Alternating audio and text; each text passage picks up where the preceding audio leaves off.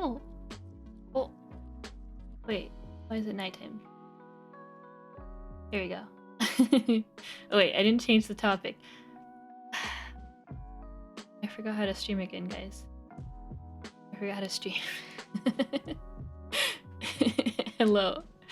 Let me know if the background music's okay, volume-wise. Oh! Let me change the topic. Cillia, cillia, cillia, cillia, cillia. Thank you for the resub. Thank you.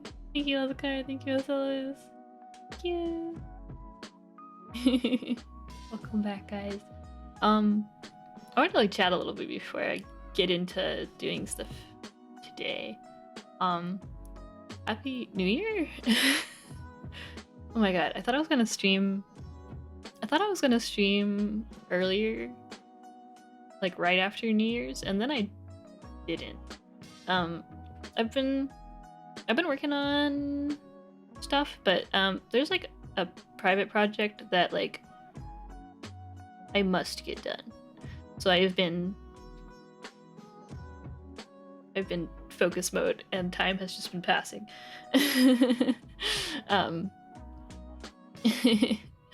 Yeah, I've been blinking and like days pass. But no, I had a good break. Yeah, I definitely took some time off this holiday and kind of just zoned out. I think by the time the last few days of the year were happening, my brain was just checked out. To be honest, I feel like my brain is still kind of checked out, but I'm trying to like smack it back into place. I'm trying to be like, get back into work mode. It's still taking a while though. I don't know. I feel like I'm still kind of having trouble like really focusing in on the stuff I need to get done. So I'm I'm poking myself in the head trying to get it working again. Like because I guess I haven't been taking too much time off and just in general, so it's like, oh, thank you, Marcellus, for the gift sub. Thank you. I feel like I finally took time off a little bit, and then my brain was like, oh, time to just goodbye, time to sleep. I'm trying to wake it up again, but it's still sleeping. Yeah. Oh, and thank you for the hydrate. Thank you. I have a little apple candle going on right now. Nice smells. I still have my Christmas candle that I'm still working through, but there's like maybe a fifth of it left. It smells nice though, but I'm trying to think of what candle I want to get next. I don't know. I'm like in a candle phase. I don't know. I'm just like so. I don't know. I'm interested in candles. But I'm like, oh, what candle should I get next? It's my new thing.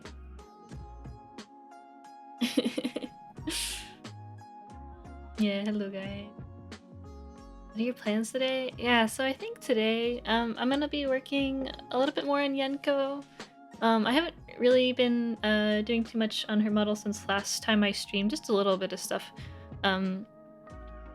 But yeah, I think I'm gonna probably just be working on some hair physics again, and maybe doing some small adjustments here and there. There's like some fixes here and there that I wanted to do. And then after that, I don't know what I want to do because there's like stuff that I can't stream, and then there's like Vienna where I literally can't stream it because it's just too laggy when I stream it. So I think I'll either work on my personal model a little bit in Live2D, or I will work on it a bit in Clip Studio. I was wanting to, I did like a draft for an outfit for when I have the dress off, because right now when I turn the dress off and it's just the sweater, I don't have anything on the lower half, so it's just stockings and underwear, and I'm like, this I need to put some clothing here. So I like sketched out kind of a draft of like maybe some cute like overalls or something. But it's just kind of like draft. So I was thinking maybe I could just render that. I've kind of been feeling like drawing, but I don't know. Yeah, with Vienna, I wanted to keep streaming the progress of that, but unfortunately the project just is a little bit too heavy to stream. It's still running okay on my side, like not streaming it, but yeah, if I stream it, it's like so low FPS. It's too rough. Like my productivity goes way down because it's just not running well enough. Unfortunately, but I kind of expected that to at some point happen just because of the size of the project. Yeah, but yeah, so I think it'll be a little bit of Live2D and then maybe just a little bit of art. It will not be a long stream today, I think. I'm going to just be kind of chilling. I did a bunch of stuff yesterday. Yeah, I did like a bunch. I caught up on a bunch of stuff I needed to get done, and sent a few emails and did some like I don't know. I just like got a bunch of stuff that I've been like kind of putting off. I got the stuff done.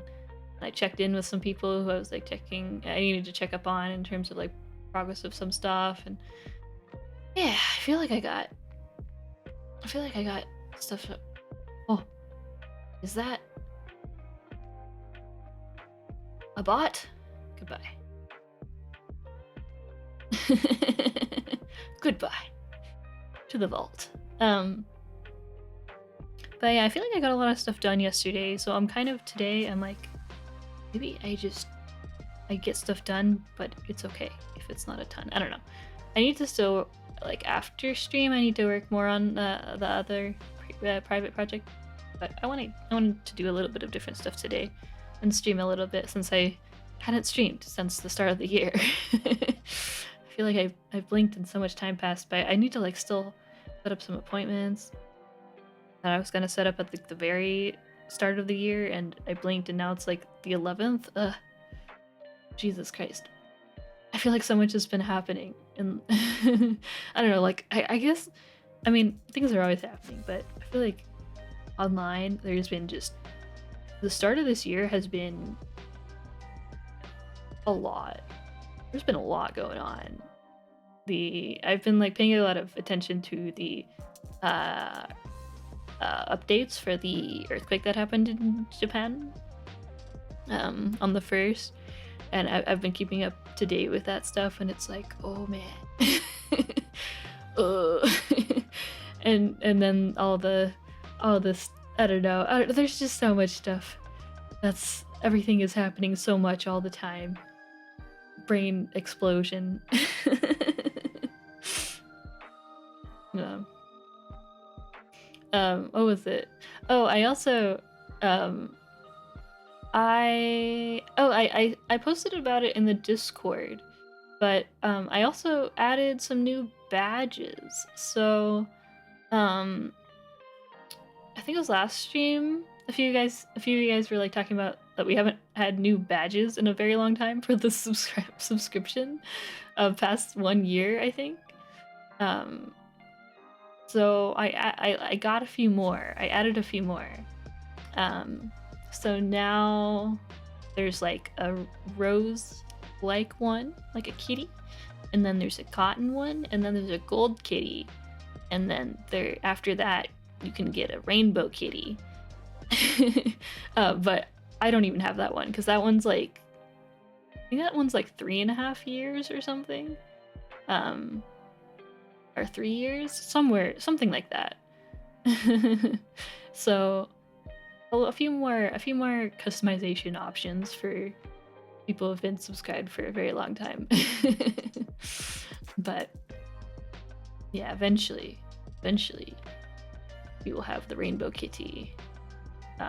I just haven't even had subscriptions available for that long, so yeah, you can go to your like user settings, and like you can always adjust which badge you want to have being shown. I think you can...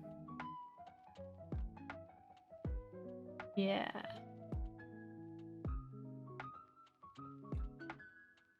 Yeah, it's the chat identity.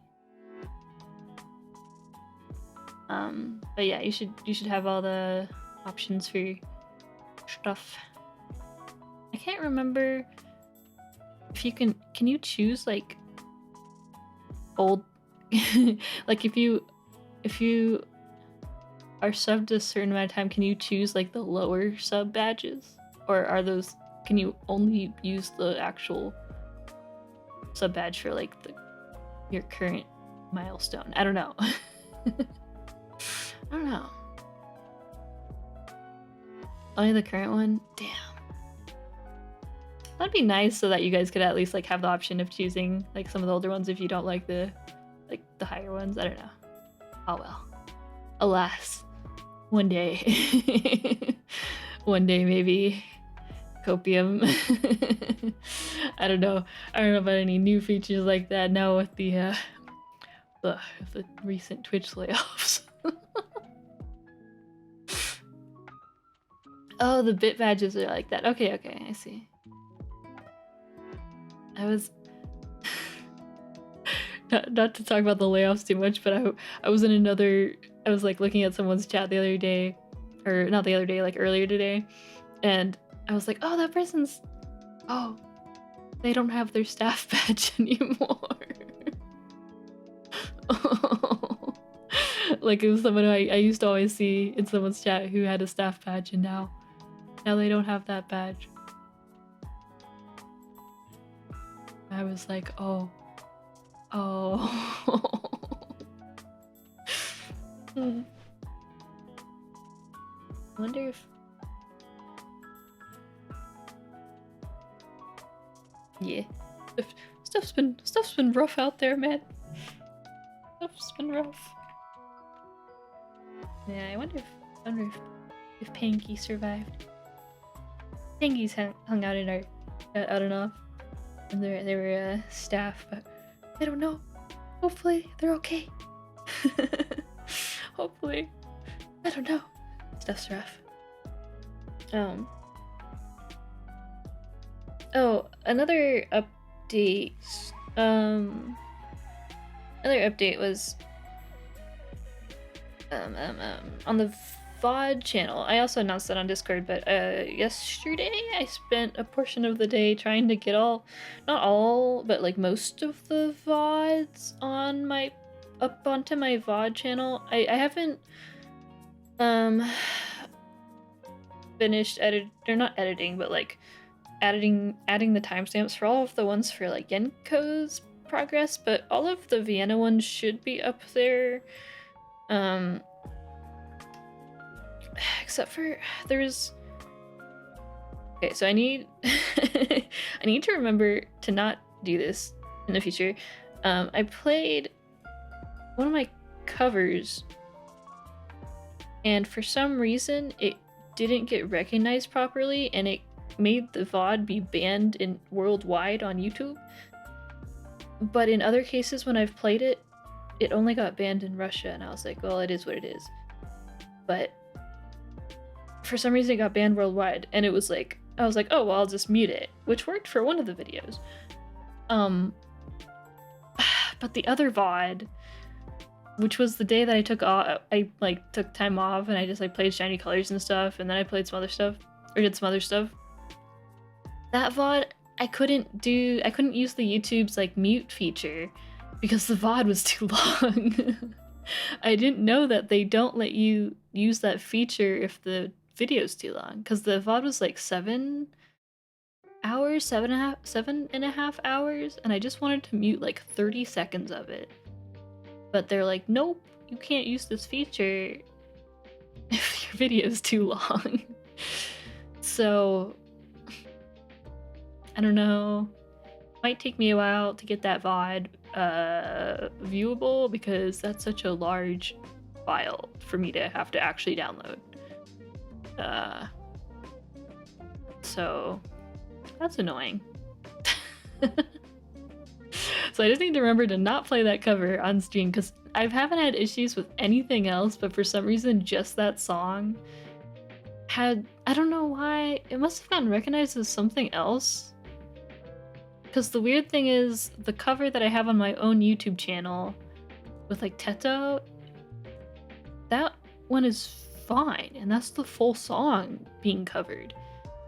But me playing 20 seconds of it on the stream for some reason, they're like, no. Blocked worldwide. I'm like, oh. So yeah, if there's any streams missing, I think it's just one at this point, and I think it's just that one. That's why. But otherwise, everything should be up there now, except for the most recent Yenko stuff, which is uploaded. I just need to like finish adding the timestamps. But yeah, hopefully that is helpful for anyone who wants to go through the VODs. And it's also like, I'm glad I mass uploaded them at one point just so they were in my YouTube account, because they started to expire on the Twitch's side, and I was like, oh my god, thank god I uploaded those. They can get lost to time. But yeah, so all of Vienna's work should be up now on, well, all that I was able to stream at least before it got too slow. That should all be up on YouTube now. And yeah, I should be able to get the rest of the VODs for Yenko work up soon? Pretty soon. I just need to like take some more time and edit, add in the timestamps. The timestamps aren't like perfect or anything, but it's better than not having timestamps. So, especially because I ramble on a lot of the time, so easier for people to skip around that way if they want. Yeah, that's kind of been how it's been going.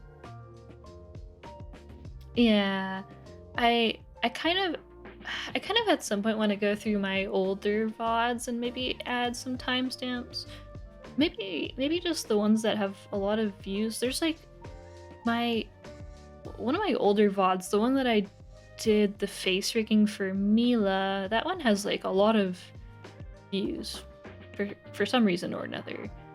Maybe the thumbnail just was good, I don't know. Maybe I'll like add some timestamps, some of the more viewed ones, just for that sake. What else was I gonna talk about? Oh, I also what was it? Yesterday, Limu was playing some Lethal Company, and she was like, cillia, you should play with me sometime, and I was like, okay. So I downloaded, I've played like a few rounds before, so I'm not totally newbie, but I also still don't really know what I'm doing. So I may at some point appear on Limu's stream, playing Lethal Company one day. I'm not sure when. One day, but that will be something that eventually probably happens. I have everything set up now for like mods, I think, so yeah.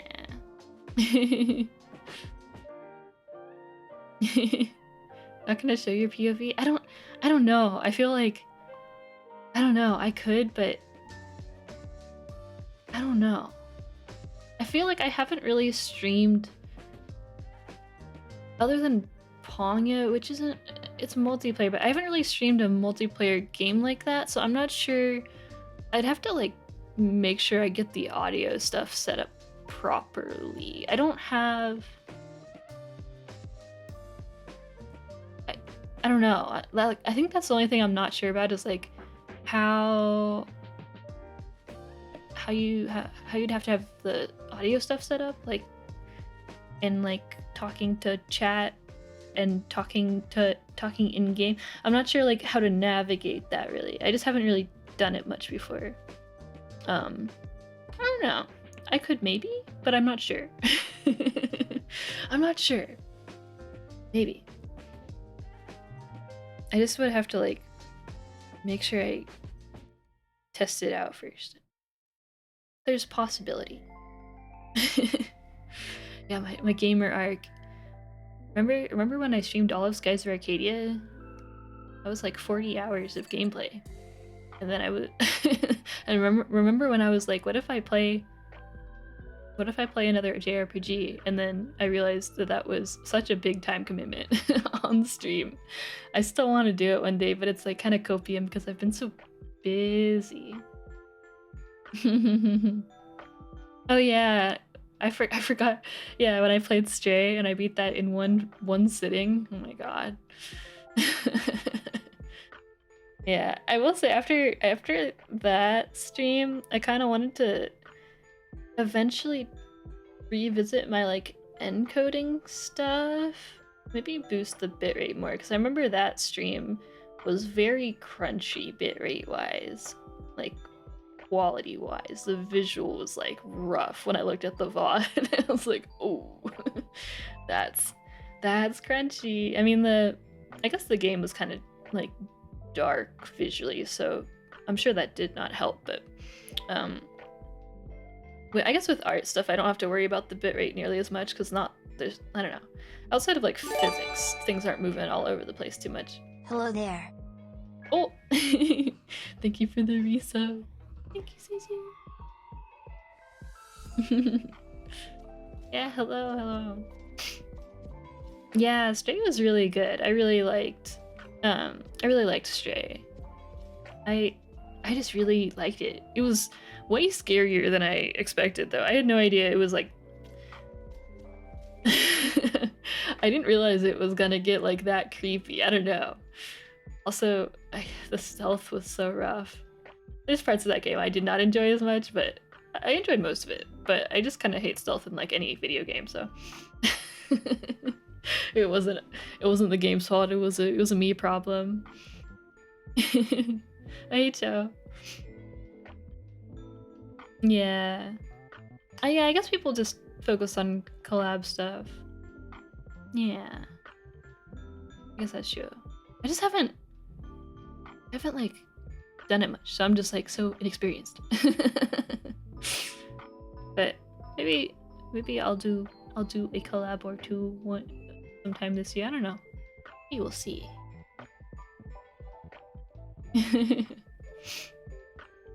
It's a scary game. Not like super, but there's like some spooky parts to it. It's not like a horror game, but there's like, I don't know. Maybe I'm also just maybe I'm just a little bitch. But I got quite spooked. Yeah. Yeah. Hello. Good morning. No stealth, just kill. Yeah, I was playing a little bit. Also, I realized I'm in the art category, but it's been like 30 minutes of me talking.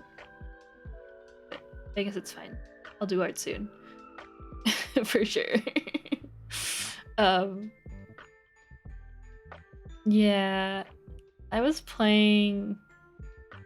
Oh, I think I was talking about it, but I was playing a little bit of Fiesta Online again, but I've gotten to the point again where I get to a point in leveling where the most efficient thing for me to do is a repeatable quest, and the repeatable quest involves a boss which one-shots me, like a field boss, and it one-shots me, and so the only really most efficient way of doing it is if I find someone to do the boss with me, but it's like a field boss, and so no one's like looking for parties for it.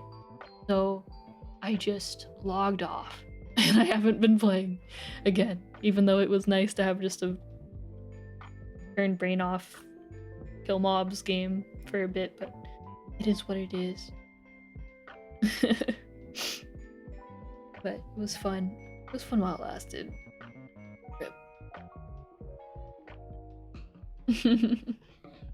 Yeah, it's a kind of spooky game.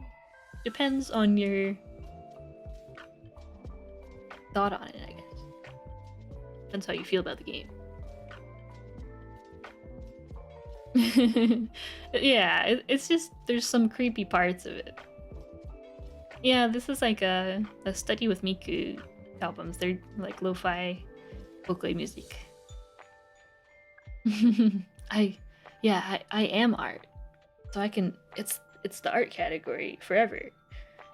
As long as I'm a VTuber.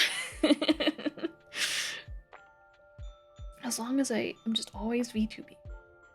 Too bad. Oh, I also got some sour belts. I bought a bag of sour belts as a little treat, and I ate them way too fast. And I was talking to Lobster, and I was like, "Do we get more? Do we get more sour belts?" And we got more sour belts. So round 2 of sour belts. The last bag we got was like, what was it? Blue raspberry and wild cherry, green apple, and mango. And we went through that bag pretty quick. I mean, it is 2 people munching on them, but we went through them pretty quick. Yeah, so the pink lemonade, that's the second one we ordered, and we haven't opened them yet. They're on the table. Should I do a taste test? Live pink live sour belt taste test reaction on stream. Oh. Yeah, they're in the in the bag. Let me grab them. Let me just grab them really quick.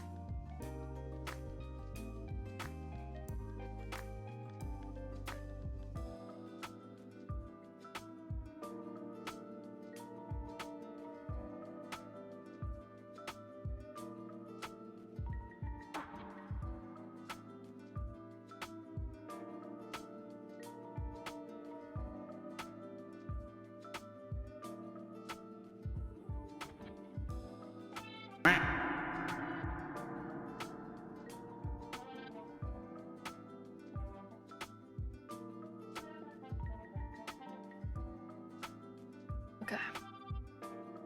I have wired the goods. Put them in a little bowl. They don't really smell like much, but I don't think the other one smelled like much either. I will say they have a lot of the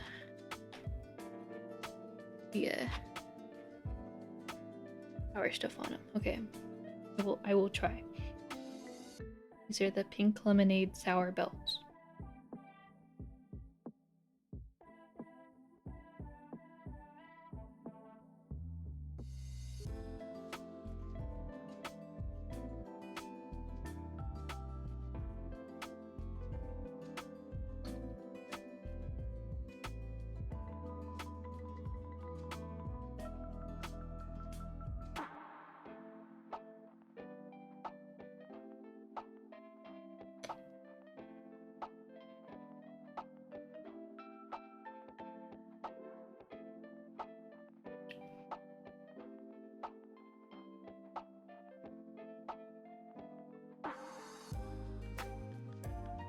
I don't know I don't know how I feel. I think I need to have another one. I feel the flavor, I feel like, is a lot more nuanced than I was expecting. I don't know, I was kind of just expecting lemon, like pink lemonade. But it has a more nuanced flavor, and I don't... Hey, Kunji. Hey, Kunji. I don't know. I need to know. It's like there's lemon, but I don't know. I need to have another one.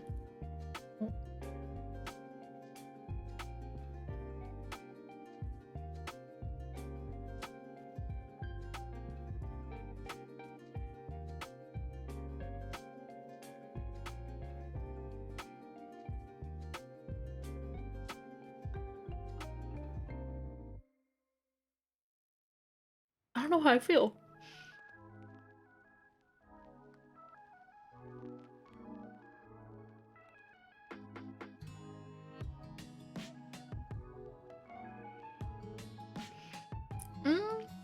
They're not bad. They're not bad. I just...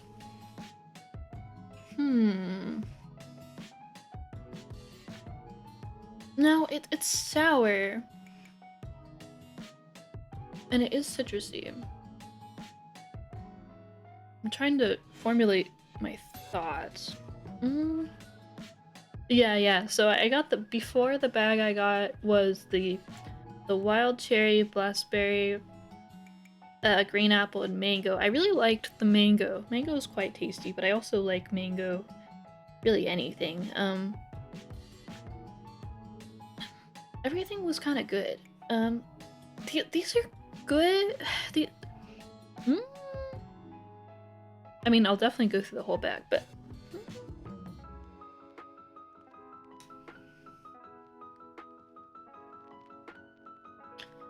it's like the lemon. I feel like the flavor of the... I don't know if I'm getting much pink. I know that sounds maybe a little bit silly, but it's like it's giving a bunch of lemon at the very end, but I don't know if it's giving much pink.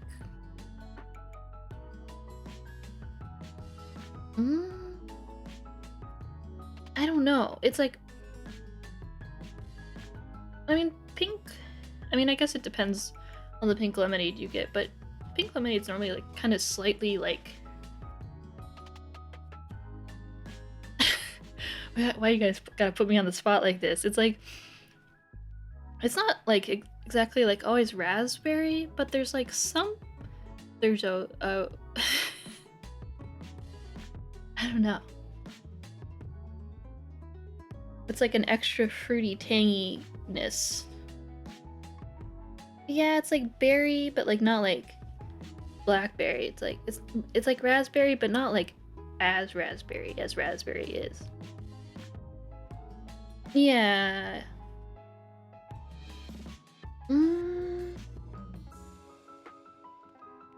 It's okay. I got a few more in my bowl still. I grabbed a tiny little bowl of them. I wasn't sure what would happen. You never know. Alright, try a little bit more. Maybe if I eat a little tiny bit at a time, be able to analyze the flavor better.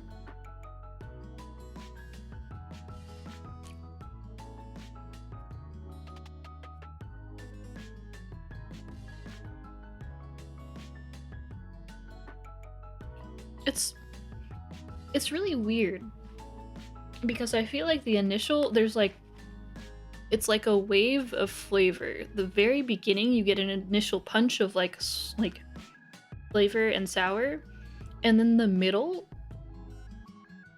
of the wave is like nothing. Not nothing, but like there's not much there in the middle of the flavor. But then at the end, you get another punch of like lemon and sour and sweet. But like, it's weird. The middle of the wave of the flavor is It's like nothing.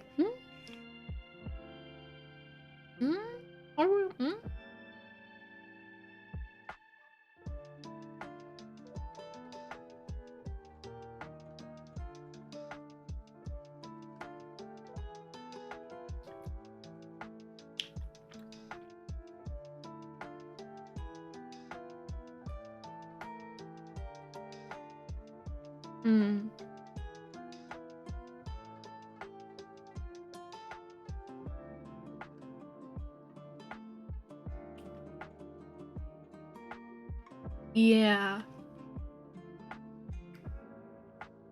I think it's not bad, but I think this one, the sour, actually kind of overpowers the flavor until you kind of get through the sour. Whereas I think the other ones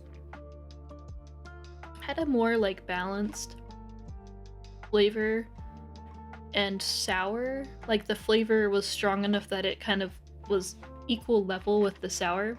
But in this case, I feel like for some reason the flavor isn't as strong. Maybe that's kind of what's like, it's not bad, but it's just not as strong of a flavor. But it's not bad. You definitely like, I think like I was like, as I was eating, I was reading your message, Crunchy, and trying to match it to like raspberry, strawberry, grapefruit, or cranberry. I think it's leaning more on the grapefruit side of things. Like, it's like, it's not bad though.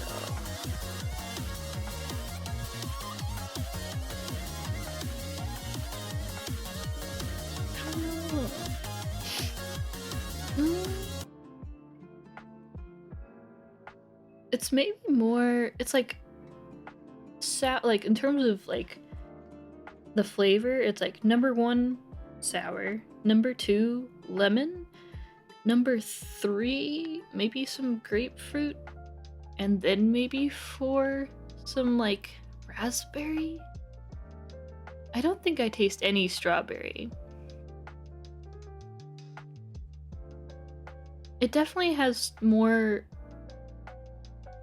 it's more lemonade than pink. I don't know, it's got some pink, but I kind of wish the flavor was more concentrated. Maybe that's my issue. Like, I felt like the last bag of flavors we got was all the flavors were very, very concentrated, so yeah, it really like stuck out enough that it was on par with the sour, but in this case, it's just getting overpowered by the sour, I think. And I like sour, and the sour's good, and these aren't more sour than the last bag of sour belts I got. They're not like more sour, it's just the flavor isn't as strong, so the sour is overpowering it more. Oh, on the texture? The texture's fine. I think, for me personally, I think I do like thick. I like them thick. I like those thick. I like the sour belts when they're a little bit thicker, but I also like them like this though. It's just a different thing. I think I don't know. I like chewy things. And these aren't, I guess these are like less chewy. I mean, I like them though. But if I could increase the thickness by like 0.5 more, I might like a little like more. I think.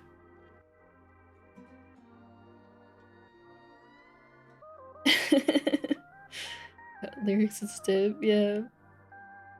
It's not bad. They're not bad. They're still tasty, but I think the last bag was definitely tastier. I think maybe I would try. I wish we could have like a custom bag, because it seemed like they were only selling like specific combinations, and I'm like, I think I'd want like the mango and then like strawberry, and then green apple, and then maybe blue raspberry. The cherry was fine.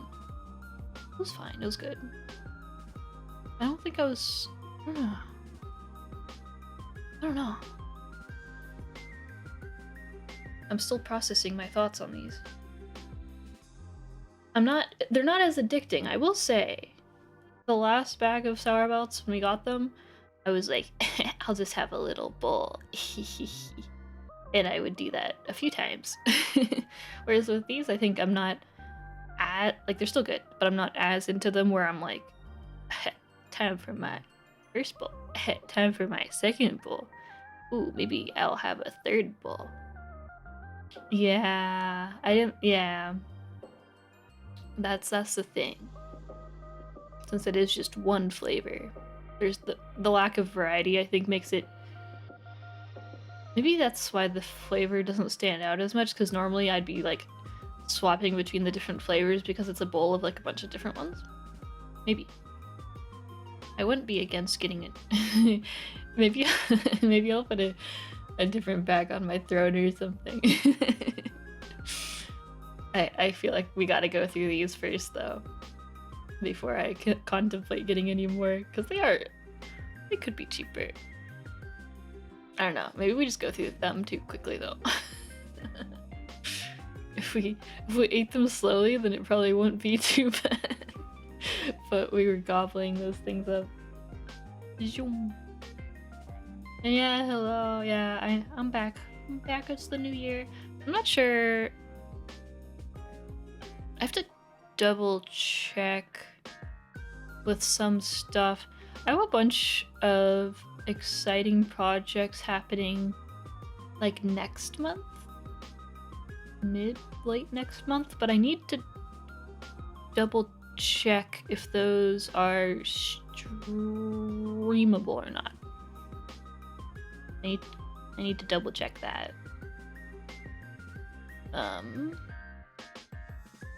One of them might be. I will have to check. I should do that tonight. But if I can't stream those, I will probably be streaming a lot next month. I think this month will probably be kind of slow stream wise because I gotta get some shit done. Yeah.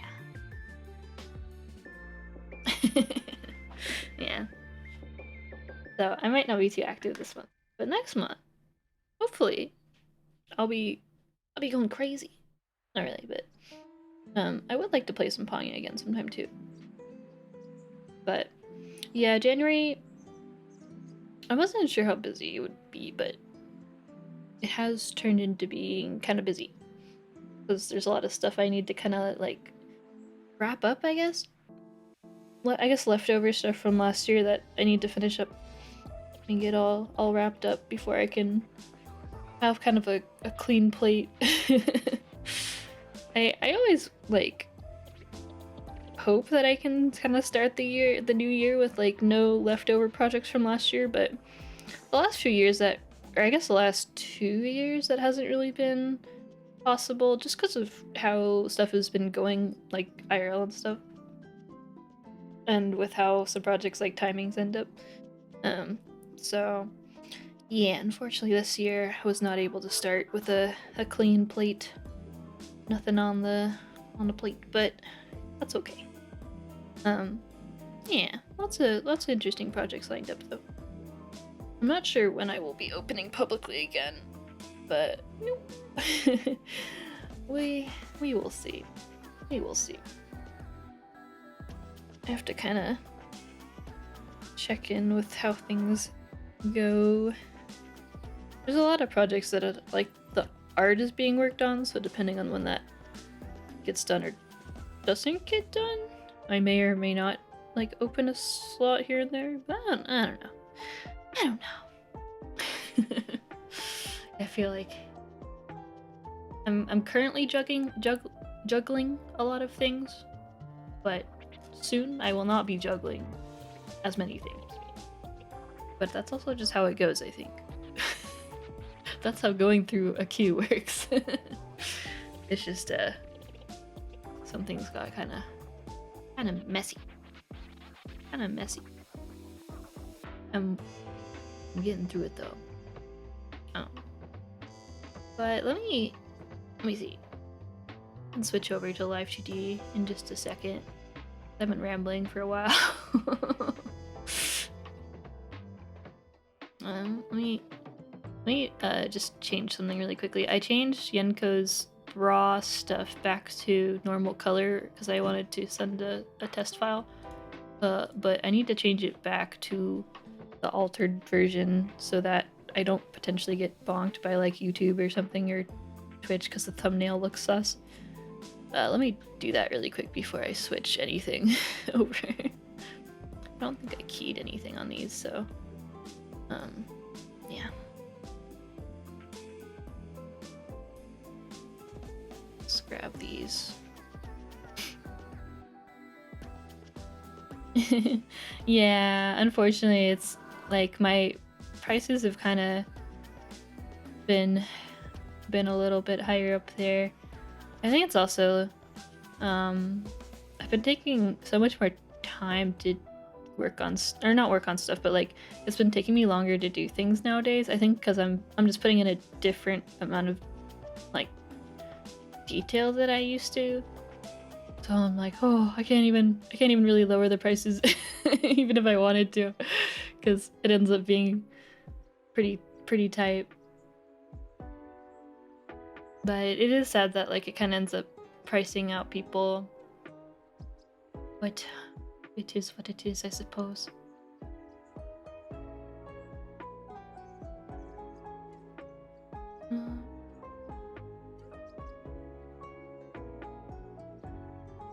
Where did I put this?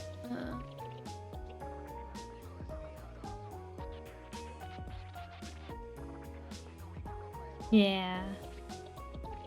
Yeah, I think for a while I had kind of adjusted it for like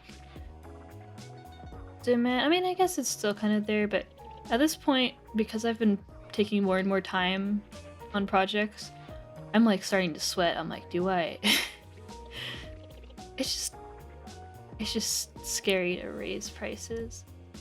It's always scary. I think it's just forever scary to raise prices as a freelancer because it's just like you don't know if it will be okay if you do. But has been something I have been contemplating. I don't know, I try to, like, I do keep track of, like, the hours I spend on projects, and, like, sometimes looking at that, I'm like, ooh. Ooh. Oh, I might need to charge a little bit more, but it's already, like, kinda high. Yeah. Yeah, hello. Yeah, for sure. It's just always, I think it's just always scary no matter what, raising prices. Even if I'm like confident, like at one, what was it? I raised my prices like a lot at one point. I like doubled my prices, but that's because they were staying so low, and then I did the like calculation on how much that would be like hourly potentially, and I was like, oh my god. And so I doubled my prices, but I haven't really changed them since then that much. But yeah. It is what it is. Yeah, welcome. Yeah, today I've been kind of rambling, just talking about stuff, but I'm gonna be working just a little bit, doing some rigging, and depending on how far I get on that or something, I might move over to doing some art, working on my personal model or something. I'm not sure. Or I might work on some small rigging or something. I need to check. There's another project that I need to check if I can stream or not. That'd be a fun little thing to do on stream too. I'm not sure if I can. I have to check.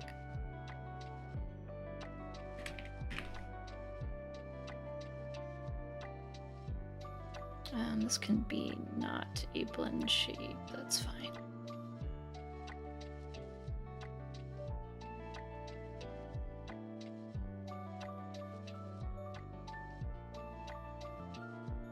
Oh, maybe not that. Maybe like... Yeah, I'm just adjusting some things before I switch over to Live2D because I don't want to get bonked accidentally because her like bra is like skin, like similar color to her skin color, and I don't want to get smacked in case some AI thinks that my stream has a naked person on it.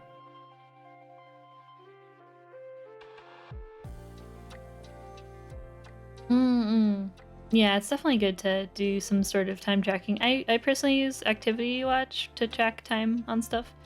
But it's nice, even when I'm not working, it's just nice to be able to have like a, what is it? Like a glance at how I'm spending my time on my computer. Either way. So it's nice.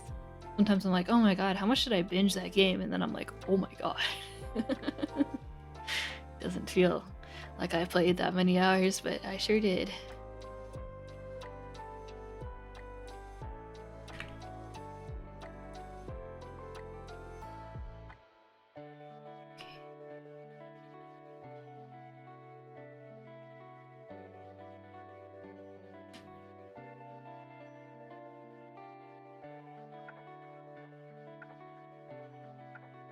Oh yeah, yeah. I think there's a lot of people who undercharge for art for sure. I remember, I mean, I think my first few models, if I like thought about the hourly, my head would hurt. It was really low. But that's also like when I first started out, I had no idea how to price stuff, so it's just kind of a lot of trial and error, I think. But it's also, I guess, dependent on like if you're just doing it for funsies or if you're doing it to pay like bills and stuff as well. I don't know. Because a lot of stuff, if I'm doing it for just total funsies, I'm like, I don't mind being paid a little bit less, but I gotta pay my rent. That rent payment still be coming in.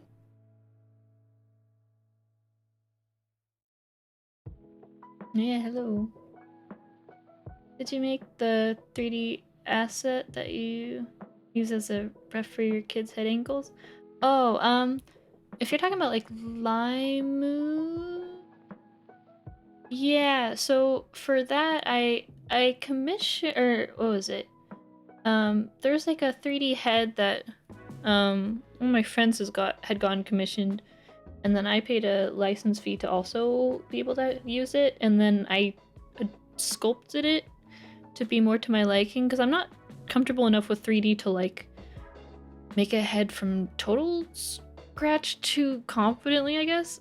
So having like a base that I can then like sculpt or like adjust with sculpting was nice.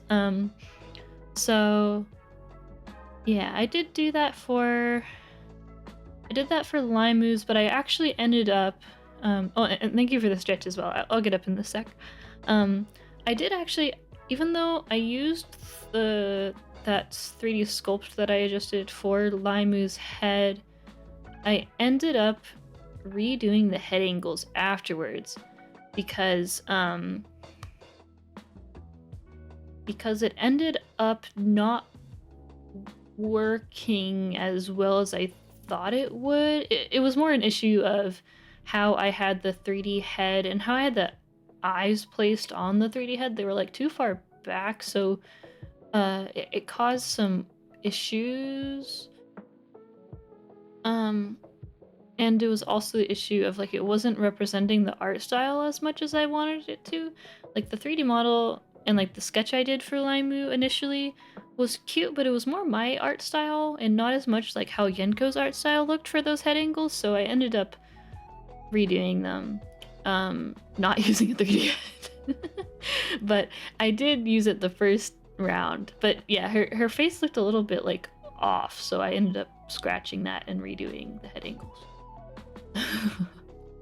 learning for me. But in another situation for Vi's model, which I posted some whips of, but I wasn't able to like stream it, but I could post some whips. For her model, I did use a 3D head because I needed, at the very least, a reference for the horns because they were causing me pain. So I did use a 3D model for her head, and that came out really well. I think it was... I'm not sure... I'm not sure why, though. I think it was the way that I rotated the head was better for hers in comparison to how I did it for Limu's.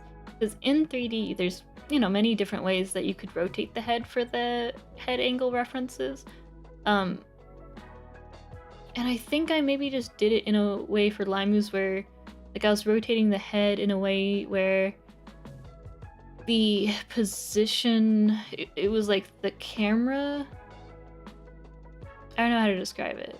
The eyes were like not lined up horizontally anymore, and they were more like warping with the perspective, which is fine, but it caused some more issues. With Yenko's model this time, I tried to keep everything horizontally lined up for the head angles, which is like rotating the head forward and back for the corners, which then made the things line up better.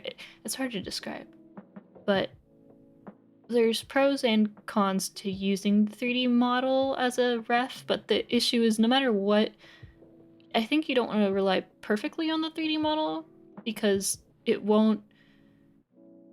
I guess it depends what you want to do. Like if you want to represent the person's art style in a specific way, then you'll have to at some point deviate from the 3D model, most likely.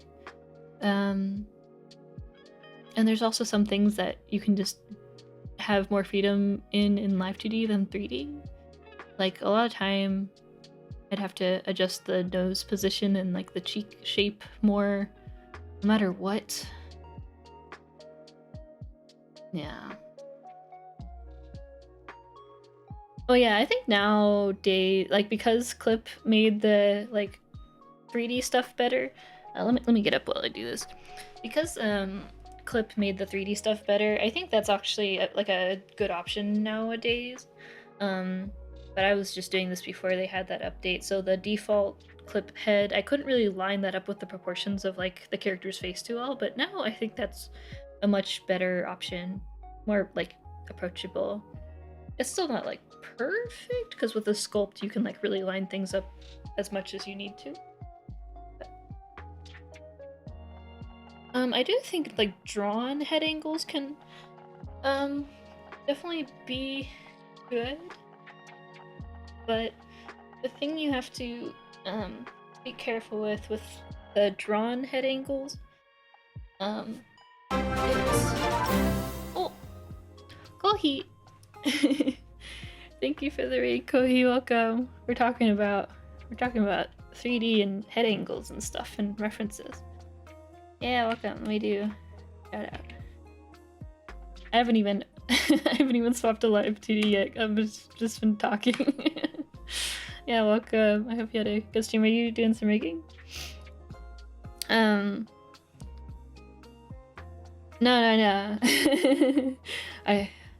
I'm going. I haven't even gotten started.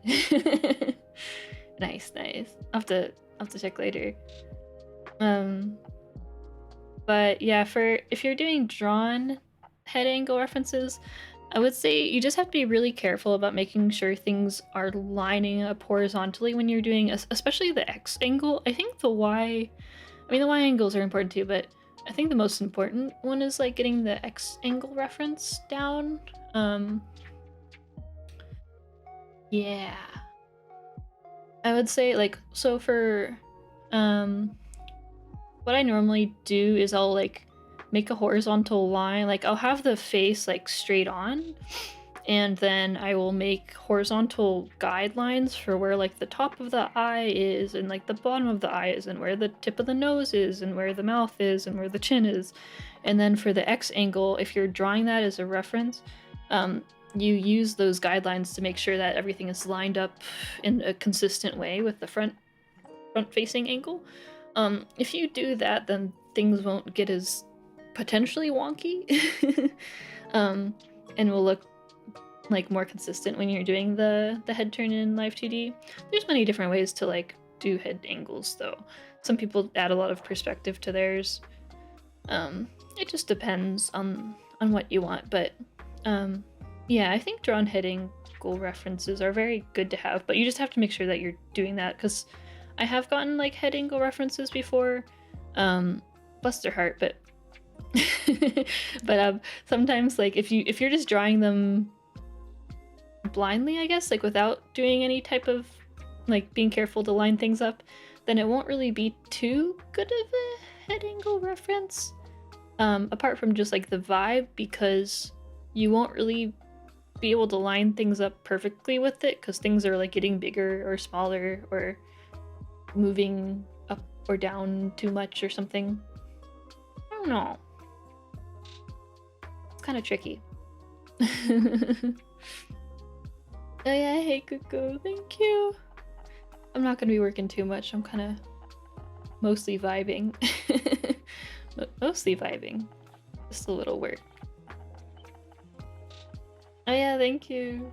Welcome. Thank you. I'm gonna be just doing a little bit of Live2D and maybe some art, just to turn my brain off. And I don't know, I've been really feeling like I just want to render something. I just want to like draw, but I don't want to like actually draw. I don't want to have to draw. I just want to render something. I don't know, I've been feeling like painting.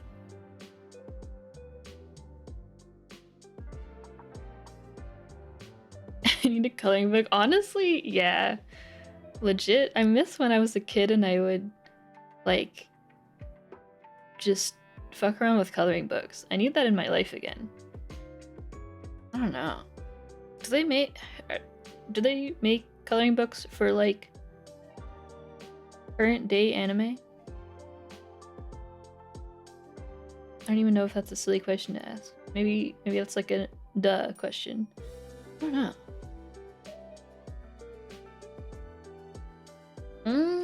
Oh, character design. I see. Yeah. I feel like I've like never dabbled in design really. I just wing stuff, which is why all of my designs are very simple, because I'm like, I don't know. Well, oh god, with like the dark hair, the bloom is so bright. I shine. I'm shining.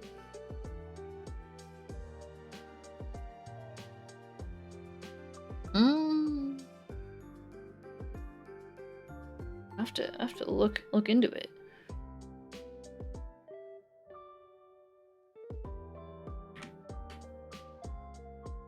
Okay, I think I changed all the bra and underwear colors. I think that should be okay now.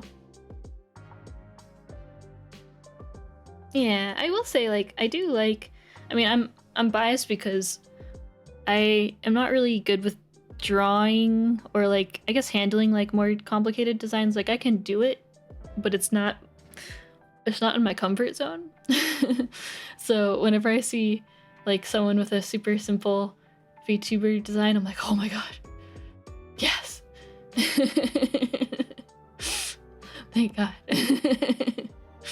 Not that complicated designs aren't cool too, but from like an artist perspective, I'm like, my tiny little brain, I just want just a t-shirt and shorts, and that's my limit. I say that, but I've done a lot more complicated stuff, but my brain cells definitely get spent.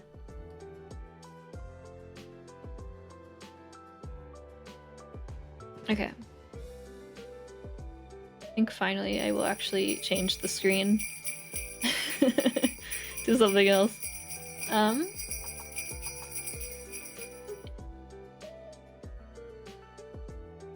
Let me see. Oh.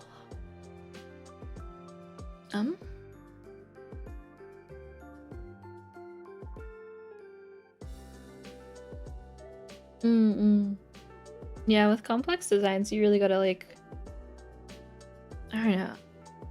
I really like those pictures that people post on, I mean, not just on Twitter, but I see them on Twitter of people who like take a teacup or something and then they make like a super cool, complicated design just from that single picture, and I'm like, oh my god, you are so. What if that was me? what if I could do that? I would be so powerful. I feel like the people who can do that have like endless imagination power, and I'm like, what if I had that though? That's so powerful. I forget there was one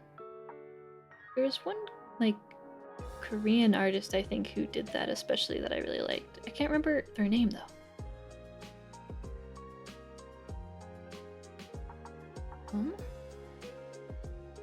Okay, let me switch.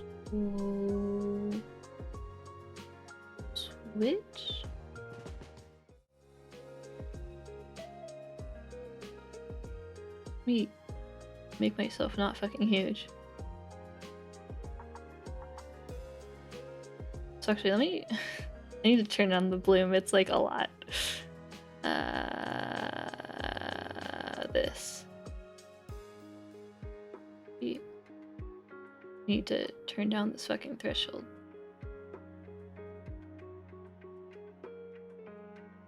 There we go. That's better?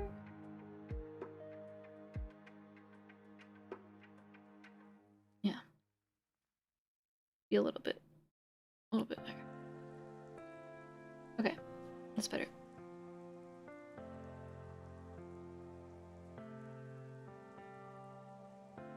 Yeah.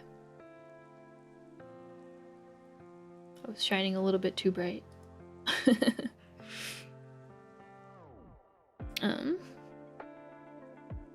Oh yeah, I also wanted to mention, I do have, the emote commissions open still on VGen.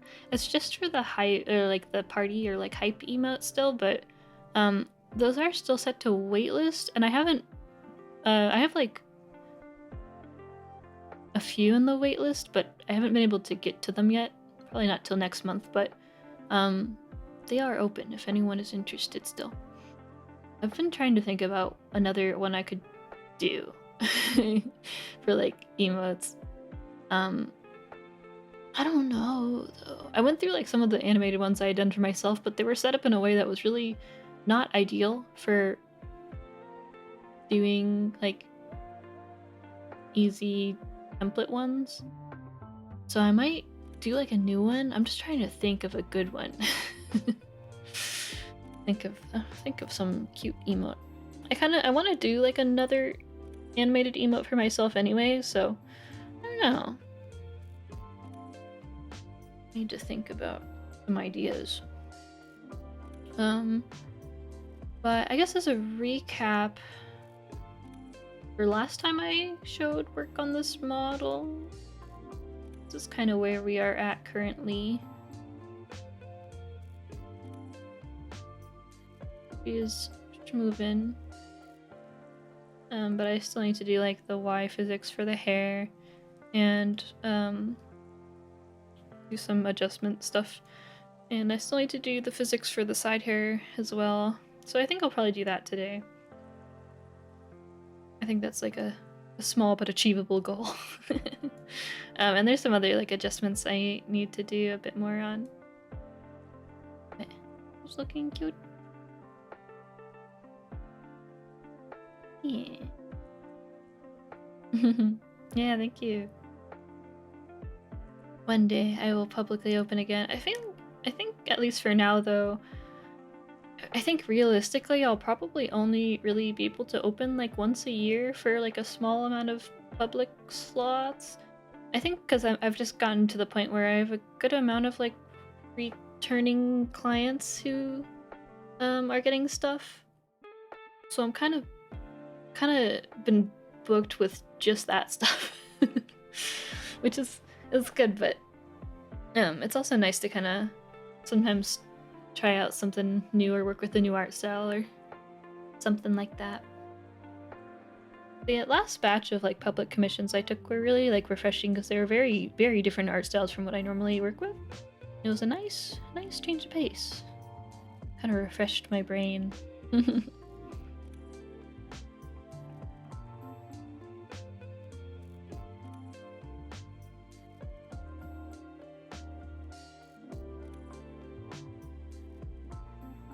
Yeah.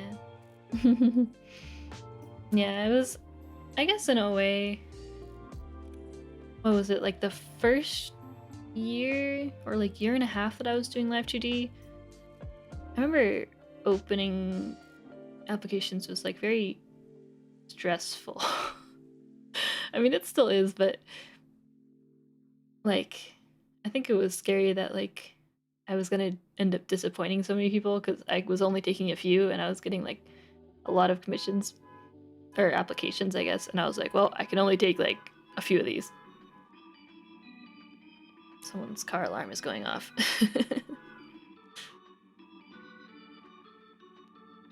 Oh, it stopped.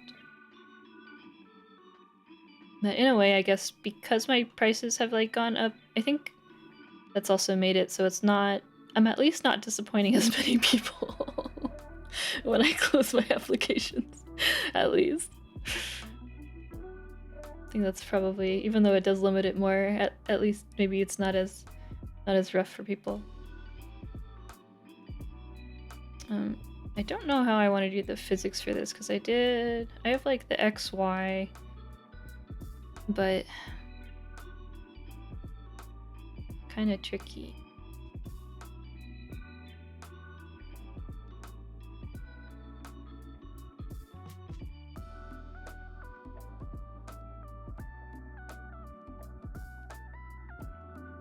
Do you make enough money from this, if you don't mind saying? I mean, it depends. This last year, was kind of rough, but that was also, I was dealing with like a lot of IRL stuff, so I wasn't able to work as like nearly as much as I wanted to, and I was also playing catch up from the year before due to said IRL stuff. So I like there was a month where I only made like $100 and I was just coasting off of the previous like month of stuff, and I was like, I just gotta get through it. I don't know, this last year was really rough, but that was not I don't know, the demand was there, but I wasn't able to kind of work as much as I wanted to. Yeah, last year was just a lot was going on. It was hectic. She's 2 years of cillia. Well worth cillia heart. Hey, that's Jim. Thank you for the resub. Thank you. Yeah, we got the new badges too. The new past 1.5, or yeah, past 1 year. Yeah. Yeah, I think like just due to current like, I don't know, the economy was also like has been really bad. And also it's just been kind of tough because the job market's been really rough. So I've been kind of like supporting two on just me. So it's been pretty tight. The year before I was like very comfy, but that was also, I like released a lot of stuff and I was just doing a lot the year. So like 2022, I like put out a bunch of stuff a lot, and yeah, and like Lobster's job was pretty chillin', and we were just kind of vibing. But yeah, this last year was really rough in a lot of different ways. So I didn't make too much last year. I mean, I've like, my prices are still pretty high and I do get paid well for the work I do. It's just I don't know, last year was just really rough. Yeah. But I think this year will be better. We are praying. but also there's been so many layoffs, so I don't know. Yeah, I do live in California as well. Unfortunately, like, I would love to move out of California eventually, because it's just really rough. But like, literally at the moment, I don't have the funds to move anywhere, because on just my income, I am not making 3 times rent on just my income. I could not move right now. Yeah, because most places like don't even really let you move in unless you're making like 3 times, and I am not, like, yeah, on just my income, it ain't like that right now. But I would like to move out of California eventually, but not yet. I have to be a bit more in the future. And yeah, it's also like the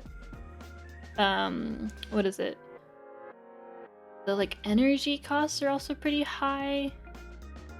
Like on our bill for our like electricity and gas, basically we get charged like an extra $100 just for being in the Bay Area. It's like, yo, that's a lot of money. $100 lots of money, man. Yeah. Not to get too gloomy, but it's kind of rough. But I'm doing my best. I have been, but because of just my current situation, I have been like considering raising prices just a little bit, just to make it not as rough. But it's also, I also feel like I don't want to charge people too much more. I don't know. It's tough. It's tough. It's a tough thing to juggle. But we are hoping for the best.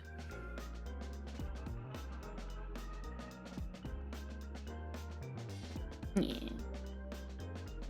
I will say I was big chillin' though. 2022 I was big chillin'. 2022 was like very good year for me.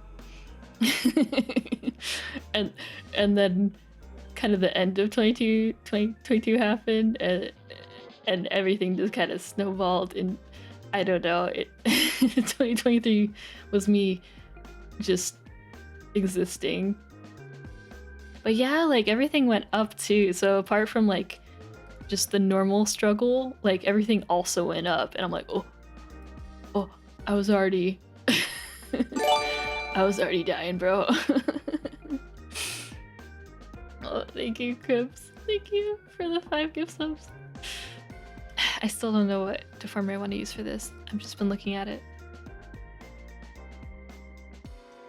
But yeah, it like doesn't help that things have been going up despite everything.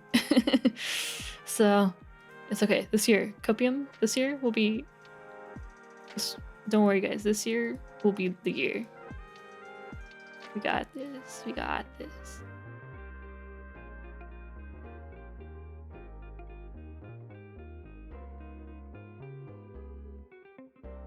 Yeah, I've been hesitant to like raise it too much, because I do feel like it depends on the project, but I don't know. It's just like I've been looking at my. I mean, I know I go on very long tangents sometimes, but I have looked at like some of my work time and some of my VODs, and I'm like, I am spending so much longer on even like head angles than I used to before.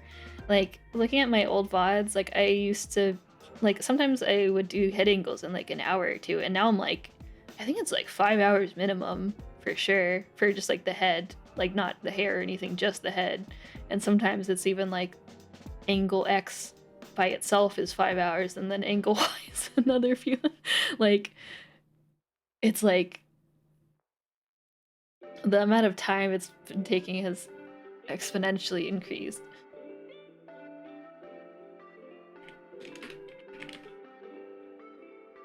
Yeah.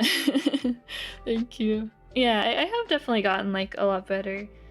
But I'm just, yeah, it's been hard. I don't know.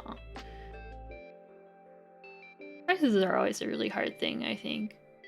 I'm always I don't know. I feel like no matter how much I improve, it's always just something as an artist that I feel like it's like, whoa. I don't know.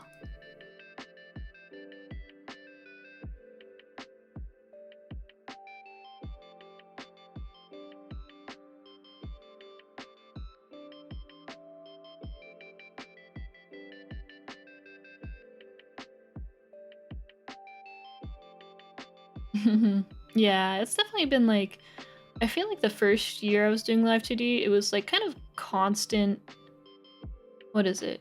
Constant improvement, and then you hit a certain point. I mean, this goes for any type of like skill, but you hit a certain point where the progress isn't as like huge or noticeable, but it's like just honing things, or like you focus more on like more detailed things instead of like big changes. I don't know. I think my improvement has been very like slow but gradual. Does that even make sense? I don't know. Like the improvement speed is slower, but I'm still learning. But it's like just a different type of improvement, I guess. Before it was like, oh my god, now I can move the body? I didn't know how to do that before. But now it's like much more subtle things that I'm improving on, or it's like workflow things that don't exactly affect the end result as much, but the workflow is better? I don't know. Last year was me just testing a million different fucking workflows and not deciding on any of them. Last year was a mess. I tried so many different things and I still don't know which one I like the most. Or which one's more efficient. I don't know. That will be for this year's Cillia to figure out. Hee hee. Tee hee. Haha.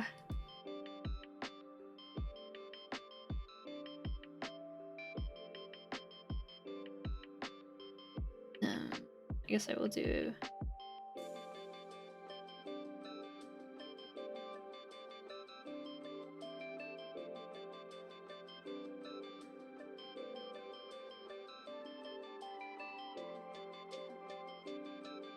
These have keys on them?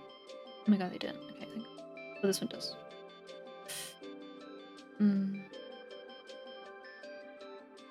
Just the upper section though, so that might be okay.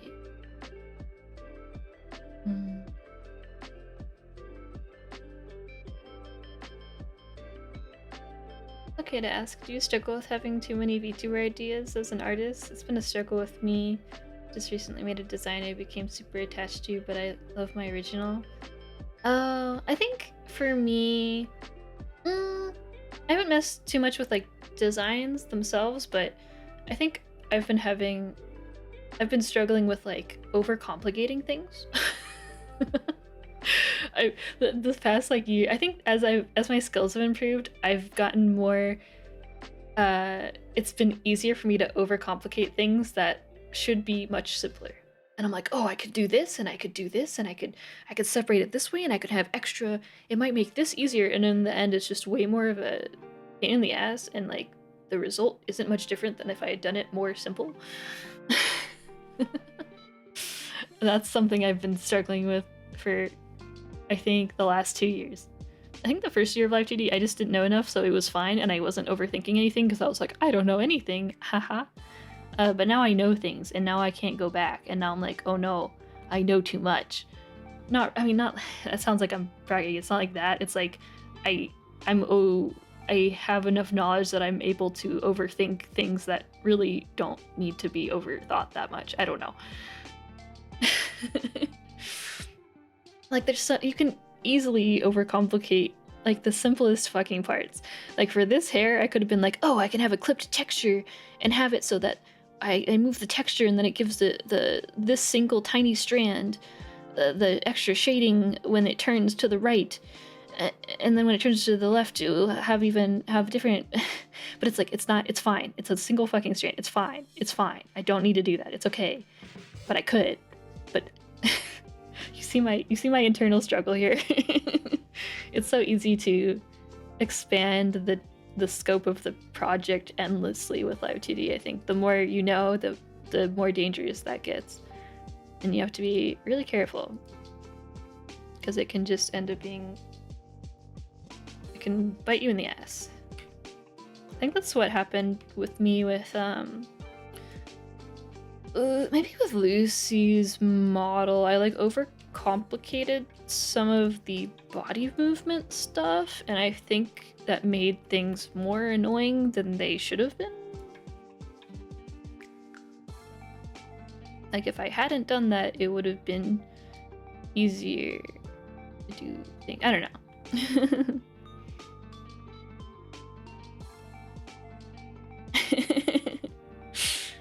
Get her. Hey, Chris. His pleasure.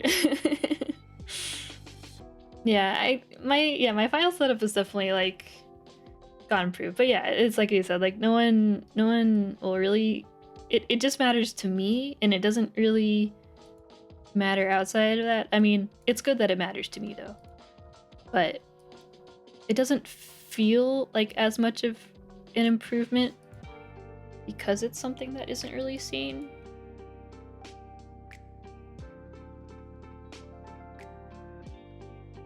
But it has improved.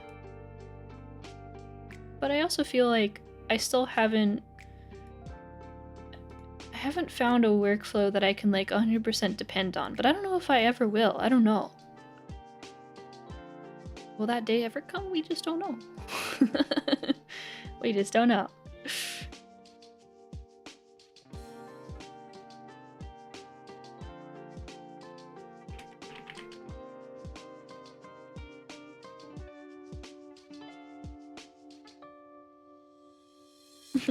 One day, maybe. I mean, there are people out there who have like very dependable like workflows that they just do every time and it just works out, and sometimes I get very not like, you know, mean or anything. I'm just like, I'm so jealous. I wish that could be me. I wish I could have such a dependable workflow that I just know what to do every time. But I don't know. I think I'm just too fucking picky. I'm too picky with myself. I'm like, I want it to do this like kind of different every single time. But I mean, I guess at least I get a lot of trial and error, and I like learn a lot that way. But it's also like, is it for the best? I don't know.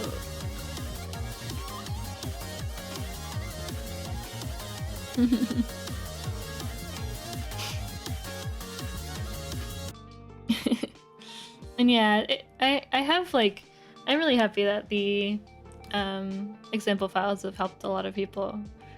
It seems like those have been good. It's been nice to see like so many more example files come out from people, just so you can kind of see different ways of doing things and find what works for you.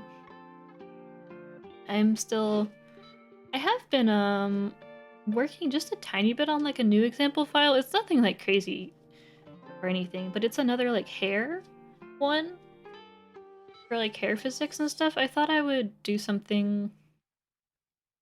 I'm trying to think of a few more things I can throw in there, but I was thinking it could be a good example for like tied hair, because I think separation for that tends to be kind of lacking most of the time. A lot of people don't separate stuff that much for like ponytails or whatnot. I don't know. I'm just trying to think of some more things I can kind of throw in there, because right now I only have like 1 or 2 hair things in there. I'm trying to think more before I work more on it. Yeah, there's a lot of different ways to do it, which is why I'm like, maybe I'll do a few different types of ponytails. I have like one high ponytail, but there's so many different ways of, like, depending on how the art is drawn, so many different ways to go about doing it.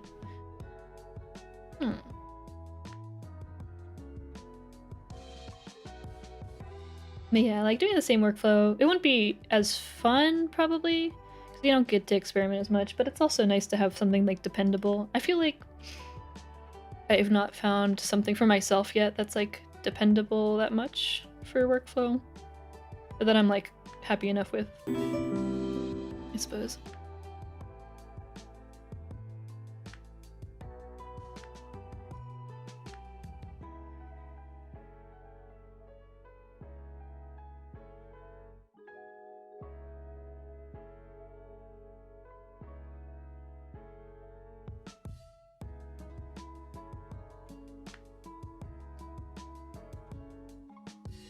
I'm not sure exactly what I want to do with this.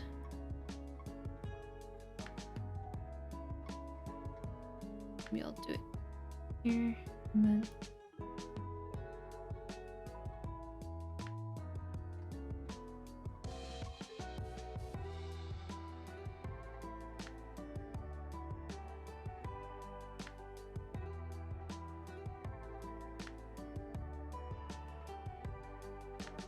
Yeah, I do definitely learn something every time. Every single model I do, I have something that I'm like, oh man, I definitely won't be doing that again, or like, oh man, I should do that next time. So every model I've done, especially last year, every single thing I did resulted in some sort of new knowledge or something to not repeat. I think last year was a lot of me being like, okay, next time we're not overcomplicating this shit this much. This year, 2024, the year we simplify. We go simple. We get simpler workflows, not overcomplicating, cutting to the extent where it causes more issues than it helps. New year, new me, new rigging, new workflow.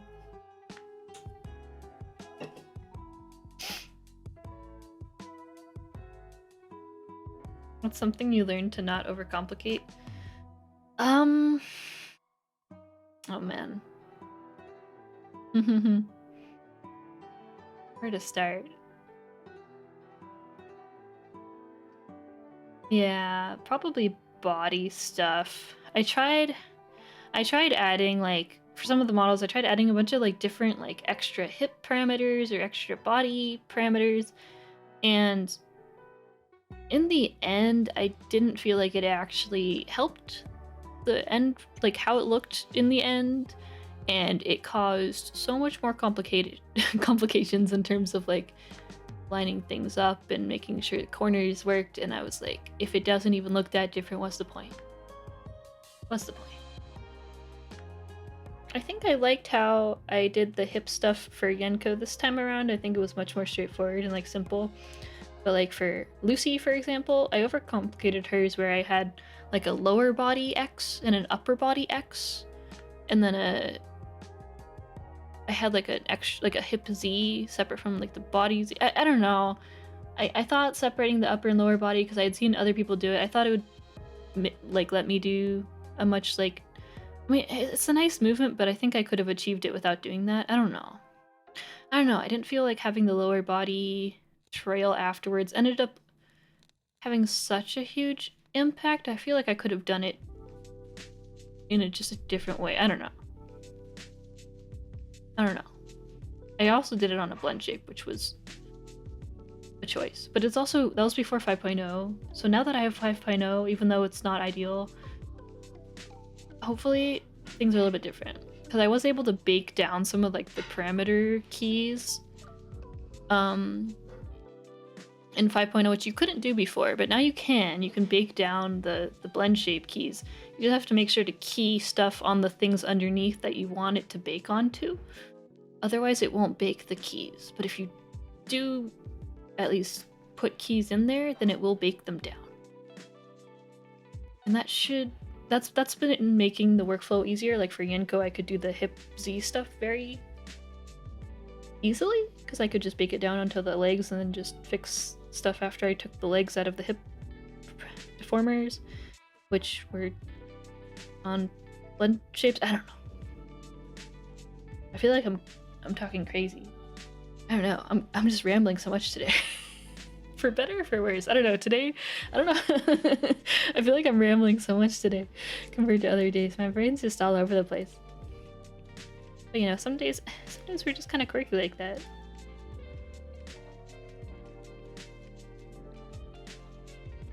It's the sugar. I mean, maybe, but I don't know. I don't know if I've had much more sugar today than normal.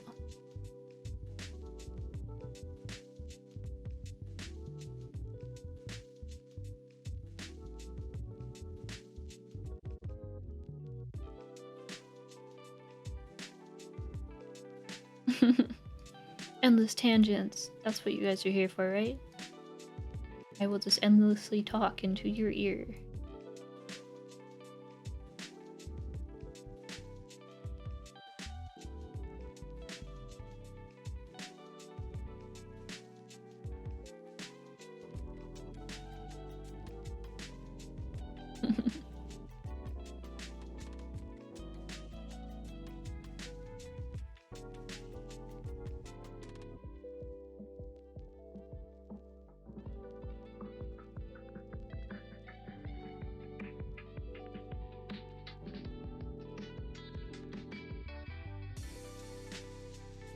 That is another thing I would like to do this year is finish my Hachi chibi that I got the art for.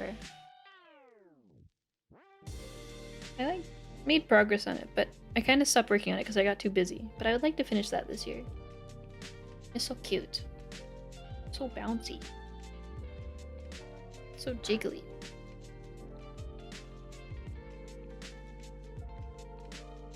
I should actually simplify the rigging for that one too. That's another thing I overcomplicated.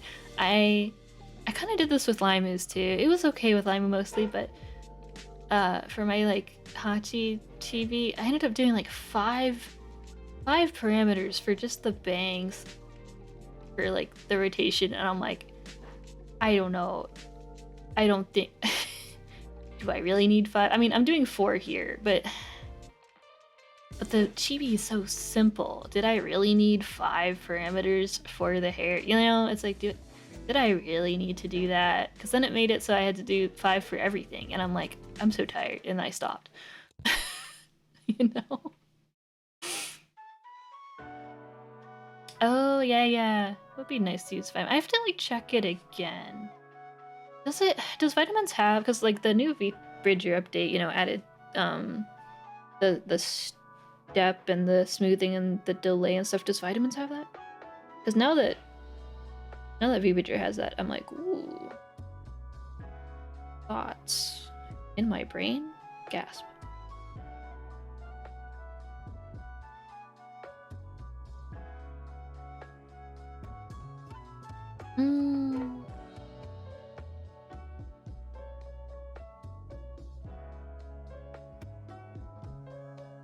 Okay.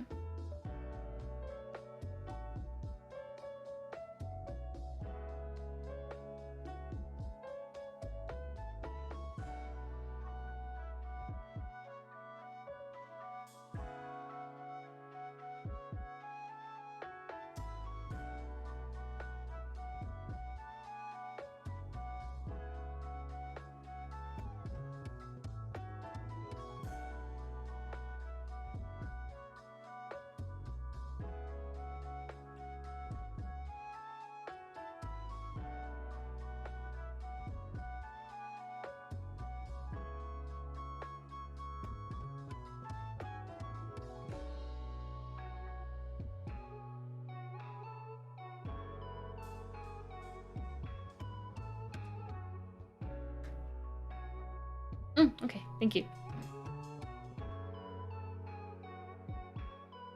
Oh, do you want to try? Here. Try one of the sour belts. We need your live reaction. Lobster. Your live lobster reaction to the pink lemonade sour belts.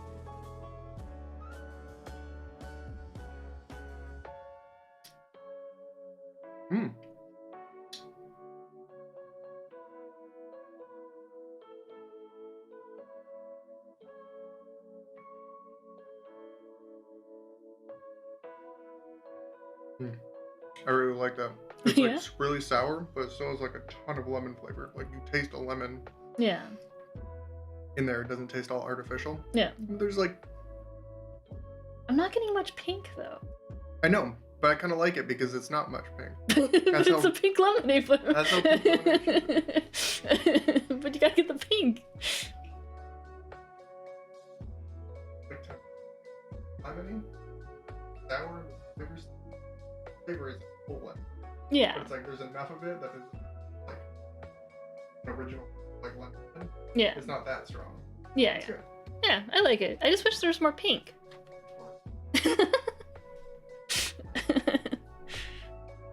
That was the verdict. That was the lobster verdict. But I think we can definitely say not much pink flavor. Mostly lemon.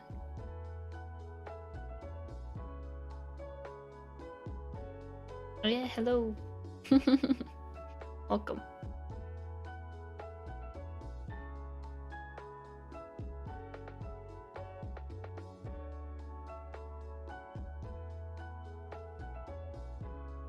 I think I want to rotate anything further than here.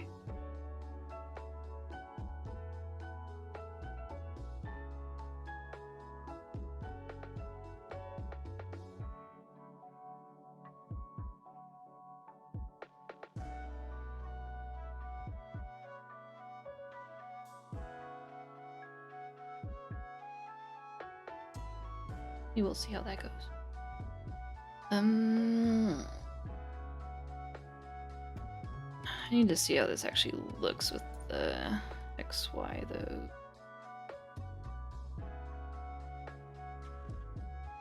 Yeesh. Yeah, that might be an issue.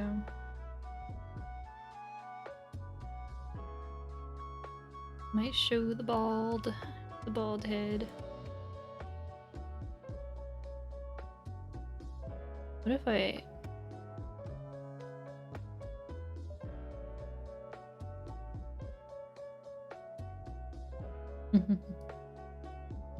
We'll have to see how this actually works when I throw it in there. Let me just see. I think I have the settings. Yeah.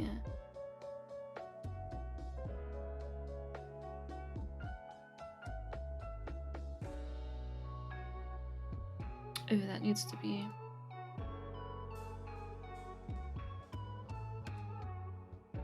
selected?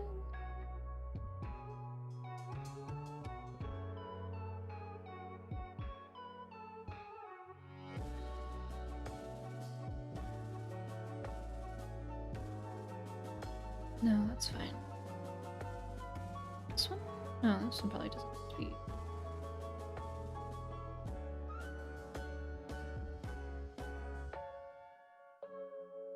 Yeah, no.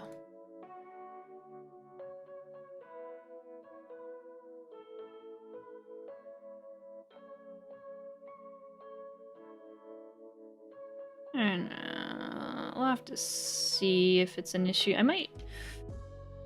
I could add an extra layer. Blend the scalp more, because right now I just have a blend shape to make the head just get fucking dented. I could add a layer to blend it just on ankle X. We'll have to see if I need to do that really though.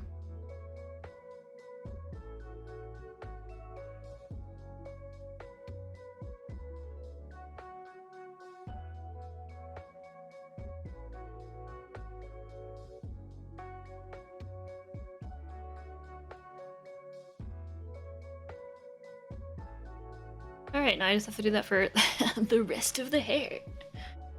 Let's go.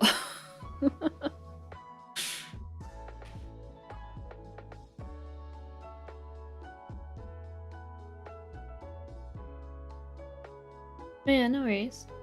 How do you usually rig the hair strand shadows? I'm rigging hair for the first time and my multiply layers are multiplying off themselves. Yeah, so it depends. It depends. So there is a trick that you can do to kind of get around that, but it depends on if you are doing some other clipping stuff. It only works if you aren't going to be invert clipping stuff. If you're invert clipping anything, it will not work well. But it also depends on the way the shadows are colored.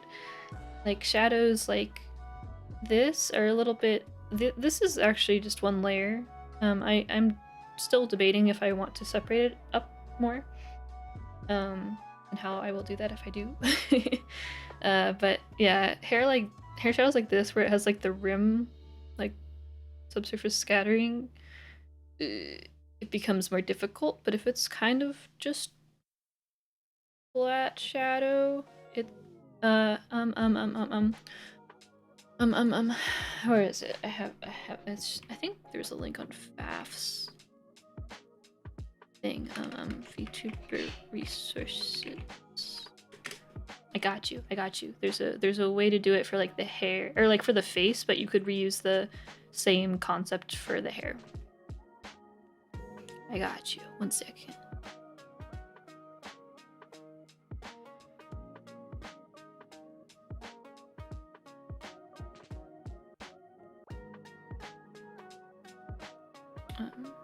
This one? Yeah.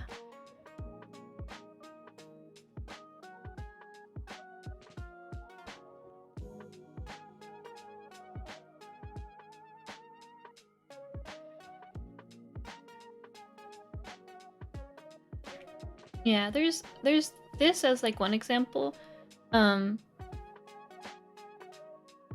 But this was also made before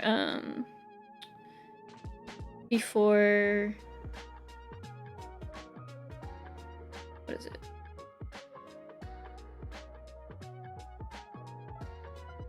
Before like the multiply and screen and stuff was added, so what you can always do now is like you just make a copy of like if it's for the face, for example, you could just make a copy of the face and then use that instead of like having a new layer.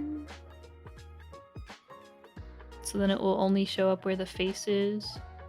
In the case of the hair, you'd do it the same way where you'd have the hair layers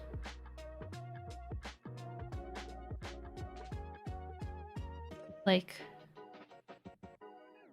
being used as the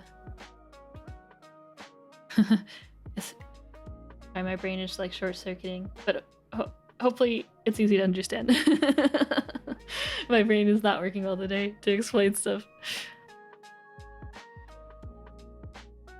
But yeah, you basically don't have any of the actual shadow layers being shown. They're at 0 opacity, and what's actually being shown is the layer that's being clipped to all the hair shadow layers.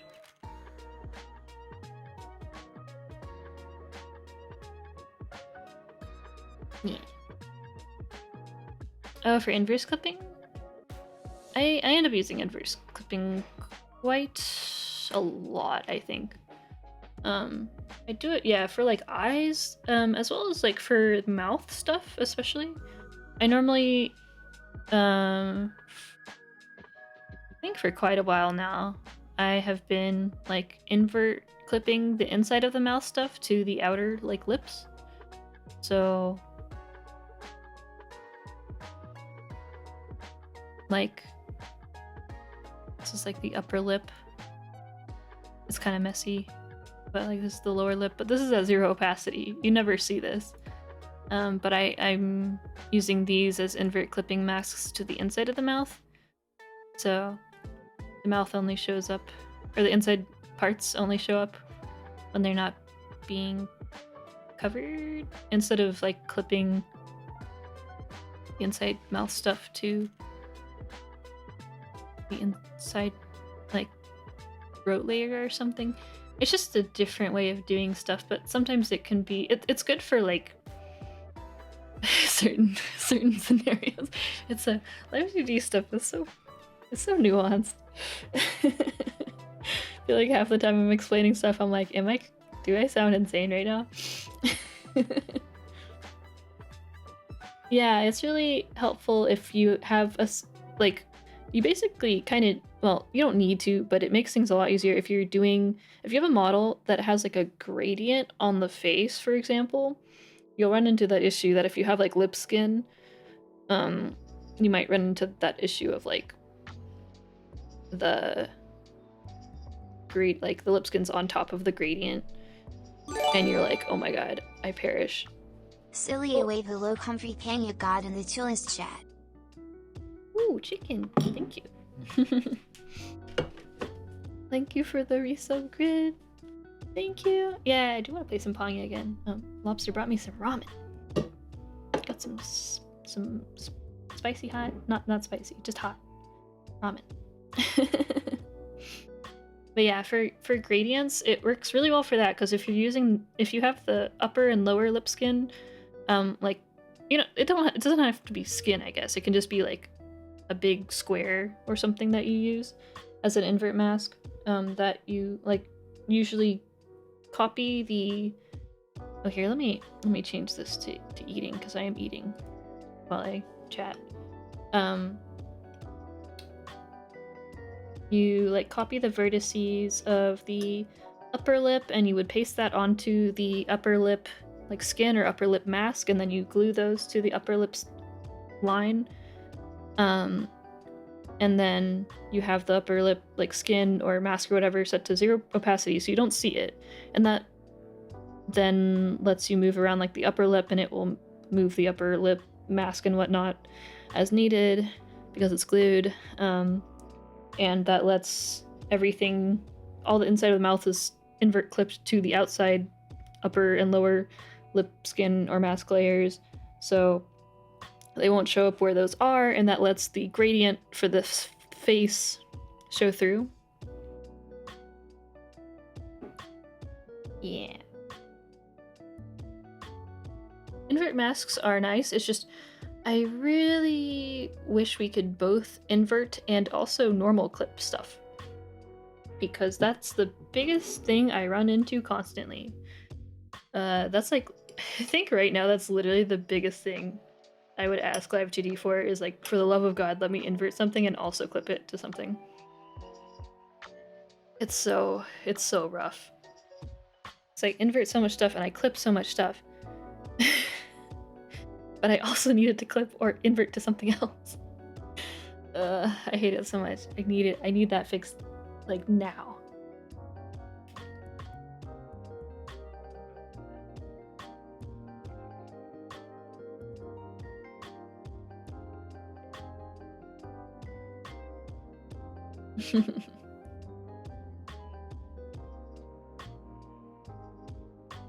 Yeah, I think people have been asking for it for a while, but like for the love of God, more than anything else, I need that, like, now.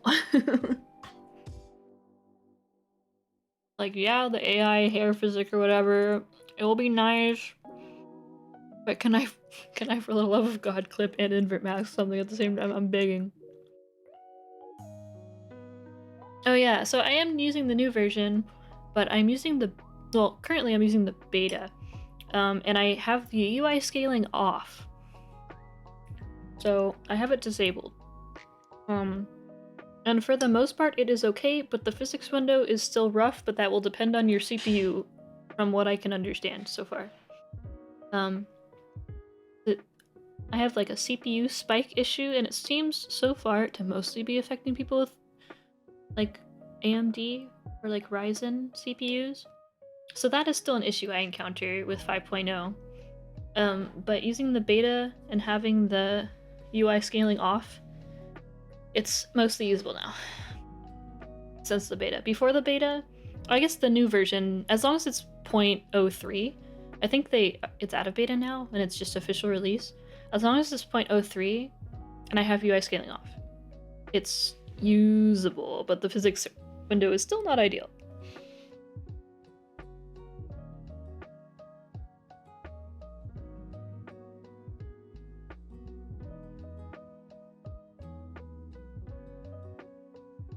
Yeah, like all the other features are very nice and I'm excited for them, but for the love of God.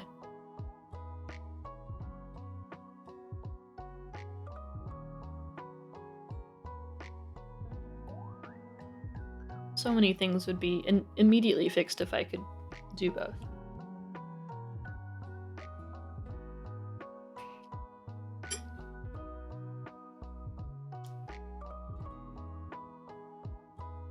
Oh yeah, to do the test. I am really grateful for everyone who's added to the Live2D thread with their own specs and testing and stuff. Hopefully it's given them some insight.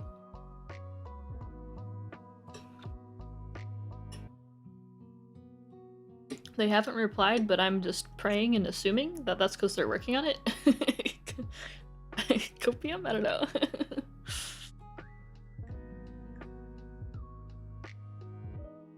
Yeah, my issue's always been like the UI scaling, but even when I turned the UI scaling off before, it was still running really slow, but since 0.03 came out, as long as I have UI scaling off, it's usable mostly. Outside of the physics window is where it gets laggy still. But not as bad as, like, if I have UI scaling off, this shit runs slow as fuck. But, so if you have a 4K monitor, that will be very painful. I only have 1440p, so it's not too bad. It could be worse, but if you have 4K, shit's gonna be so small without the UI scaling on.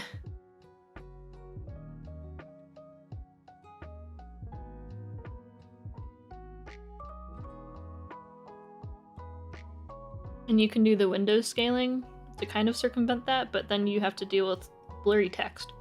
So it's like kind of just take your poison. Pick your poison and then take it. And basically perish.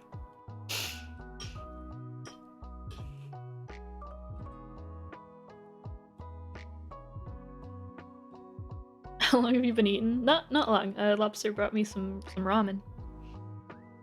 Munching a little bit.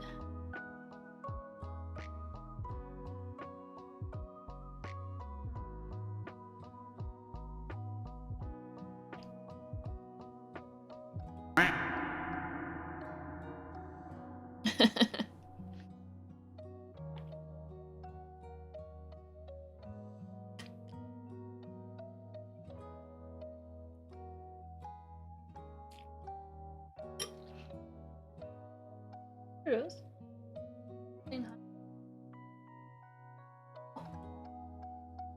Oh, my hand probably still smells like the pink lemonade sour or something. She smelled my hand and she like revolted.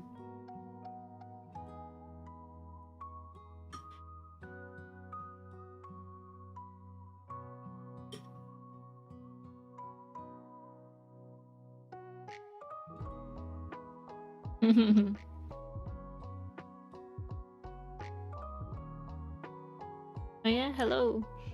Yeah, I kinda did a last minute. Well, I mentioned yesterday that I was gonna stream, but then today I didn't know when I was gonna stream. So I was like, well, I'll just make an announcement right before.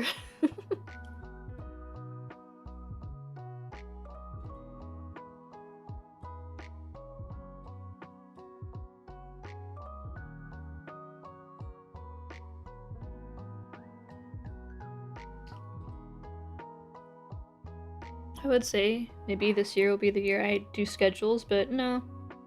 No. Sorry, guys. My brain doesn't work like that. I can't do schedules. You get me when you get me. I just appear randomly.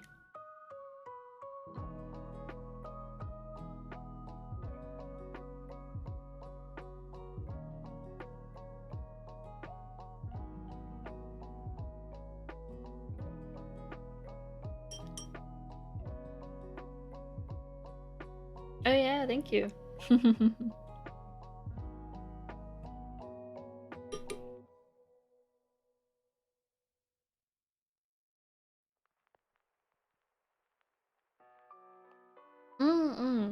Yeah, covers are fun. They're a nice way of like... I find covers really nice when I'm like really obsessed with the song in the moment and I'm like, I need to do something. It's kind of a way of like getting it out of my brain.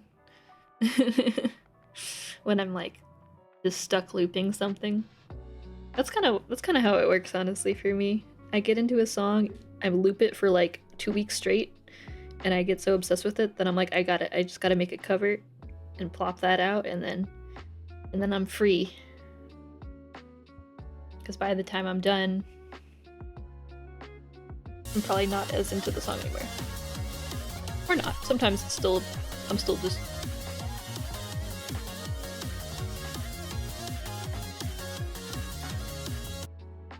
I think it's normally like after I make a cover, like a week or two goes by, and then I'm like, okay. Clarity.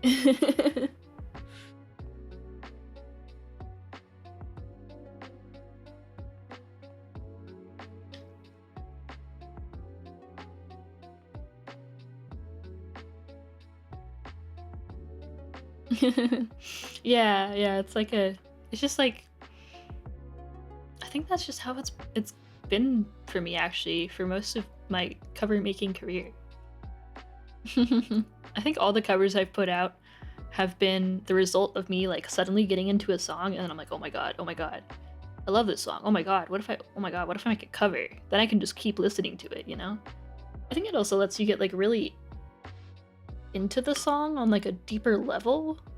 Because like if you're making a cover, you're having to like hear the lyrics and hear everything, and like if you're making harmonies from scratch too, you're really analyzing the song more than you were when you were just like repeating it.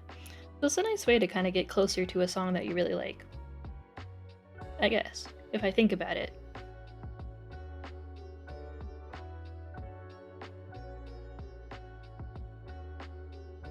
Like there's a lot of songs that before I covered them I never noticed like certain things about the harmonies or like how many backing vocals there were, and then I went to go make a cover and I was like, oh no. Oh no, this song has 3-part harmonies and a back vocal. I die. Perish.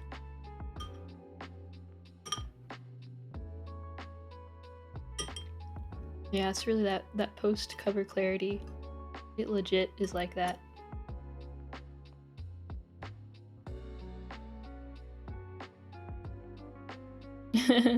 No, like I get into songs and I will just what was it, like a few weeks ago I was just looping this one Steins Gate Zero song for like 3 days straight. Like I just had it on loop and I was like, you know what, it's fine. I have no complaints about this. I am enjoying this. Huh.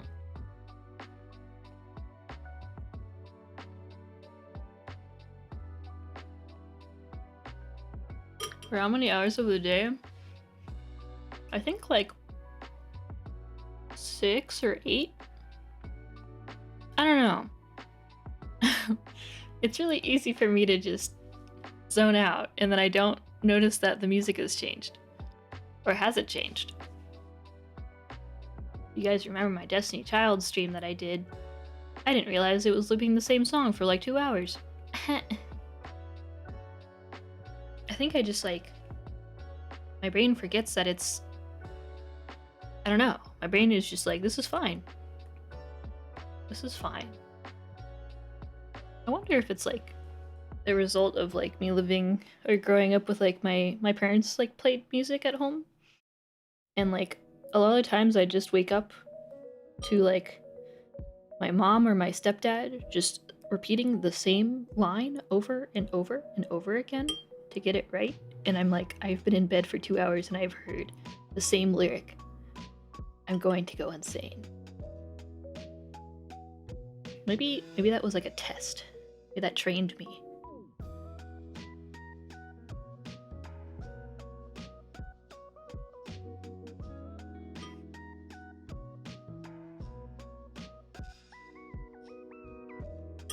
I wonder, I hope my stomach is okay with combining ramen and sour belts. Might be a weird combination for my stomach.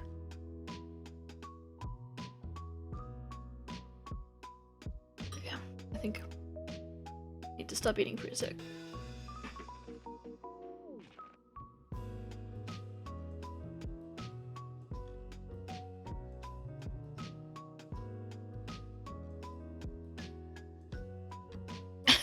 No, I'll be okay. I'll be okay. And if anything, it would be later tonight that I'm like, why does my tummy hurt? No, I'll probably be fine. Oh yeah, hello, welcome. Yeah, thank you. Here, let me turn off the eating. I'm done eating for now. What was I doing? Hair physics. I need to turn off that stuff. Can't see.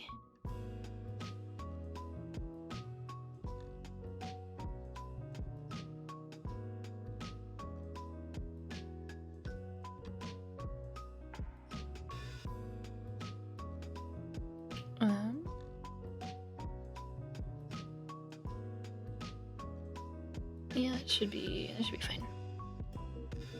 Okay.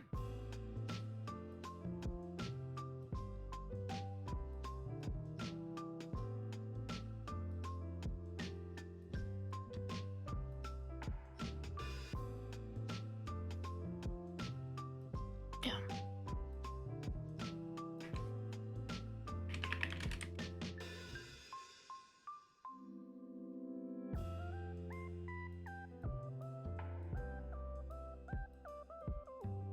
Yes, Rose?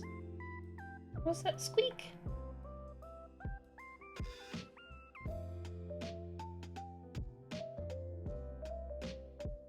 she just screamed at me and staring at me through the hallway.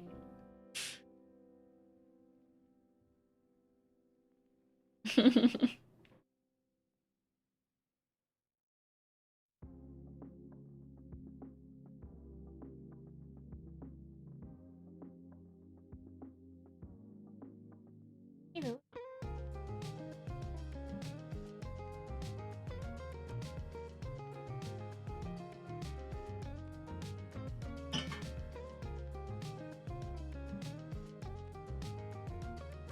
He's meowing at me. I think they had dinner already. Actually, did they?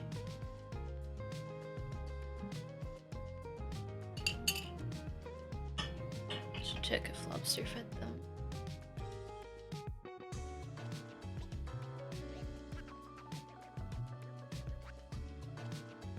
Oh, what?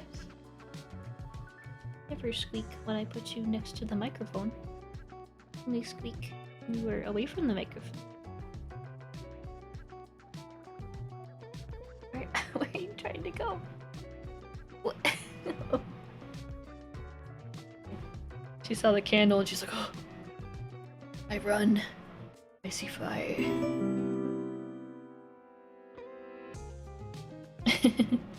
Yeah, I got the sour belts off of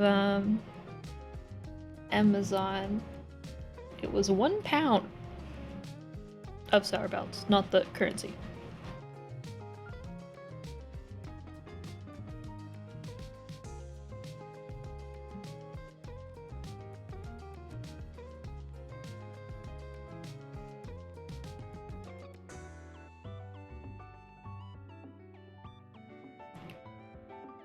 This is being so vocal suddenly. Yes?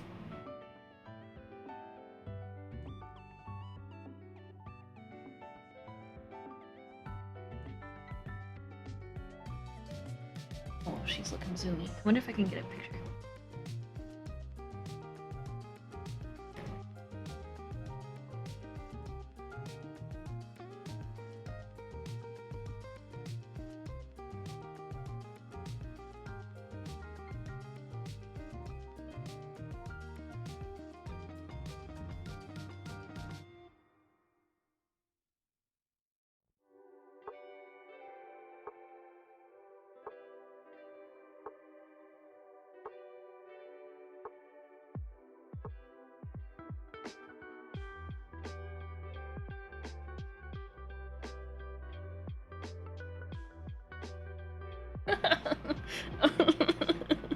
I took a picture with like really high brightness and she looks fucking insane. Oh, okay, no, it looks better in the actual picture. Alright, this is good. 1 second. I need to process this photo. I will post it to the Discord.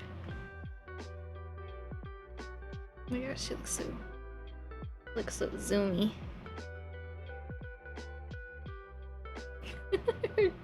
Her eyes are like sparkling.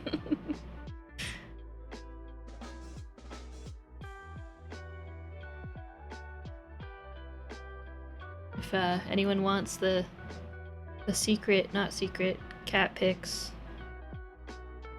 we have a cat pics channel in my Discord, which you can join down below. Yes, Rose?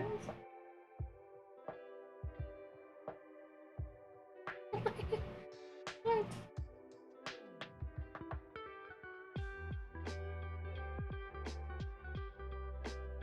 I need to like color characters really. I'm just doing photo editing now. Don't. Okay, the stream will eventually continue. Just need to adjust some things.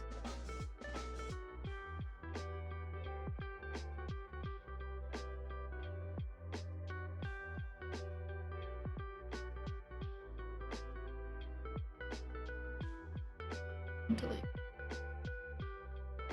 Bring this down. Oh, there we go.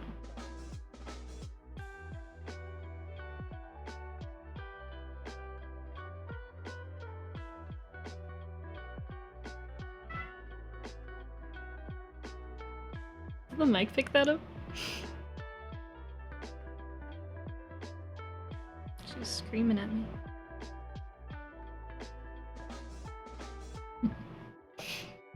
Okay.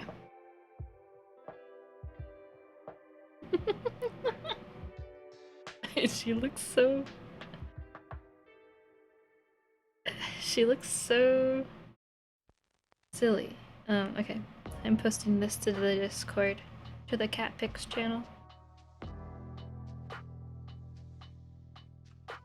For anyone in demand of some fresh cat pics.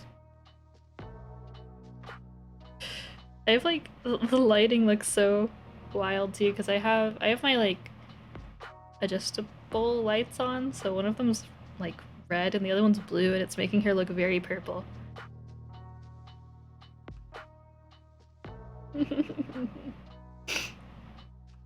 She has such large eyes.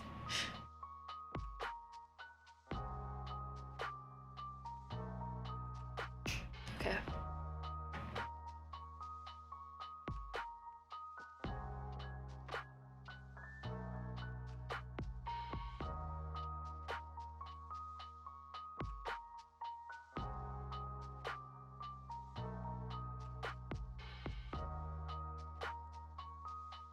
Maybe she just wants attention. Runs away when I try to pet her. Yeah, she's like acting very zoomy right now.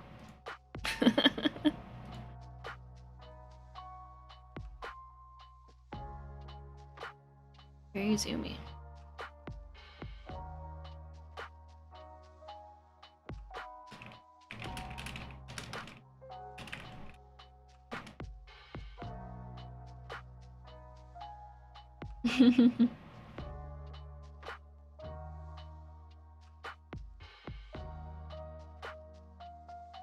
Rose is like so chaotic throughout the entire day. And then at night, when I'm in bed, she's all like, oh, I will curl up and be nice and chill. But until then, I will cause chaos.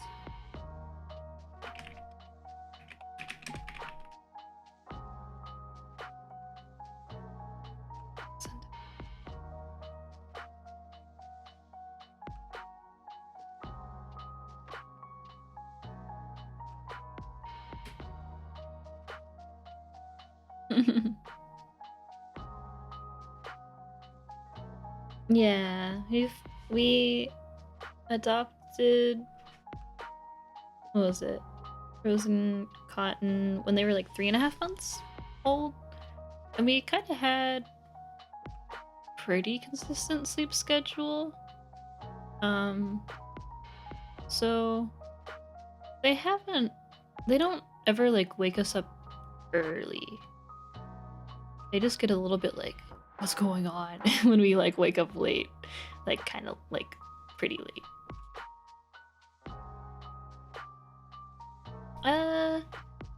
Yeah, Cotton isn't as, I don't know, she's weird.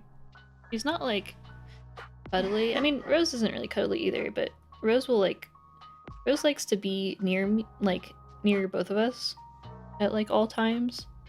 So if I'm like in the bathroom, she'll be like, let me in, I have to be there.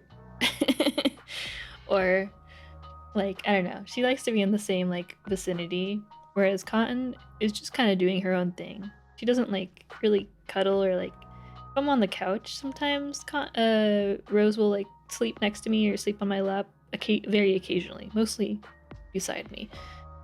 Con does not do that. But she'll come up and be like, oh my god, give me pets. And then she'll like get her pets and then she'll be like, I'm done, thank you. It's like a transaction. But yeah, I guess Con is like more independent. She's not as needy maybe. She'll like squeak at us and like, yeah, she'll like flop around and be like, pet me. But Rose is much more demanding of attention, I think. But in still like an oddly passive way. I don't know. They're very silly cats. Yeah, Cotton kind of just does her own thing, I think. She doesn't really like Cotton. She likes to like, I don't know. She just kind of likes to sleep where she likes to sleep. Like sometimes she'll go through phases where she's sleeping in my office a lot, and then she'll find a different spot just elsewhere, and she's like, this is better. And then she'll like never sleep in here until she remembers that a nice spot in here exists, I guess. He's silly.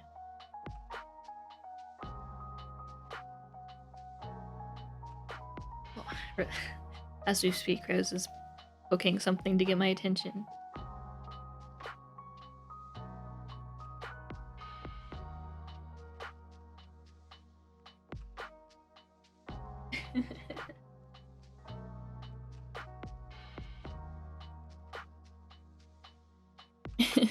Yeah, they're sisters.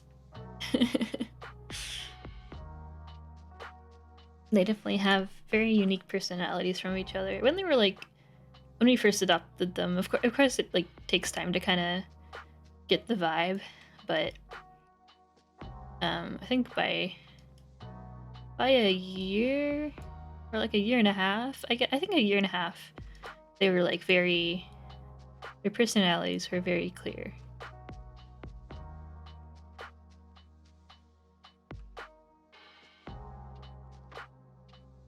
Took a little bit though.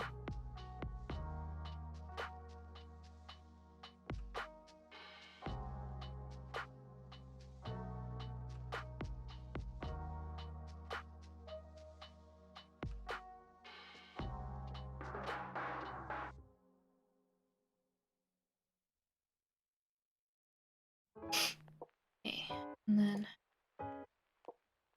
I might change these 6 more still.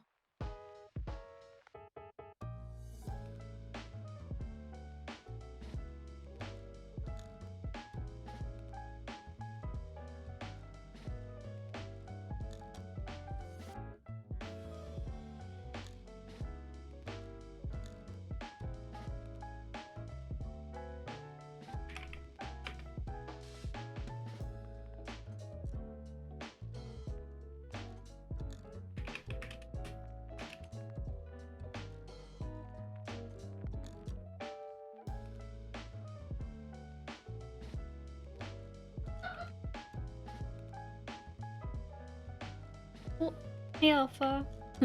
Welcome. We're doing the rigging thing again for a bit. Probably, I don't know. I'm just talking a lot today. So I've kind of been rambling.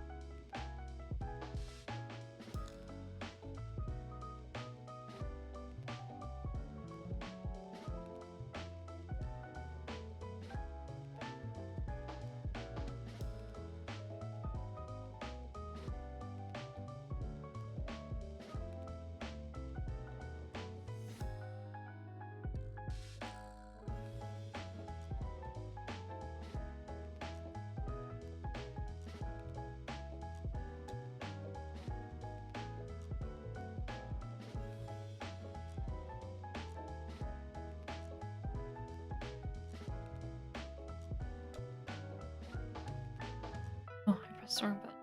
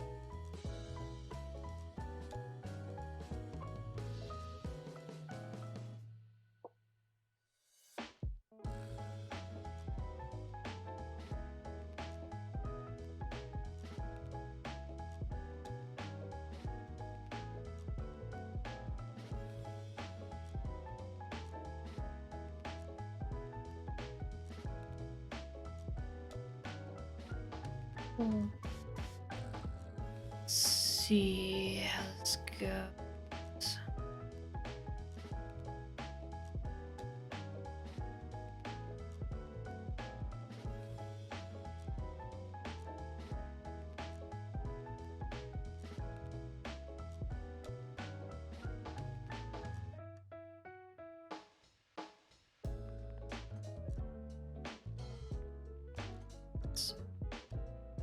It might be okay. I think I will still need some sort of layer just, you know, in case that shows. Especially like... Watch it.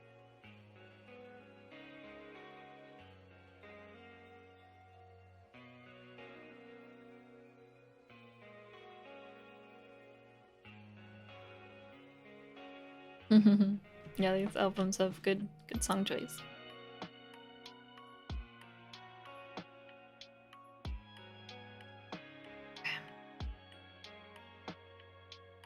To be honest, I probably should have done this all at the same time, but I didn't. So it would have honestly probably been a lot faster if I had set up all of the physic deformers first, and then I just did them all together, and then I just fine-tuned them. But I'm already this far, so oops. Next time, I will be better. You animate the shadow too? Yeah, I will. I have to think about what I want to do. I still might separate it more, because it's one layer, but it might be fine. I don't know. I'll have to see how everything ends up looking when it's moving more. And see if I can get away with it just being one layer. You will see if it looks off. If it doesn't look off, we're fine. If it does look off, then we're in trouble. But if we can get away with it looking fine, because it has that like subsurface scattering on the edge, it's like more of a pain if I do separate it and don't want the multiply overlapping. So if I can get away with not doing it, it's better.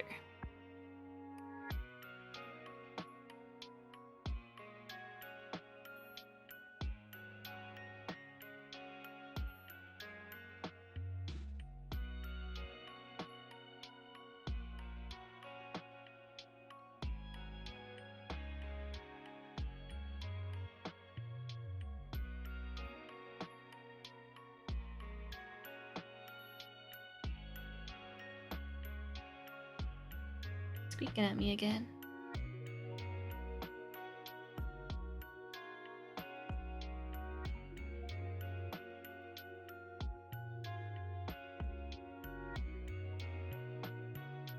Oh, I do need to grab that other shadow though.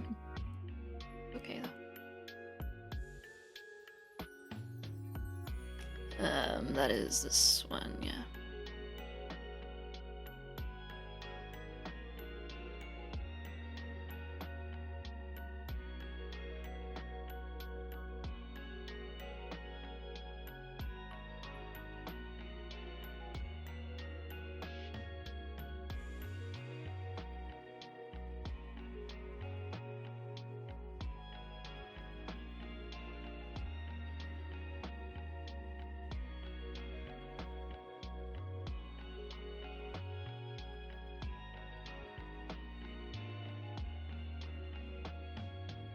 Welcome, Nick.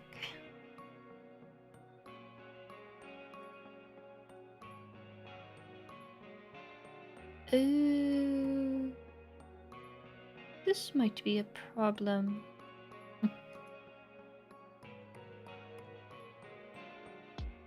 This is not as big as I thought this was.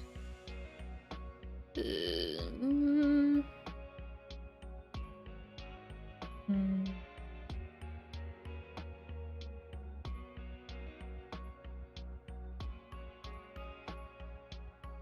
Okay. I can do the rotation on top of this, it should be okay.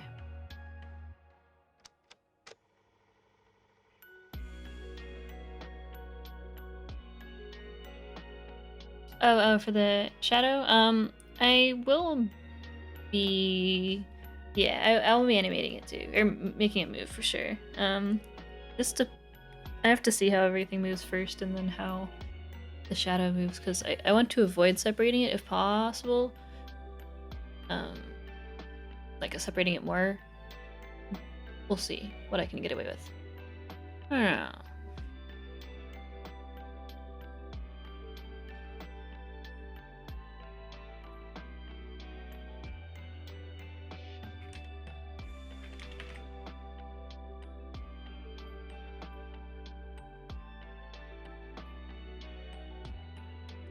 Okay. Thank God. I didn't adjust it too much for the X underneath, so...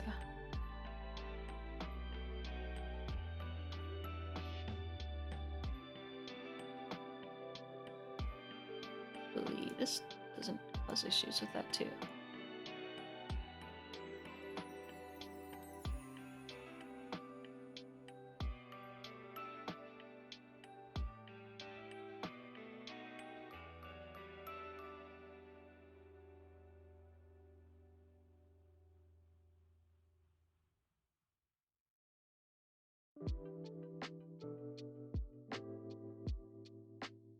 Yeah. I should have just done this all together, but it is what it is. I'm already this far.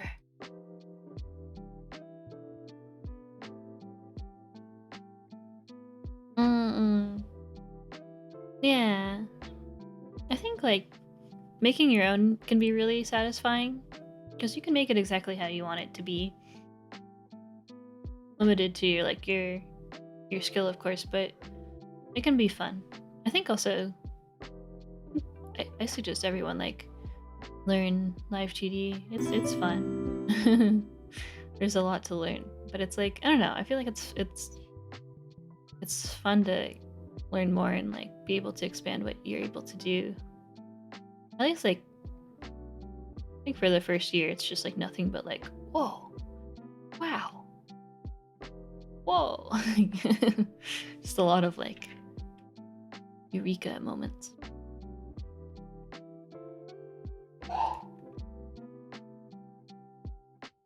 Mom's just playing Counter-Strike, I think.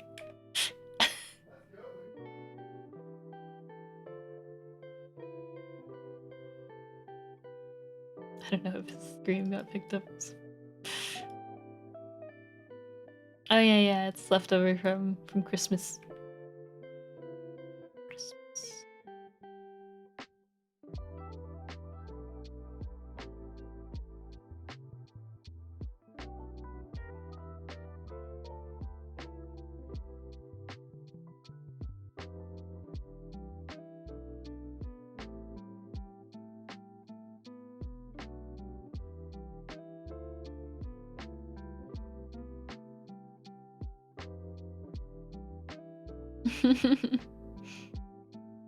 He's like all the way across the apartment, but sometimes they get it's picked up a little bit. Silly.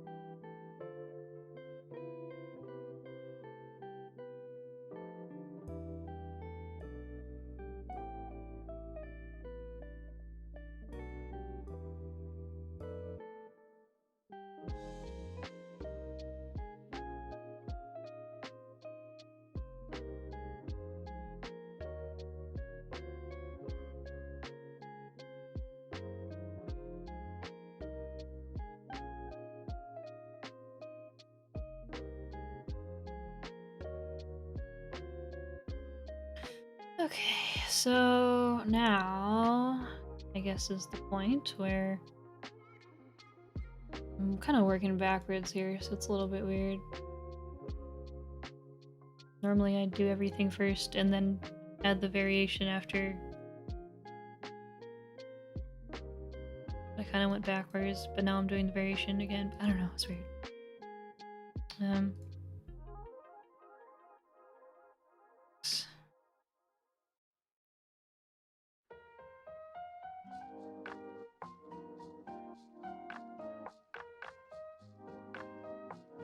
Maybe I'll put some here.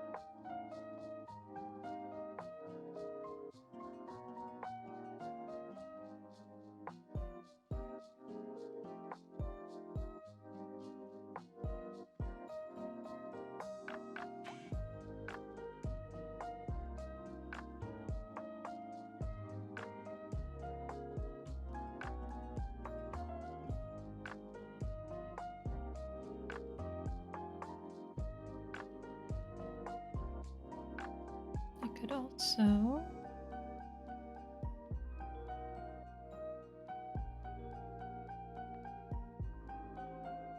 could add more.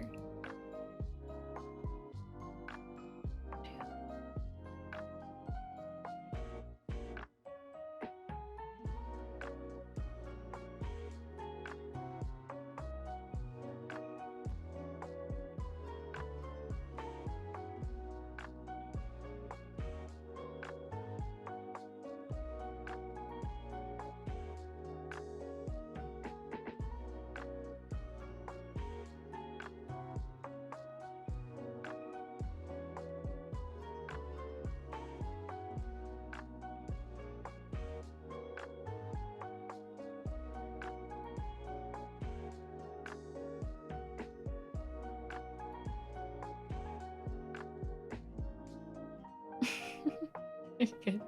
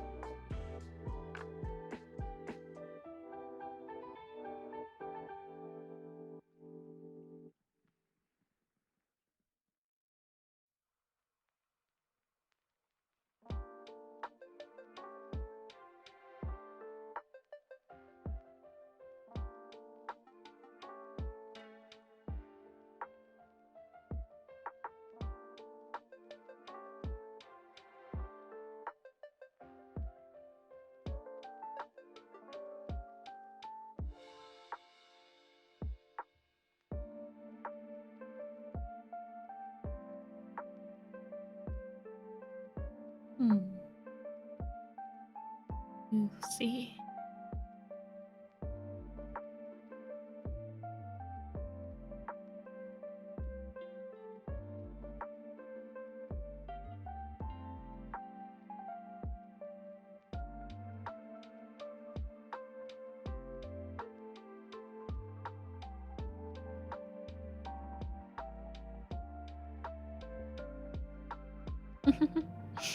Oh.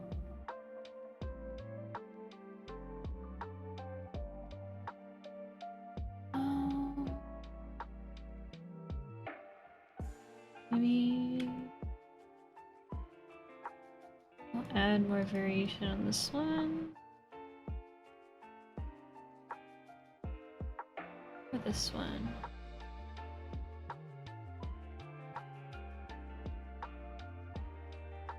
I want one of these to move more at least.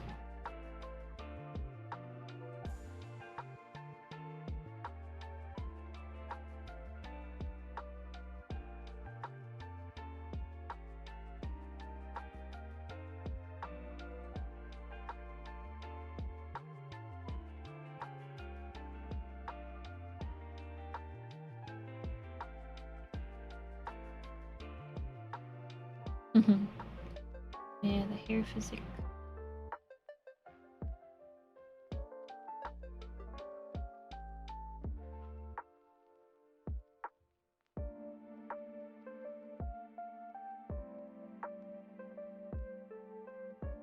We'll have to fix this edge section more though.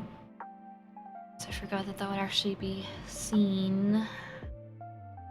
Wait, I don't think I have anything clipped to it, so I could probably do an invert mask or a clipping mask to it.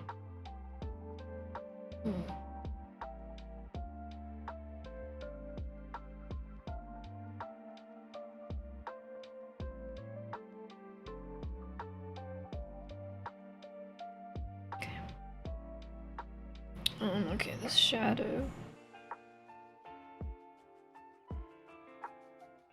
I have it. No, that's fine. That's fine.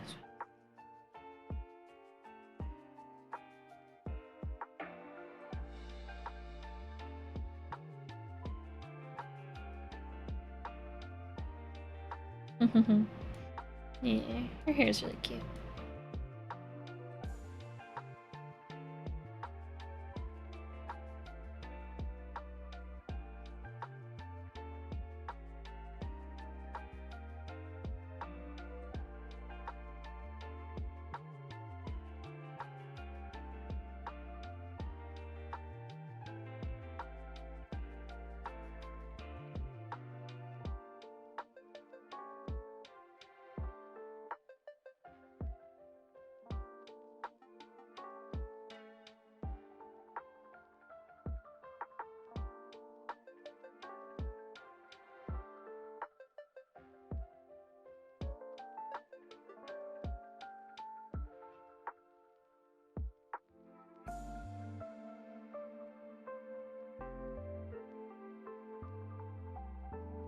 I'd like this one to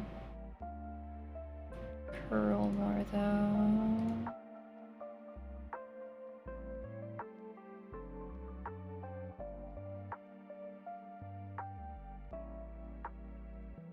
Which one is this? This is the back. This is the line. Ooh. That's okay though.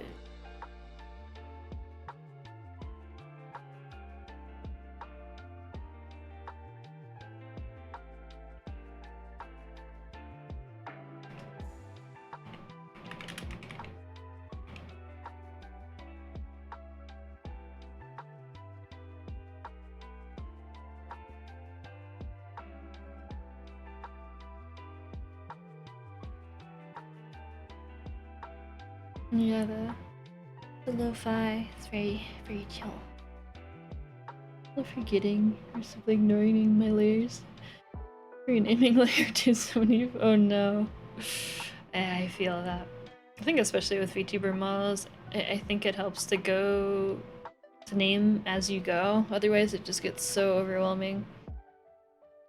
It depends, I guess, on your art workflow too, though.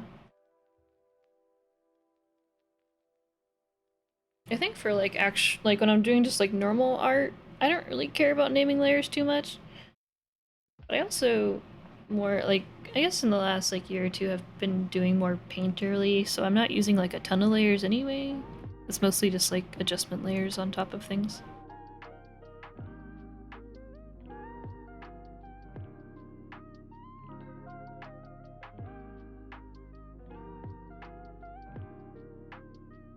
I want to do a finer adjustment for this, which means I might need to add even more points, but that's okay.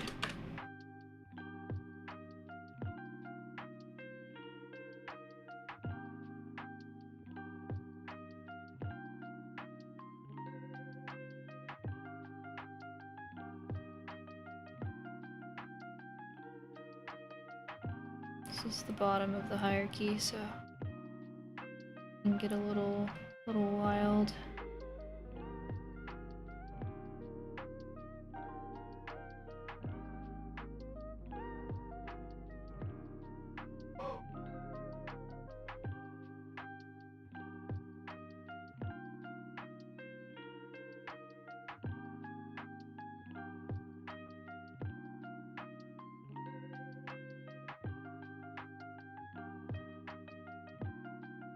These are all...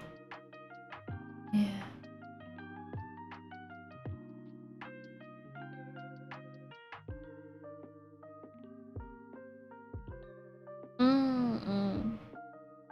I see. Yeah, I think when I'm doing my own model, I'm kind of more lazy about it.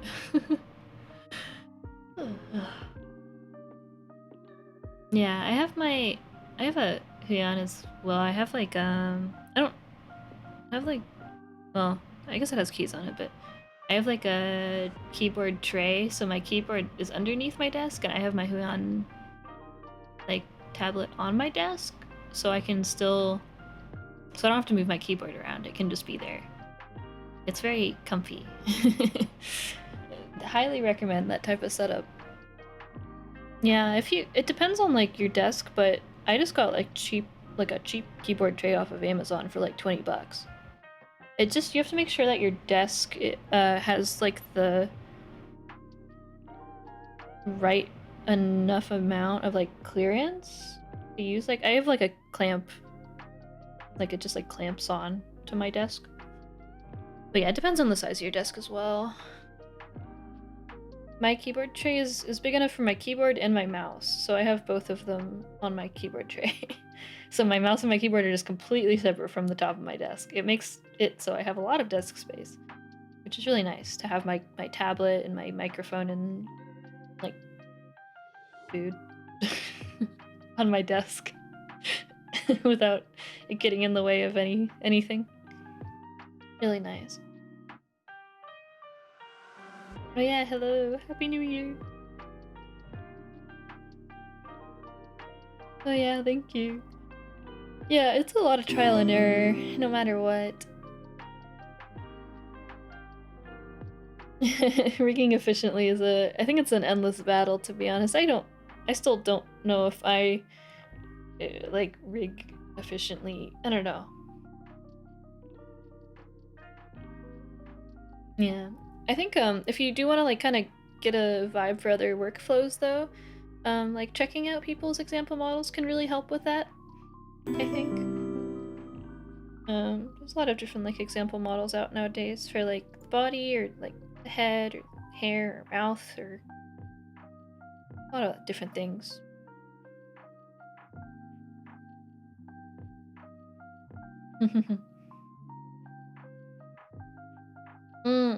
Yeah, honestly, if you have the space for it, and it's like it works with your desk, I really highly recommend a keyboard tray.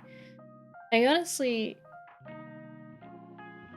a lot of the time when I'm using my keyboard, honestly, at this point, my hand is underneath my desk. It's like I don't even see most of my keyboard or my mouse. It's like everything is I have it mostly pushed in while I'm using it. I could pull it out further and use it that way too, but I've just gotten used to having it underneath the desk. I feel very, like, efficient with my space. But then, of course, I put a million fucking, like, cups and bowls on my fucking desk, so... It's easy. It's when you have more desk space, it's easier to easily clutter it. It's the trade-off.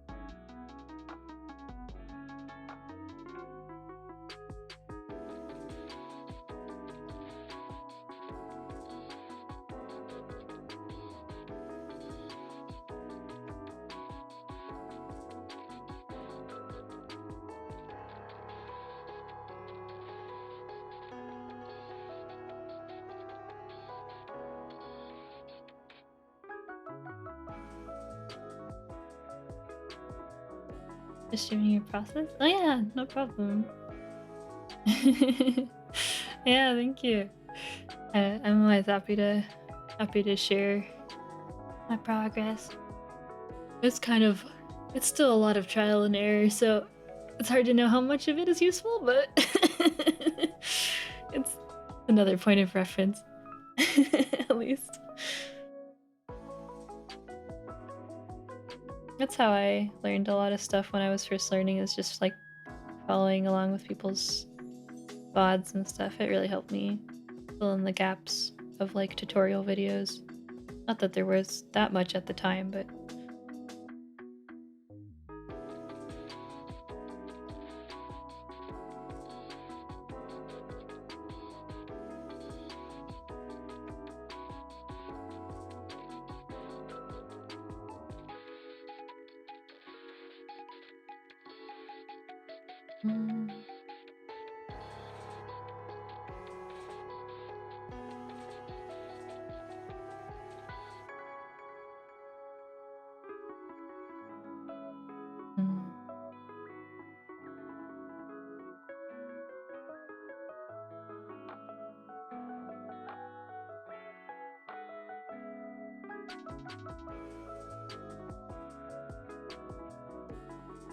okay.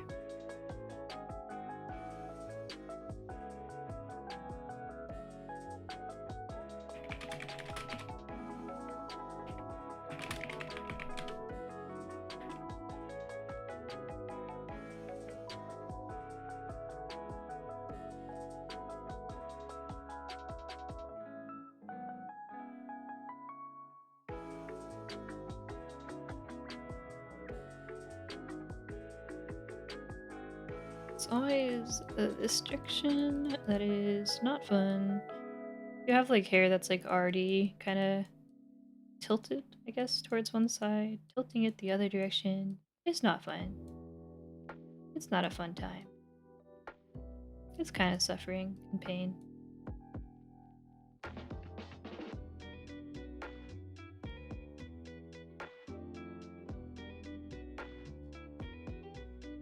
Oh, my CPU.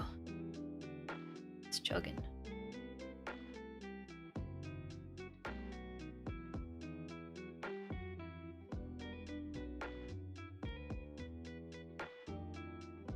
Yeah, it's like much easier to bend something when it's just like straight up and down than bending something that's already bent one direction and you have to bend it the other. Just pain.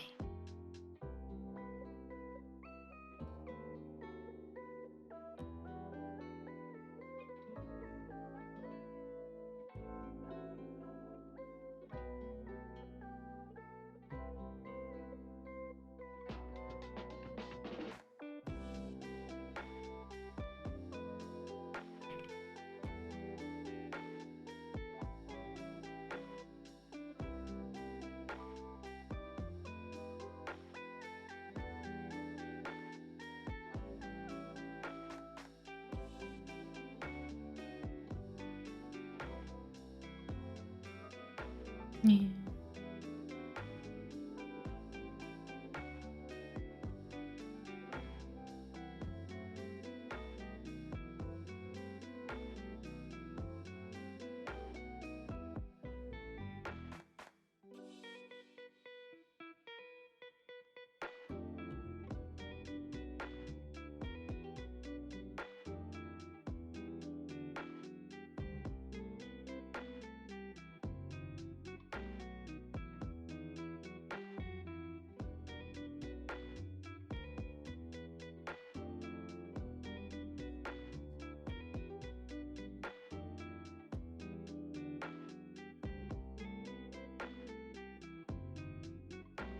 Yeah, I think in this case it'll be okay without separating the shadow more. I think it's okay.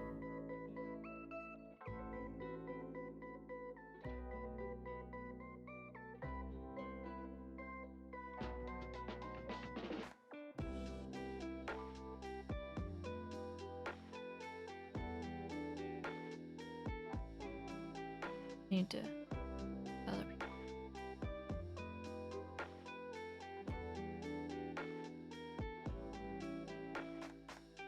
She's so cute.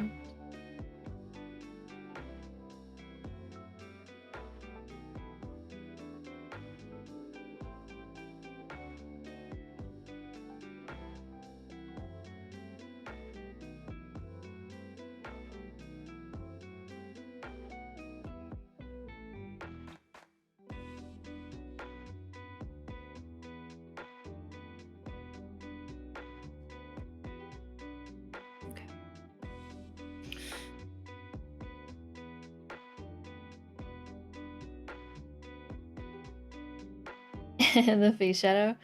I was actually thinking about that. I think I guess it depends on what Yenko wants to do.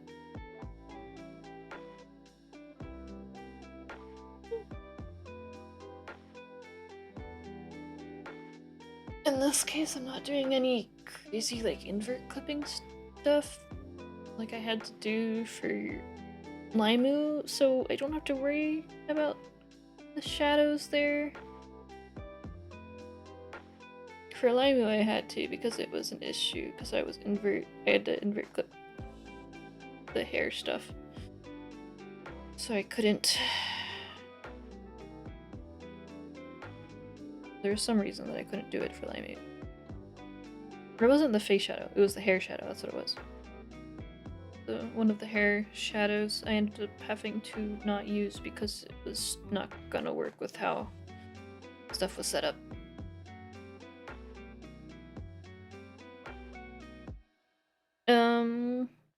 There is like with how the layers or with how the head turn was set up, I had to have some layers invert clipped to the face at specific angles.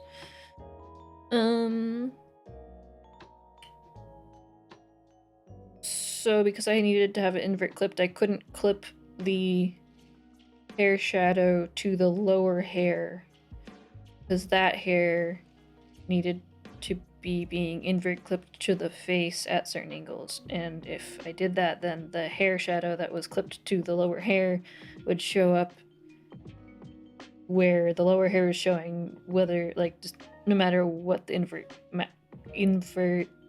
clipping was doing. It was pain. But that would have been solved if I just didn't push the hair behind the head in that way, but I wanted to do it that way. Another case of my overcomplicating things, I think. It's also like, I don't know, sometimes you want the hair to look a certain way, and the only way to do that is to invert clip it to the face.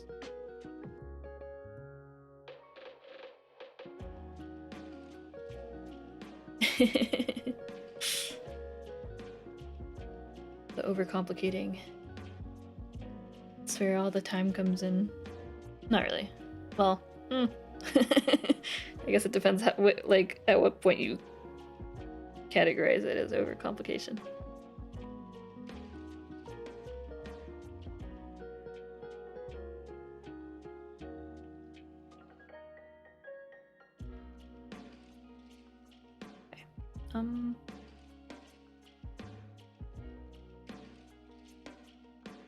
Yeah, so what I've been doing lately for hair physics that I feel like has been more consistent for me personally is that I do a set of like X physics that are blend shapes that are just like left and right movement. And then I have rotation above that on a separate deformer for like 3 different deformers for the rotation.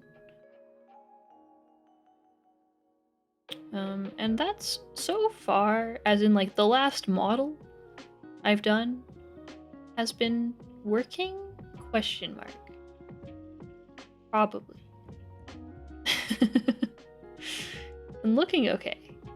But I don't know, I see people doing, because like you can't really, even though they added interpolation to blend shapes, it's still like I still can't really do rotation on blend shapes because it still will end up having that like fucked up corner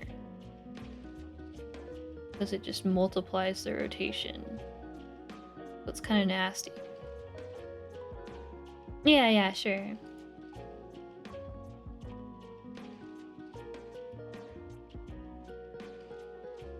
Yeah, I have that set up for the bangs and the hair.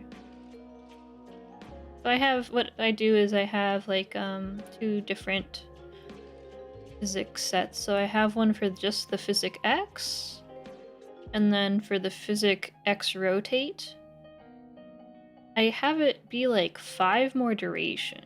So it kind of follows through with the movement.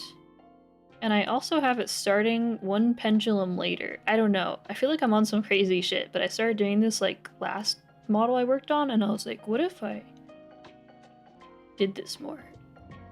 I don't know. I feel like I feel insane with these settings. But they're working, so I'm like, eh? I don't know. I think if like me from the first year of Live2D looked at my fucking settings right now, I'd be like, what the fuck is she doing? 35 duration? 3rd pendulum is the first. What are you doing?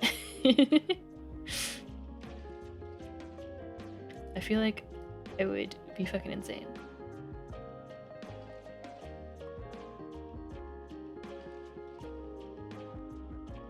Yeah, just the way the hair moves. I've been liking, I don't know. With normal params? Yeah, but with blend shapes I can just have 1 deformer for all of the physic X. Which is convenient. Because I can just no-brain it.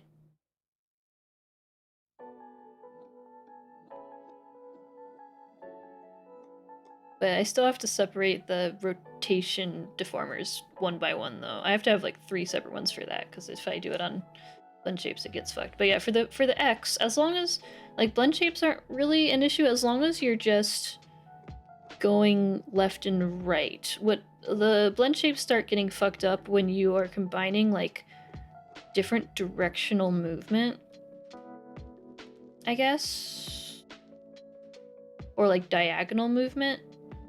As long as things are going in one direction and then going in the exact opposite direction, it's okay. But if you're going in like if you're going in a curve, it's not horrible because of the interpolation now, but it's still, when things combine, it gets kind of fucky. So, yeah, in general, anything that's just, like, if I'm doing physics and I'm just moving things left and right, or up and down, then blend shapes are fine. Or as long as it's the type of movement that is going in a like linear, consistent direction between all the different parameters I'm doing, I guess. I guess the only exception to that would be like for some of the V-bridger parameters, but I only use blend shapes for a few V-bridger parameters, like the shrug and the pucker widen.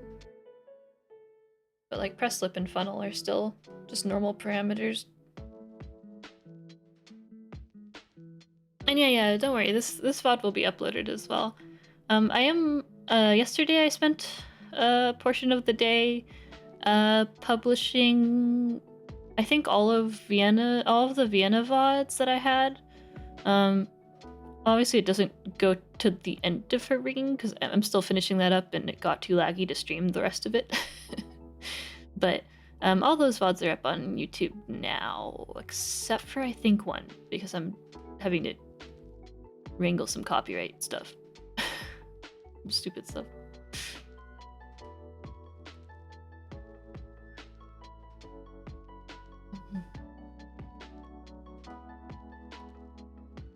Or blend shapes usually used other than the mouth? I use them for, like I mentioned, like left and right physic movement. Same with like eye physics. Basically all of the eye physics are blend. I think all of the eye physics are blend shapes. I don't think I have any eye physics that aren't blend shapes. Same with, I'm mostly doing brow movement with blend shapes as well as I also do my eyeball X and eyeball Y with blend shape.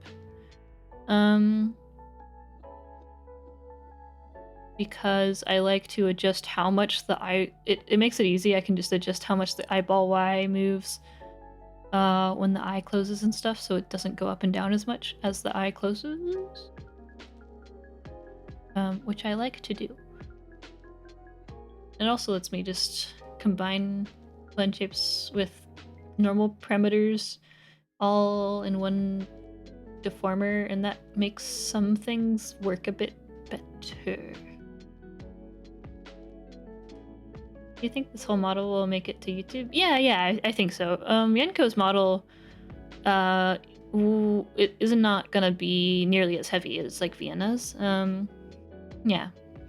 There's some things that won't be streamed because there's some parts of the model that are being kept private whenever I get to that part, but yeah, there's just like a few toggles and stuff that will be private. So it won't be, I guess, everything on the model. Not everything on the model will be streamed, but a pretty big portion of it will be. Yeah. The outfit stuff won't be happening till a little bit later, so I'm just working on the base for now. But I'll be getting to the outfit at some point. It's gonna have to just like Yenko schedule and stuff, and I got scheduled stuff too. It's a very flexible commission, so we're just both going as things go.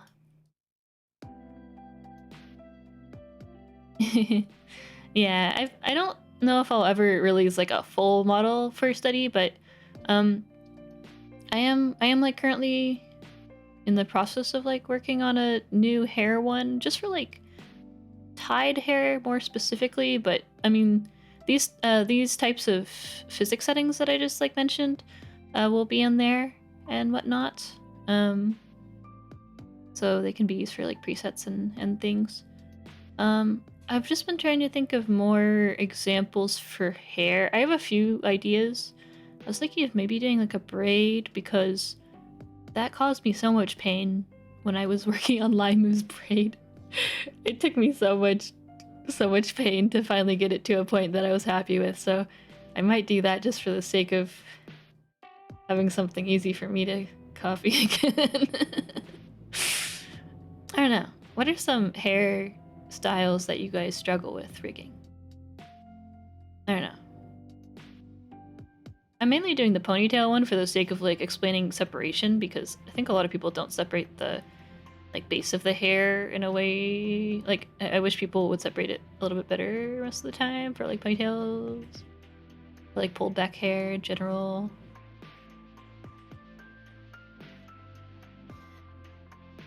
Yeah, I mean, technically, if you go through all my VODs, all the information is there. You just have to scrub through like many hours of video.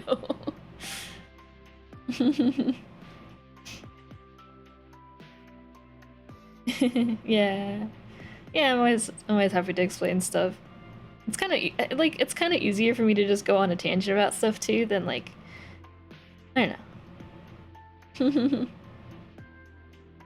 Yeah.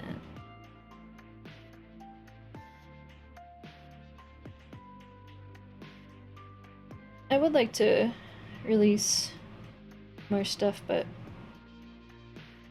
oh god, yeah, wavy hair.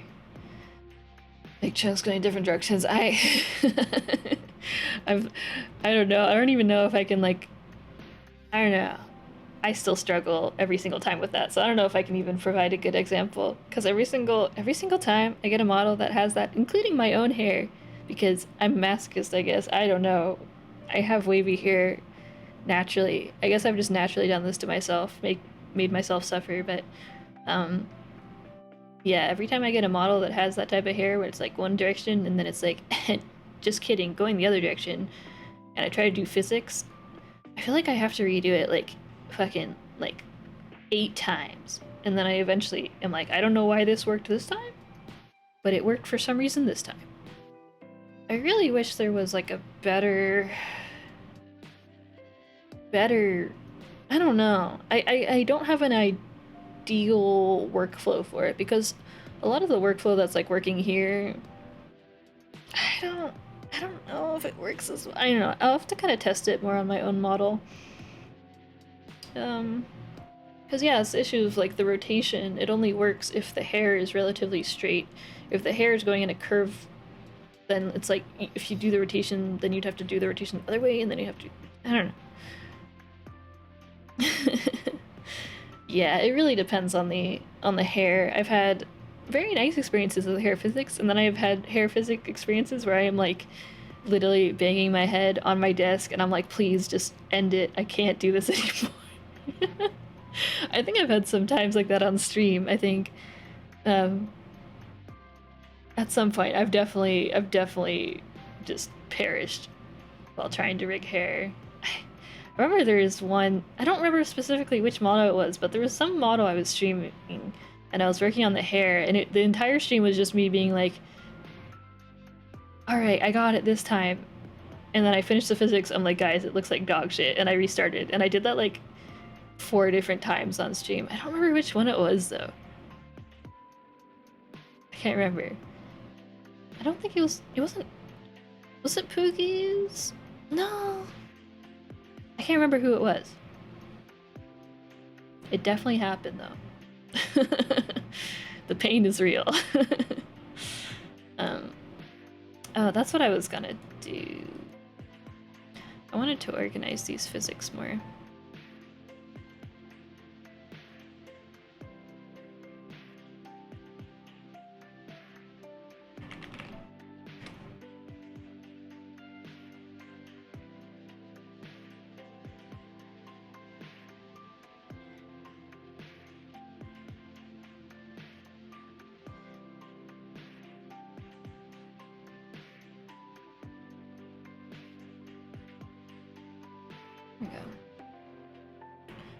Okay.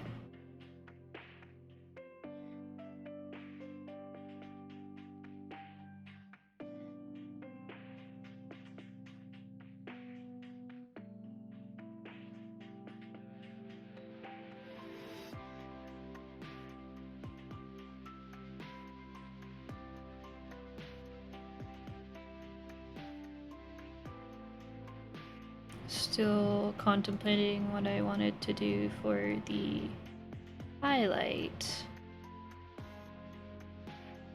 Because I thought it would be nice if I did something like this, where it's, you know, going with like the actual lighting. But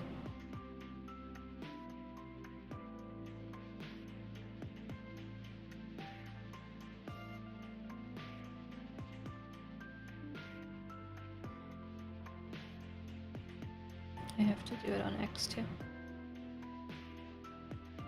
Because it's getting a little fucked up.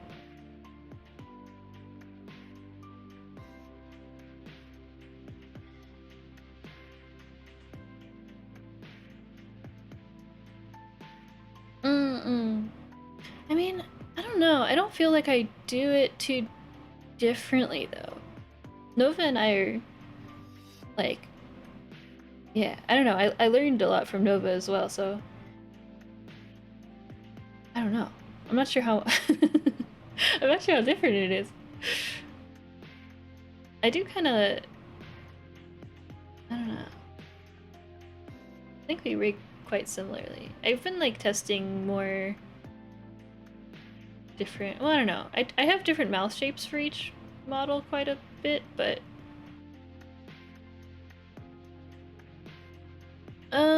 for physics, yeah, I have recently started adding some like extra physics to the mouth to make it like bounce a bit more, but that was like inspired by, oh, what was her name?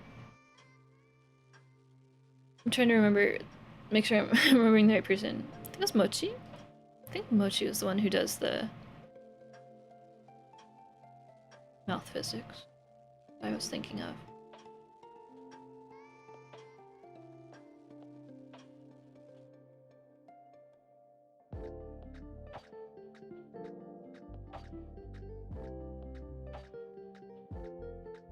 Yeah, I think Mochi's the one who does. I don't know, that's like a kind of a recent thing I've been testing out. Kind of like Og, yeah, it's like a deformer. It's on a blend shape, but I have it like making the mouth out, just the outer mouth, so not the inside parts, but the outside, like kind of squish and stretch just a tiny bit. It's only on Yenko's model and then my own new personal model that I'm not done with. So it's kind of, I'm not sure if I want to do it too much because it can potentially like with, I don't know, it depends on like the teeth position. It can cause like a little bit too much teeth to show very specific times, so I'm still messing around with it more. I don't know. It's a testing thing. So I was liking how fluid the mouth looked on some people's rigs that I've been seeing lately. So I wanted to kind of like try to do that myself as well, but I have to be careful because especially, well, no, that's not true. I was gonna say when there's like a tongue involved, but I can just turn it off with the blend shape for when the tongue comes out, so that's not an issue actually. Yeah.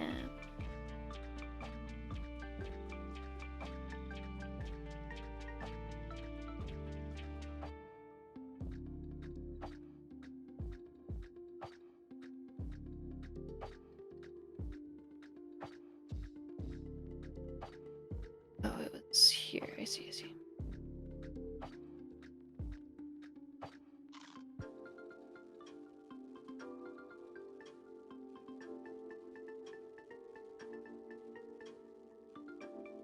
What is that? What is this?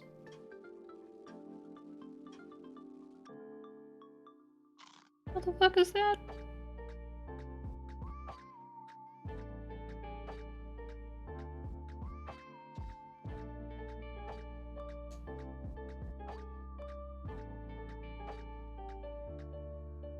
Yeah, kind of like, yeah, same here. I don't think my actual workflow is like really too different or different enough to like have it be any different really.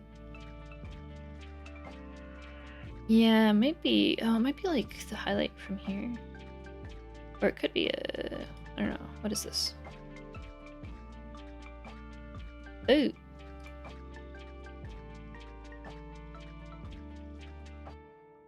Aha. That's fine, that's fine. It's okay. We can clean that up later. It's okay. It happens. It's such a tiny thing.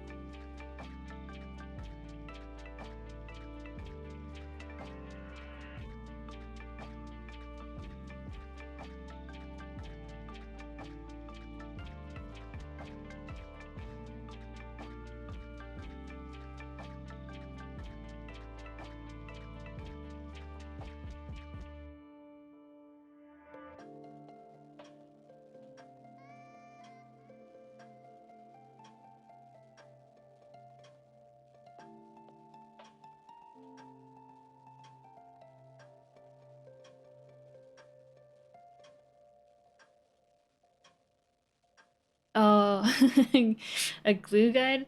I guess that's. I feel like with the glue, it's hard because it's a lot of like the actual.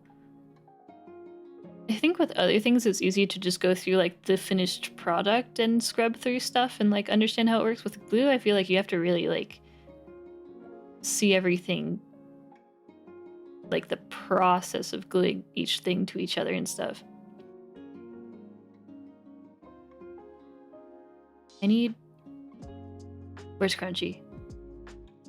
Crunchy, Crunchy, where's your glue guide? I'm gonna at Crunchy.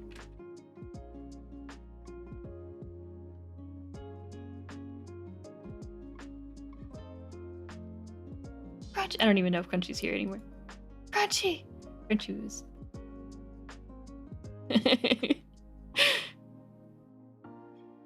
Crunchy's glue guide. Yeah, it'll happen. It'll happen.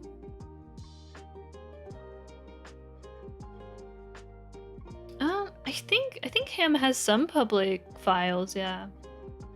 I don't know if they're guides exactly though. But he does have files. Yeah. I don't know, I think for me, like I find for me I have that issue with like looking at Ham's files or looking at some other like more complicated glue files as I'm looking at them and I'm looking at the end result and I'm like, okay, how the fuck though? Like even if I turn off the glue and I see the individual parts, I'm like, I still don't understand.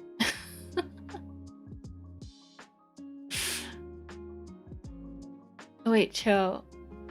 You have Cho.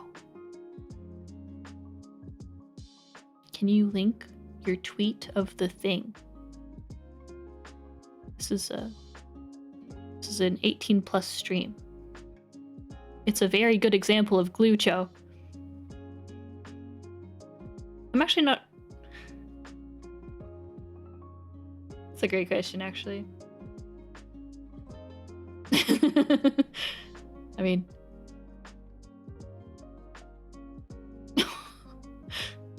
no. I think you're fine. Just link the tweet.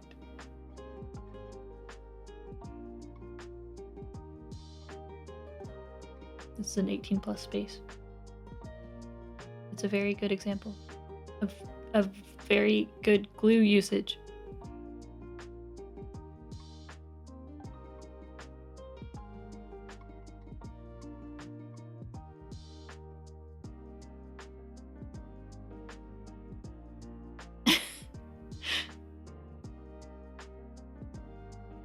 There's two. Oh god. Or you could just link your Twitter and tell people to I'll tell people to scroll to scroll down. Maybe that's safer than directly linking the tweet. Might be a little bit risky.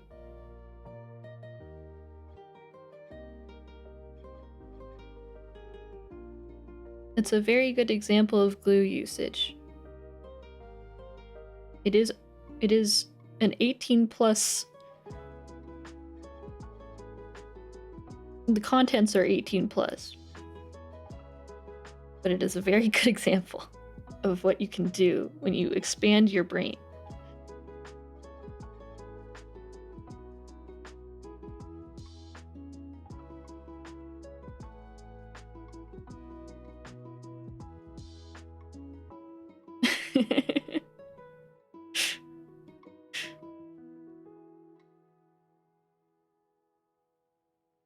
Yeah, the sixth and 7th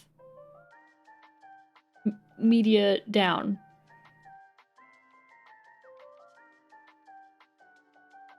Very good example of glue. Also, R18 warning everywhere. It's very well done though. It's very well done. Huge not safe for work warning.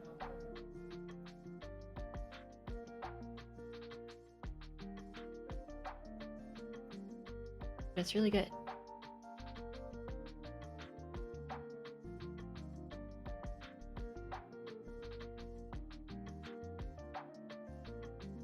don't know, just it's a marvel of current day technology. I never thought that would be achievable in Live2D, but it is, and that's insane. That's crazy.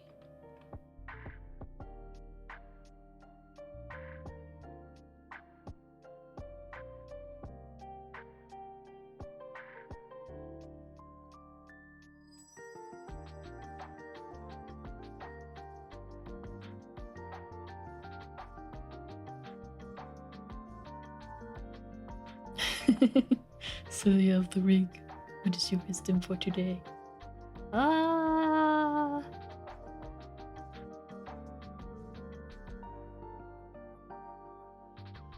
That's a good question. Have layers for the back of your hair so that you can have depth when the head turns. It's very nice.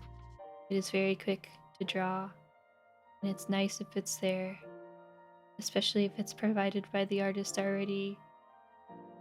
I bow down to you if you do that.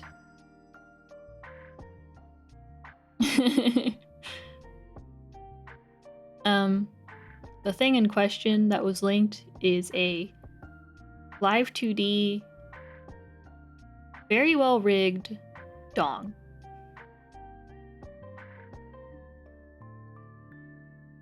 It's a dong.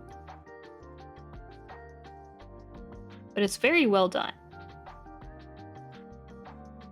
And it has lots of angle to it. Who could have thought that was achievable? Not me.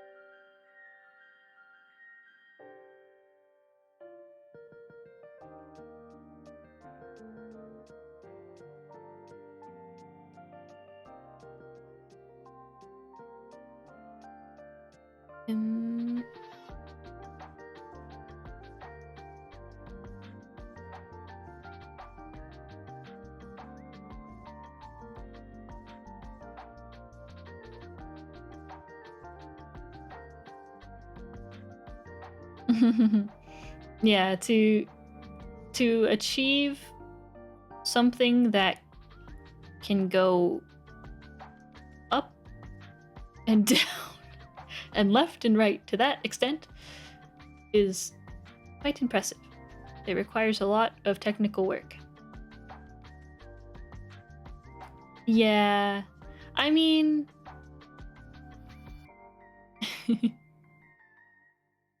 yeah. You gotta get in contact with the R18 VTubers out there.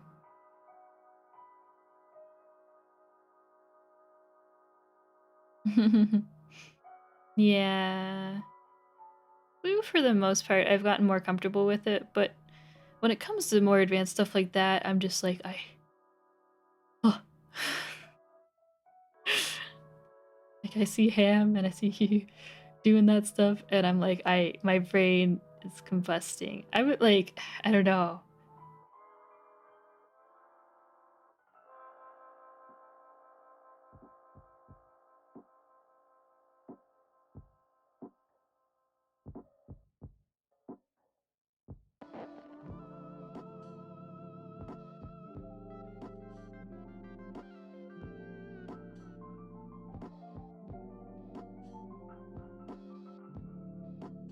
I still feel like these are going, like, these need to be reflected.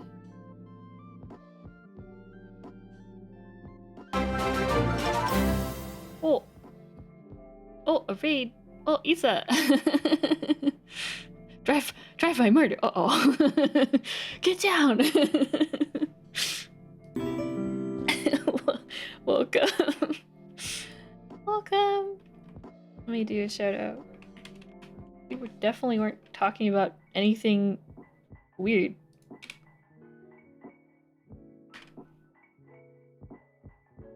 welcome. Thank you for the raid. Welcome, welcome. Yeah, I'm doing good. I've been rigging today. I've mostly been chatting, rigging secondary. But yeah, welcome raiders. Welcome Isa. Thank you for the raid. I've had a good stream. You're doing some more. Nice. Never played Pongia again? Yeah, we haven't done a Pongia stream like recently, but I would like to play again with everyone. It'd be fun. I think I did a Pongia stream like,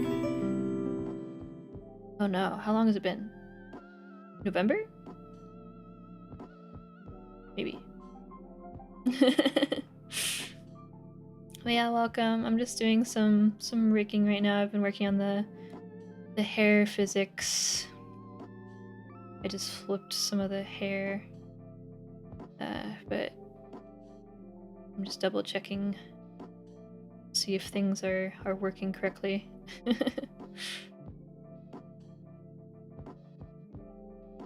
Uh-oh. Careful, food can be dangerous. Yeah, thank you. Yeah, I'm still working on it. I haven't even gotten to fixing up the back hair yet, but she do be moving.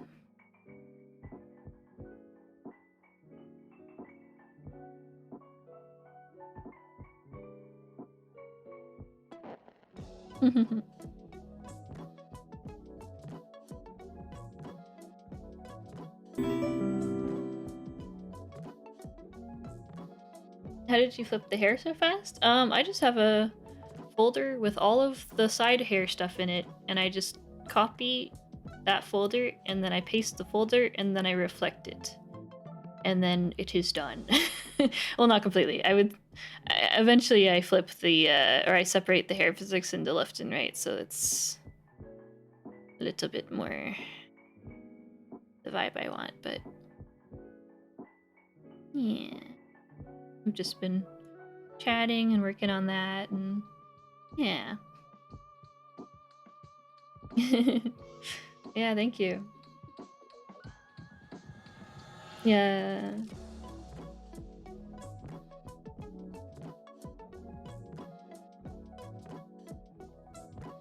Oh yeah, thank you. Yeah, I do need to adjust the legs a little bit more still, but I need to make them not overlap like as much here. It's a bit much. Just a tiny bit. I was was it one of Limu's YouTube shorts like blew the fuck up, and like I was checking the other day because she linked me, and then I looked and it's at like 1 million views now. I'm like, oh my god. But I was like sweating looking at the comments because everyone was like, who is the artist, who is the rigger? And like there were answers in I think some of the top comments, but a lot of people I guess don't read them. But I was like, oh. But there was lots of nice compliments. It made me smile.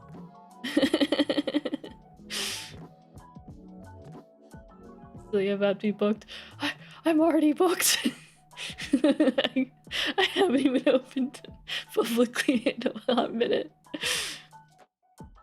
That was nice though. I'm happy for like her like YouTube I like checked the first day she linked me and she had 40,000 subscribers, and then I checked like last night and she had 80,000 subscribers, and I'm like, it's been 8 days. Oh my god. The power of YouTube Shorts, guys. Kinda insane.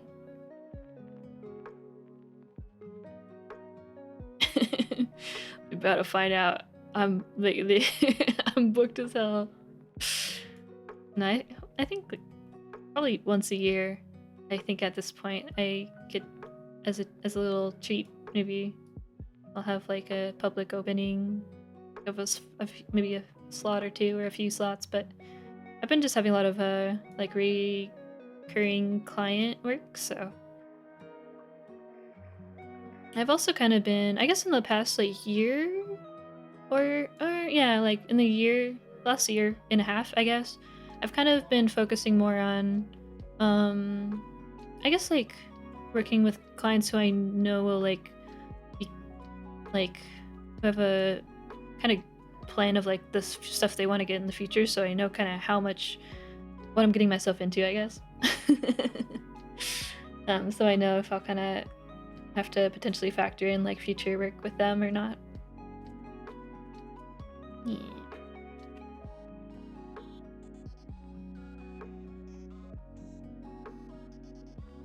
Yeah. I'll eventually get to the rest of the hair. I think today I'm probably just working on the side here though. But I still need to do the Y, and I need to fix like this part of the top hair.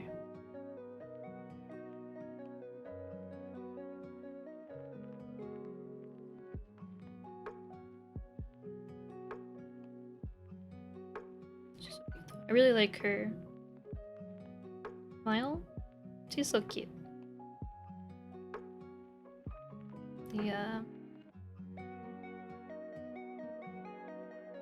He's so cute.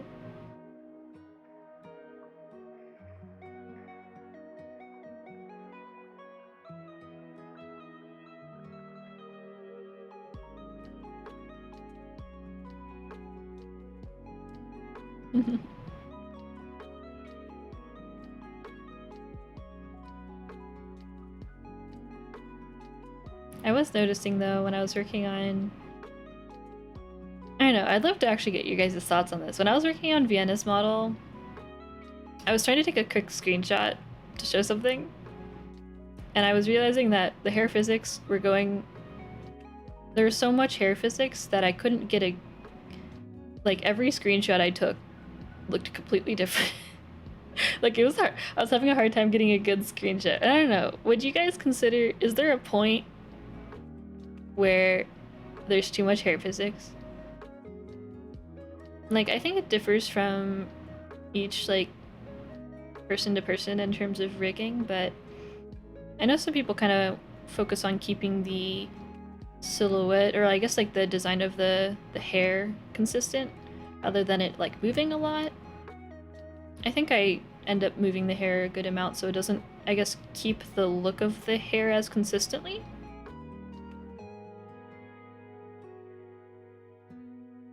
Yeah, the last model I was working on was Vienna's new model. Still working on it though. But I do have the process up on my VOD channel on YouTube.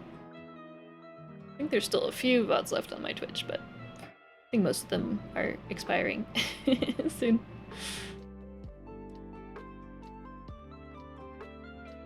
Yeah. At a certain point, I guess it gets probably too chaotic.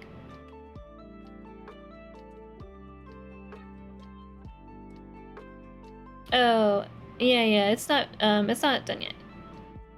Not being used yet. Oh, she did have a little video actually, like showing it a little bit as like a meme. Do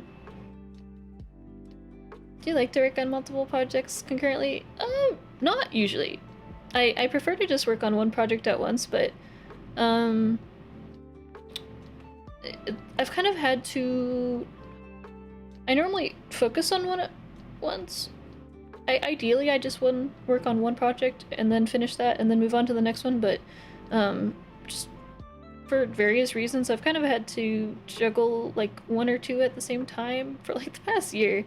But that's because I was kind of constantly playing catch up last year because of some IRL stuff. And then I had to catch up financially too, and it was a mess. But this year, things will be a little bit better, I hope. But this month is going to be pretty busy, but I think after this month, if I get everything done that I need to get done and I want to get done, I think I should be okay.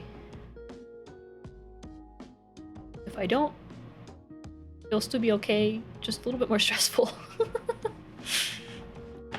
But it is what it is. Oh yeah, the little side ponytail. Yeah, there'll be a layer that's like kind of has the hair tied. We just The layer isn't here yet, but it will be there. We were kind of gonna throw it in there after I did the head angle, so that way I can just like send a picture to Yenko and be like, here you go, can you draw it according to the angle? And then I'll just squish it for the straight on view. Makes it easier. If you have an artist who's like up for working on it in that way, it's very nice. Oh yeah, hello. Here's a cute little ponytail.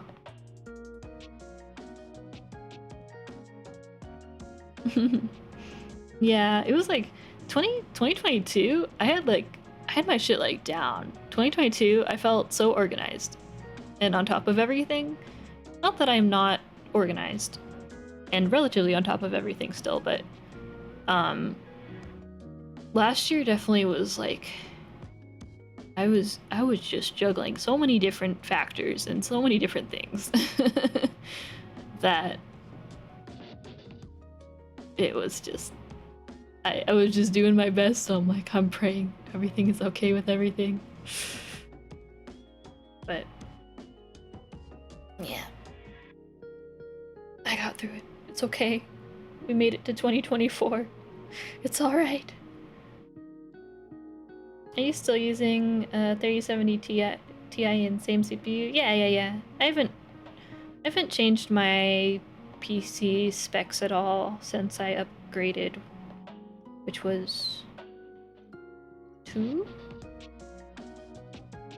years ago, I think.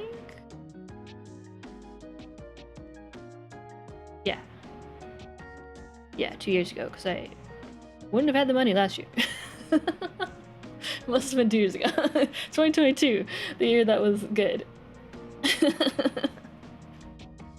that was a good year. 2023, not the good year.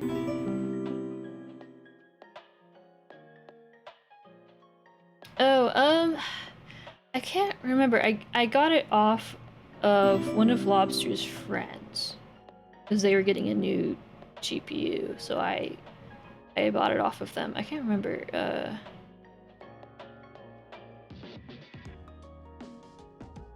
That's a good question. It's been a hot minute. But because I got it off of like a friend, I don't have like the receipt. I just handed them, or I just sent them transfer. Here you go. But I don't know. I guess I thought prices like went way down, but they're still relatively high.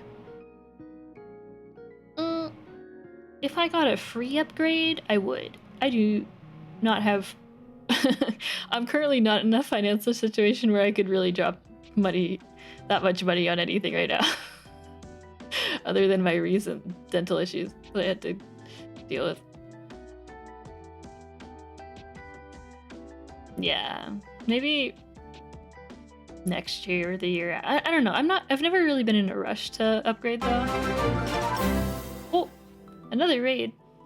Welcome raiders. Yeah, I'm kind of just chilling with my upgrade though. I ran with my 1080 or no, sorry, 1070 for as long as I possibly could, basically until I got my 3070 Ti. So, yeah. Yeah, welcome. Let me do a shout out.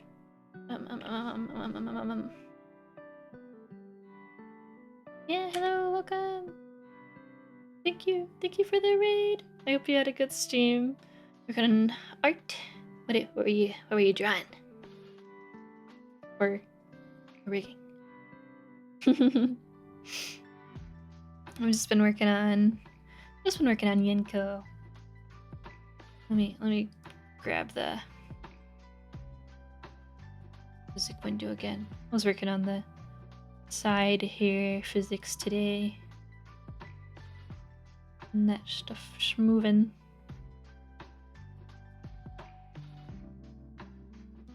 Oh, nice.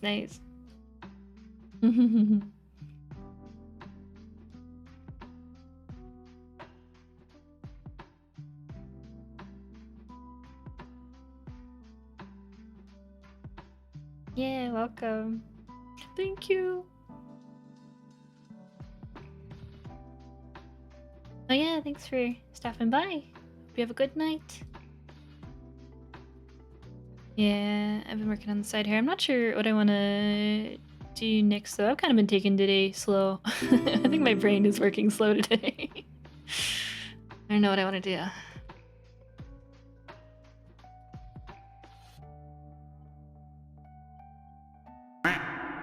Oh.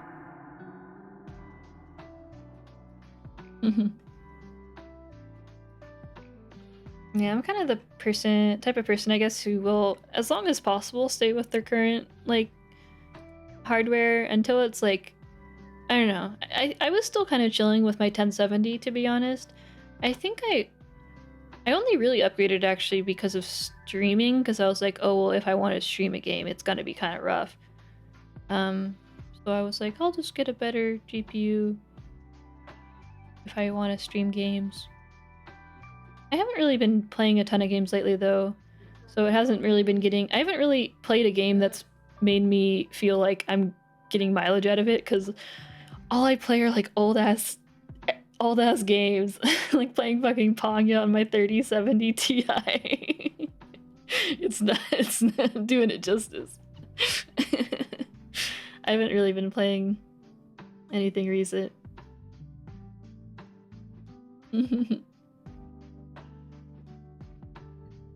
Really similar hairstyles. Possible to quickly see the top hair layers. Oh yeah, sure. For the top hair, or do you mean the side hair section? Or you mean like this kind of base area, or the root, or the back hair-ish? The layers are pretty nice though.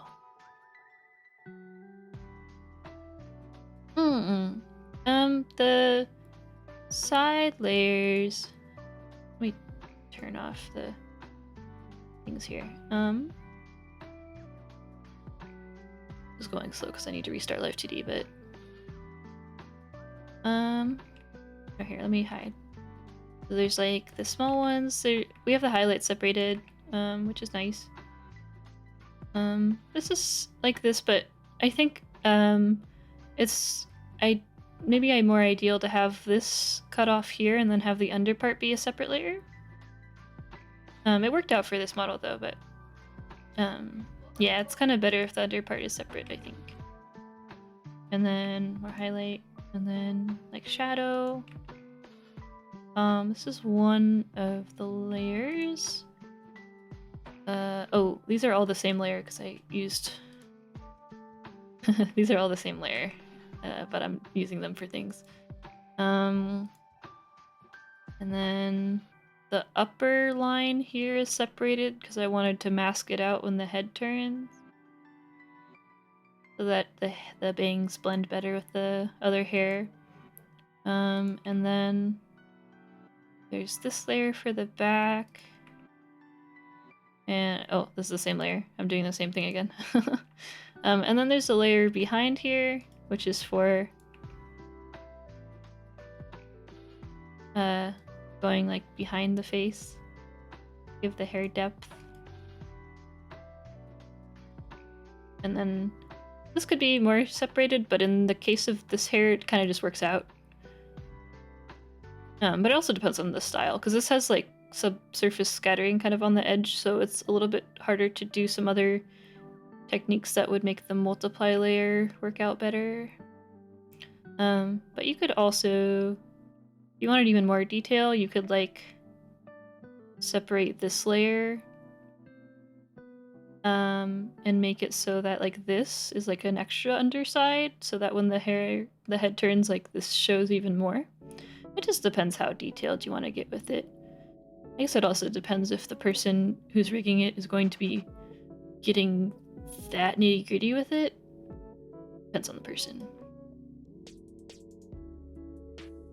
And then the fringe for like that'd be the bang? Bangs are separated kind of like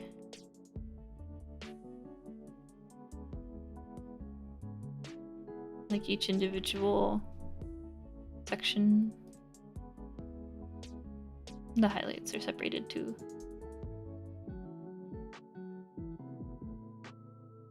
Yeah, I really like the. I mean, Yenko's separation is always like really nice for me.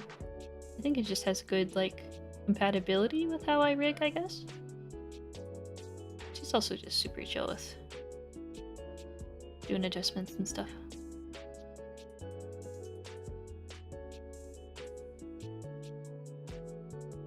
Yeah. Still want to do a little bit more with the bangs though.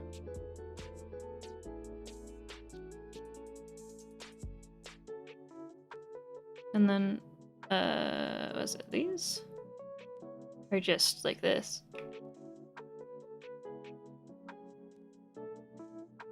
I am considering adjusting how I'm doing these though.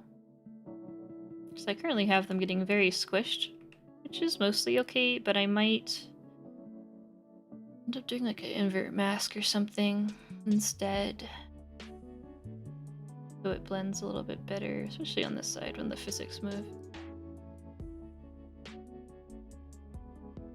Yeah, no problem. Cutting, I think, is really... It's so on like a model per model basis, I guess. It varies a lot depending on the design and like how the shading is and how the line art is and if there's like gradients on stuff. It varies a lot. And like how the hair is supposed to look when it's turned, how thick certain hair pieces are supposed to be, etc.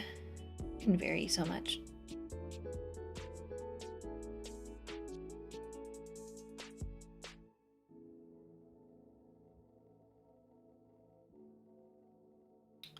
Where did I put the Y physics here?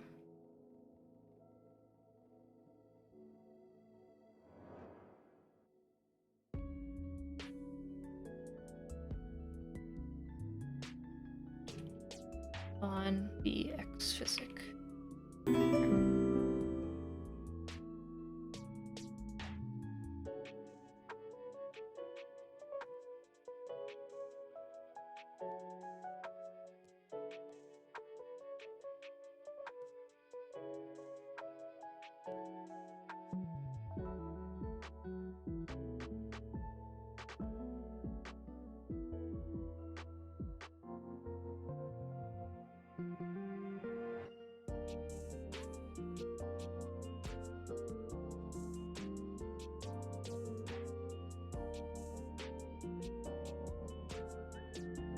I will say, something I didn't notice until recently when someone pointed it out was that the brush tool seems to have kind of gotten like kind of fucked up in the 5.0 update. I don't know, it's not working the same way and I don't like it.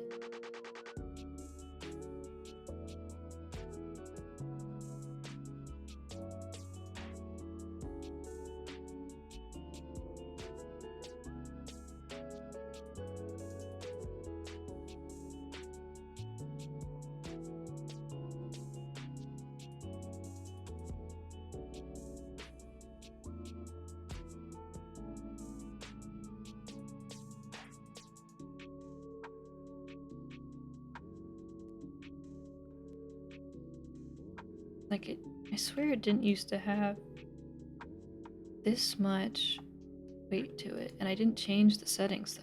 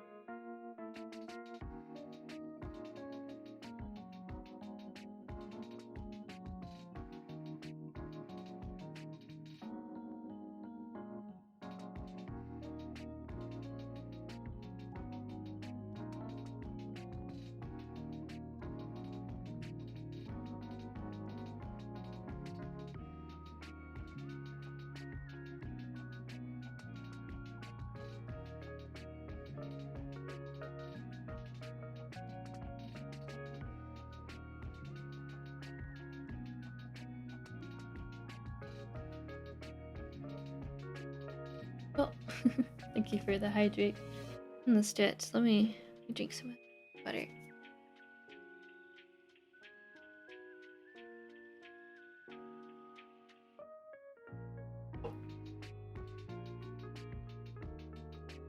I'll get up and stretch.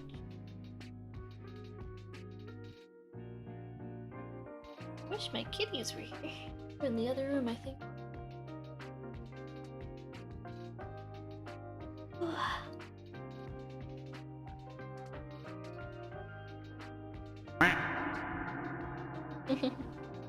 Actually, I think I'm gonna be right back. I'm gonna use the bathroom really quick.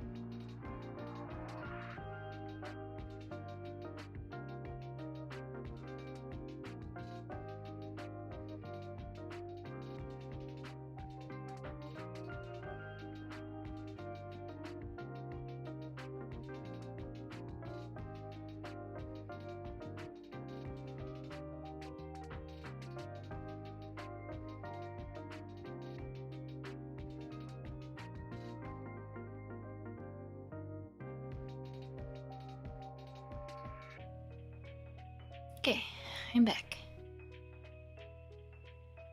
Yeah, let's do the Y.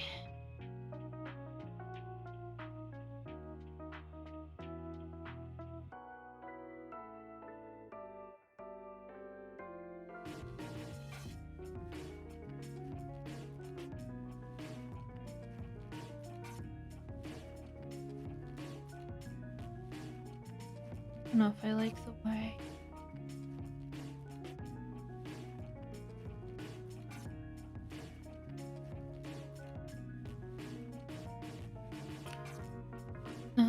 Did I do? Ooh, I did not do an X adjustment for the side hair. It's okay.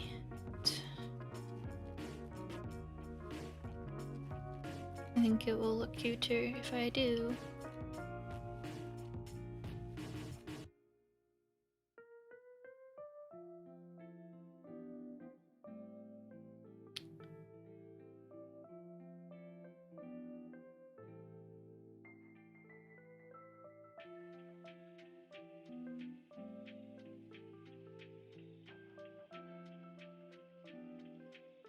Not ideal deformer, but maybe it's okay.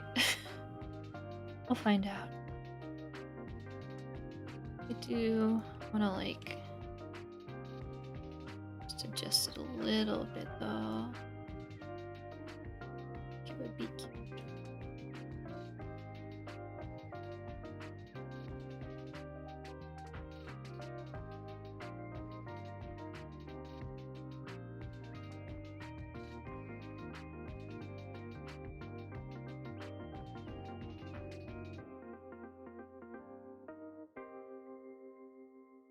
We'll see. We'll see. Okay.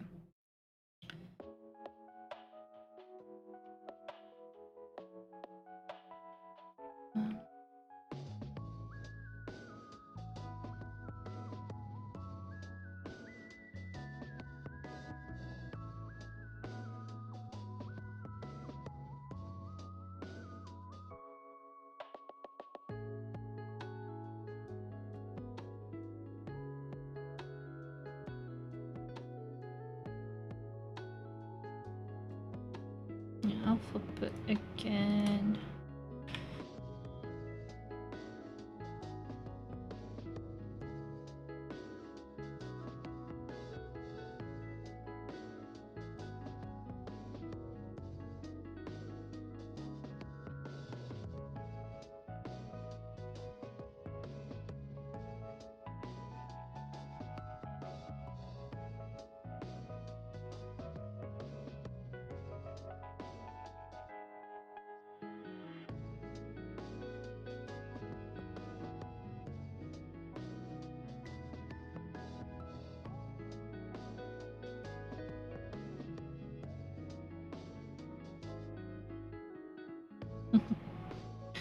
Oh, the scalp.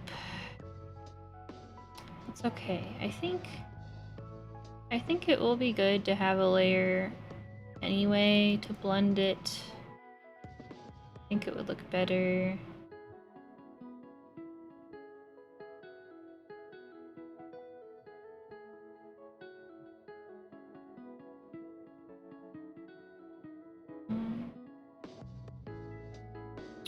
Maybe let me just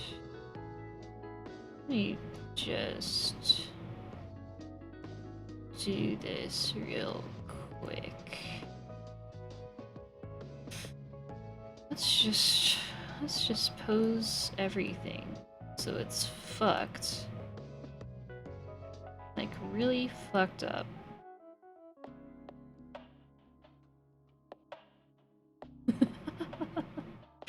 Beautiful. Looking lovely. Okay. And I'll export a picture.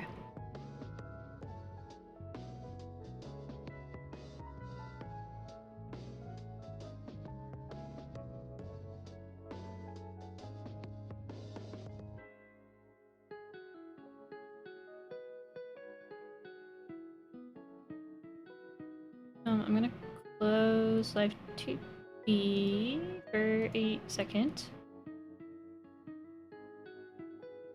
For the sake of my poor computer. So it can breathe.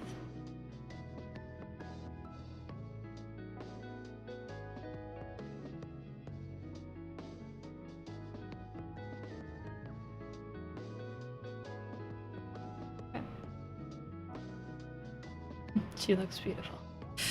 Okay, where's my tablet? Here it is. Oh, hey, Clea. How are you doing? Hello, welcome.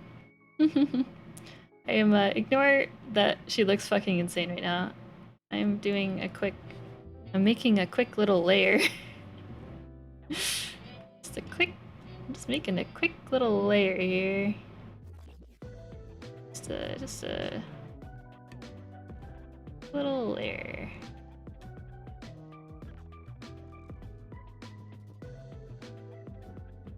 Yeah, I'm good. We've been working on Yenko's new model.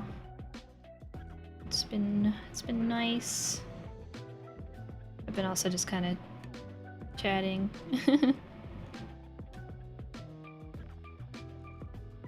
Hopefully this ends up blending everything okay. Pray. Opium? Pray.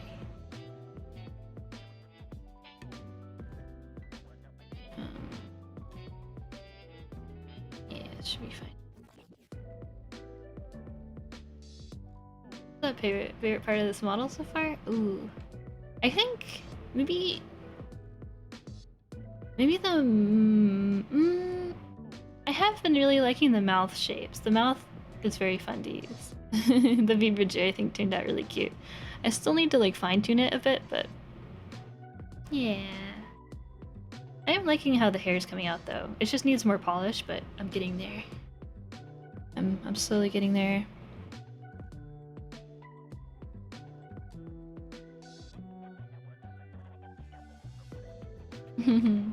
Yeah, I'm just doing a little bit of fixing up some some glaring things that are happening here. I think a layer like this should do the trick, though.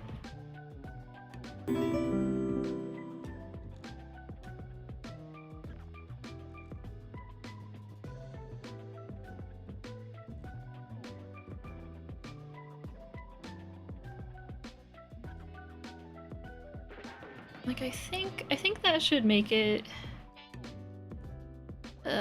I think that should make it natural enough to cover any issues.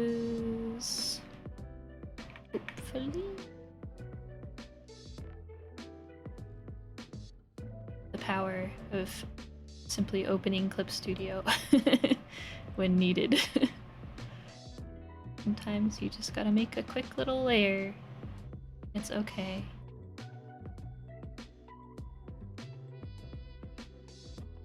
I think up here was not an issue. I think at least. I think that should be okay. That should blend it enough. I could even blend it like this a little bit.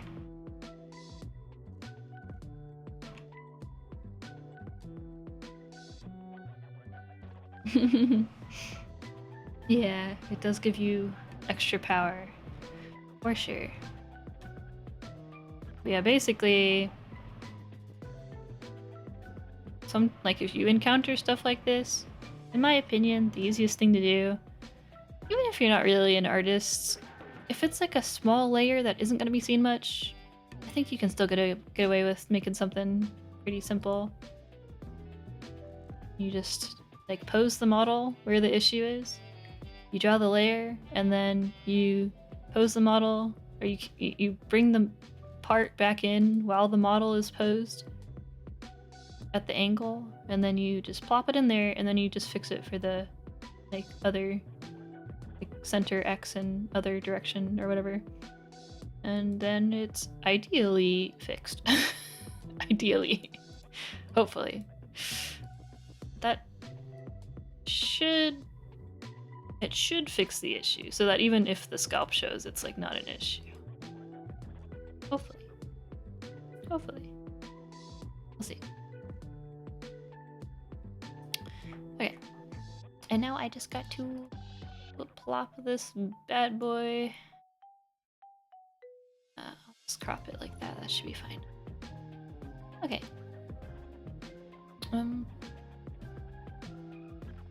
Okay. Let me export. I could just have this as a PNG, but I'll save it as a PNG. Scalp cover. That's what I will call it.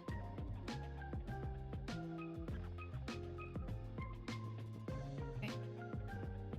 Got the layer. Let me open Live2D back up.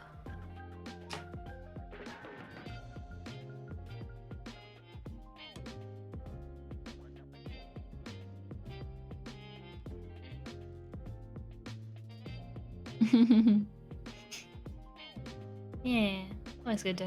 It's nice to like work together and stuff.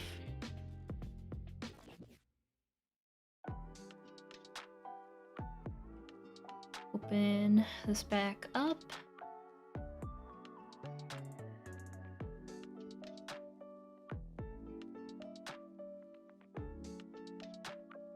Okay.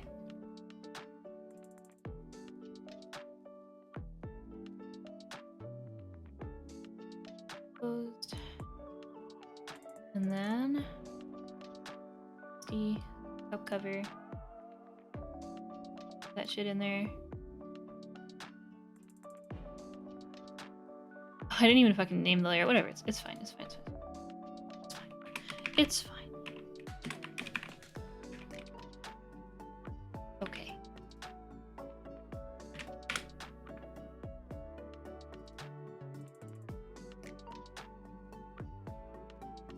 Just do that. And then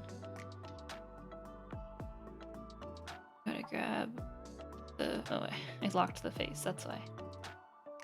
Hehe.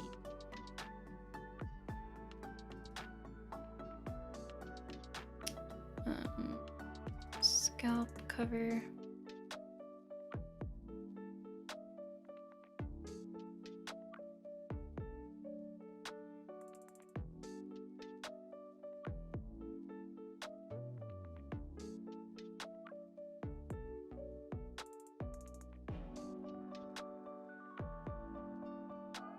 Okay.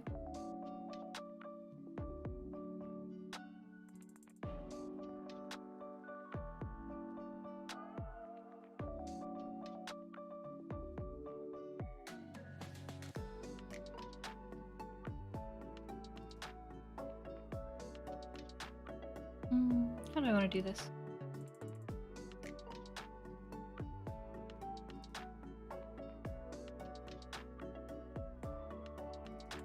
So I could have it.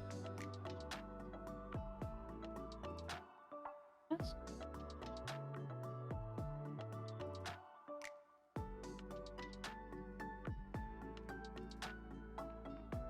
This Adobe Illustrator? No, this is Live2D Cubism.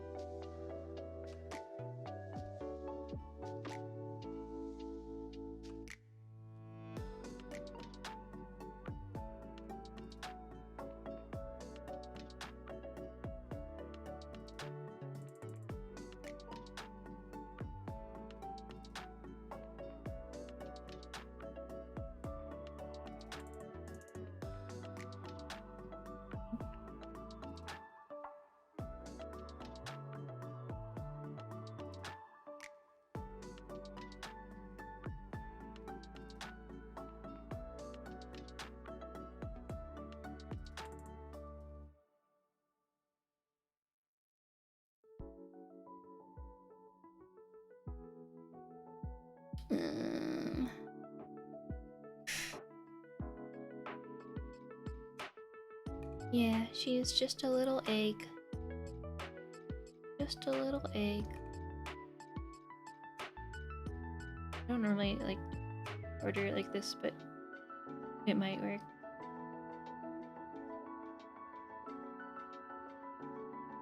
Doesn't need to be.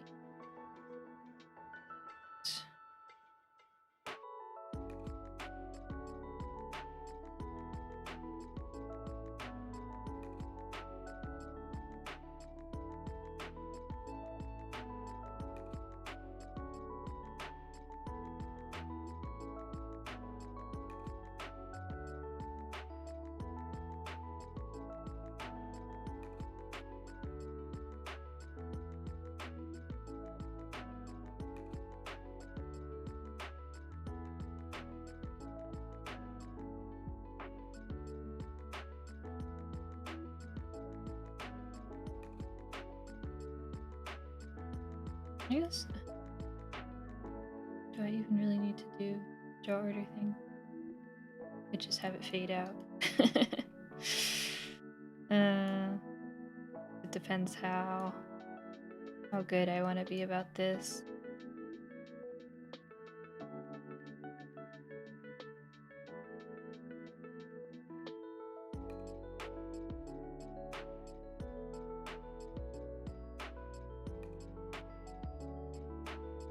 I don't think it would. There.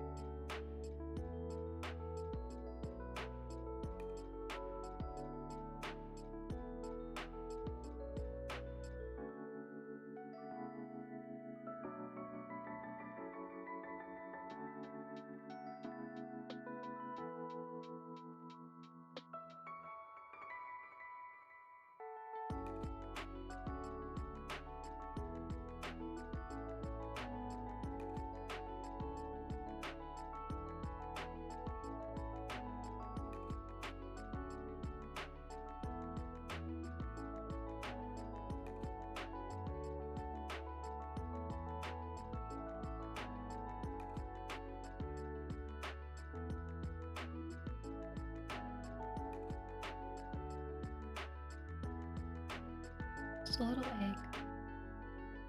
egg. Yeah. He's so cute. Yeah, the outfit will be a little bit later, but I'm just doing the base for now since it's kind of like easier way to kind of split up the project. And it works better for both of our schedules, so.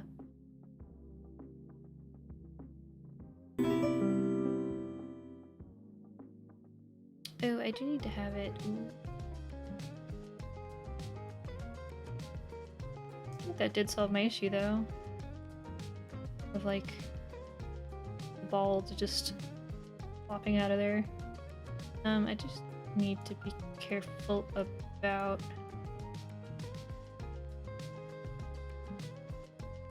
how far this goes out. Okay.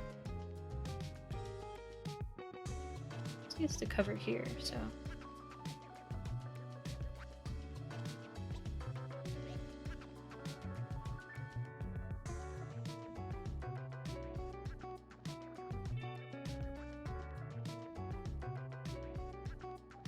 I just don't want it to mess with the air shadow.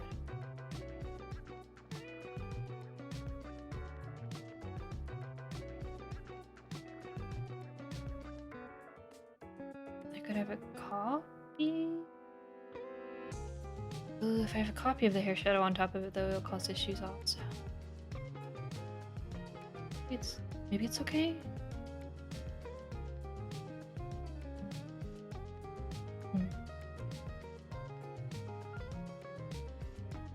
At least better than the other side. This side is before having the scalp layer.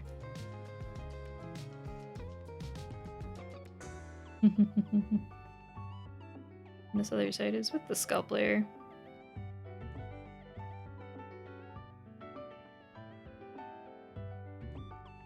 A little bit better.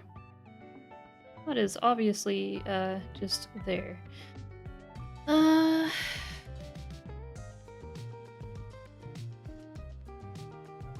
It does look a bit weird without the shadow though. What if I...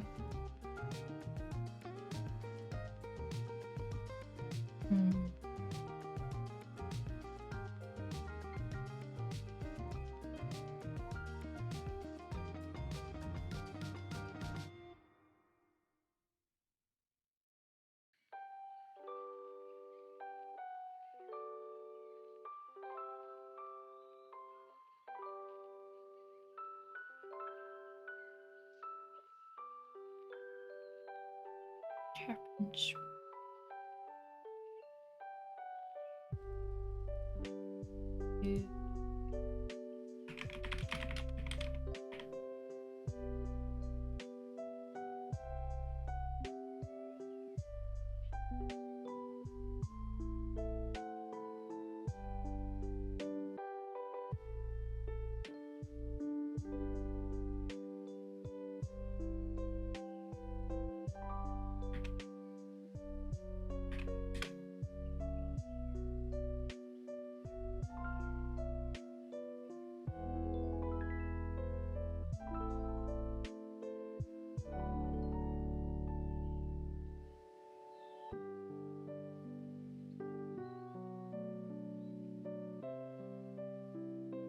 Oh my gosh, I was like, that's not Miku.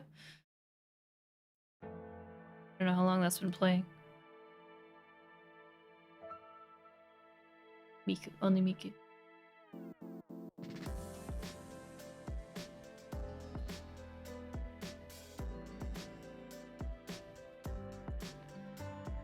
It's not an issue.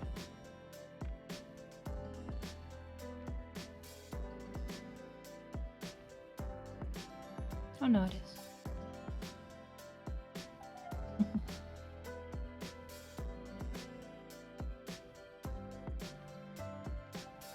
It sure does solve my problem.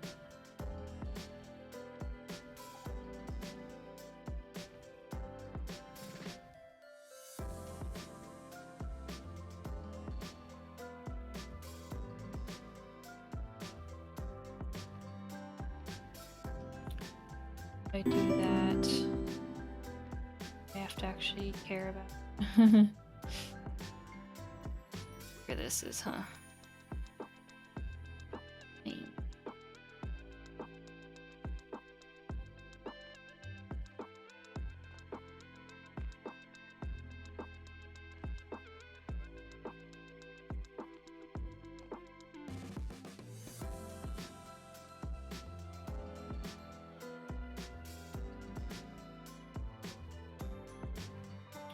mean, I guess I could also just like burn it off. But would that be an issue?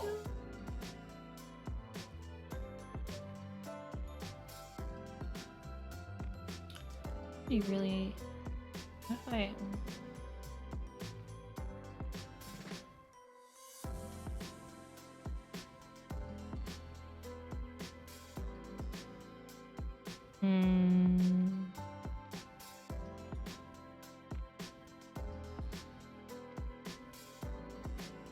forgot about that thing with the blend shape stuff.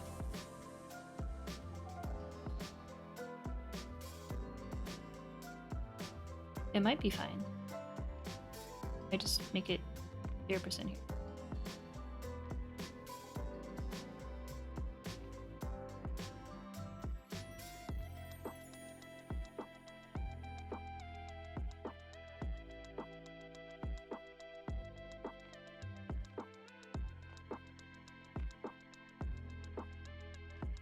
I think that's okay. I think. Mostly.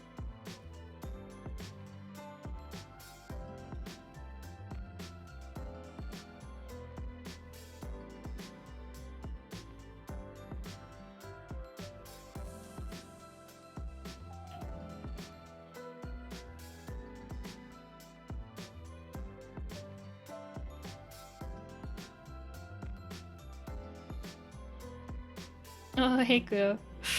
Thank you. Also, welcome. Yeah, she's looking cute. I'm kind of. I feel like I am like.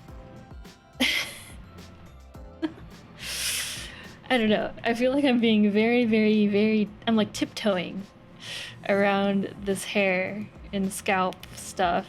I'm being very careful. I added a scalp layer to kind of blend the back hair more, and I'm doing like the extra shadow layer.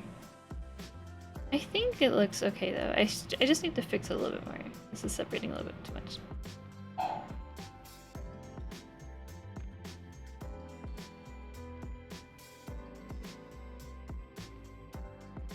She's just lifting off. She's fucking lifting off. Oh, what a mess. What a mess.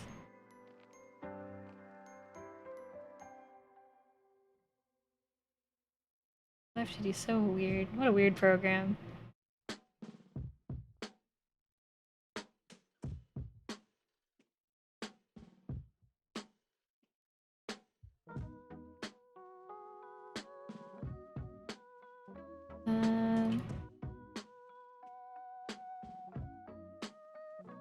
I do kind of want to still try and like,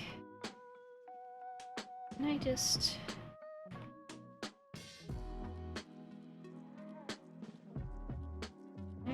grab this and clip this?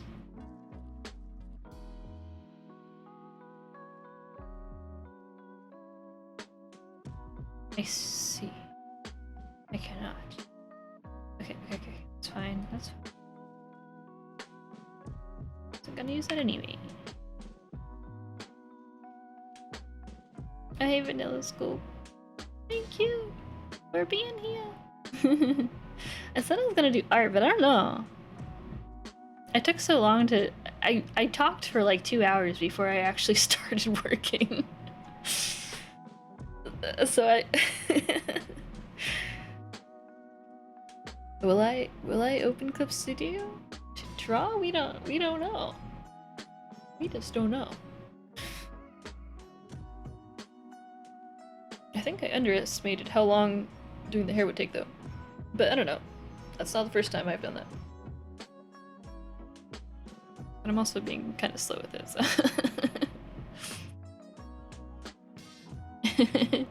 Yeah. I don't know. It just kind of keeps, you know, the words just kind of keep coming out. Mm.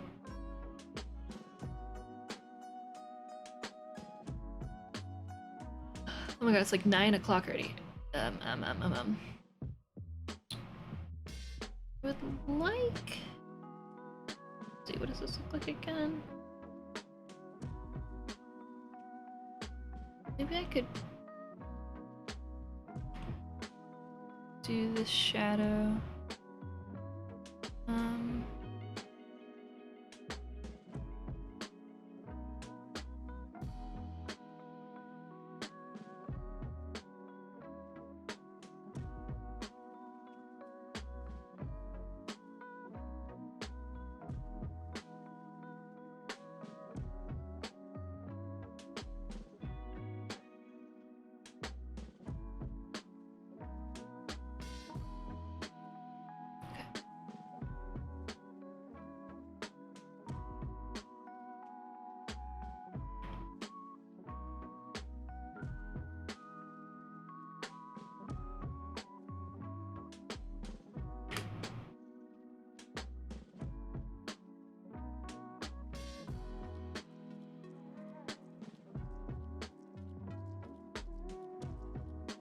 Okay, yeah, I don't. This.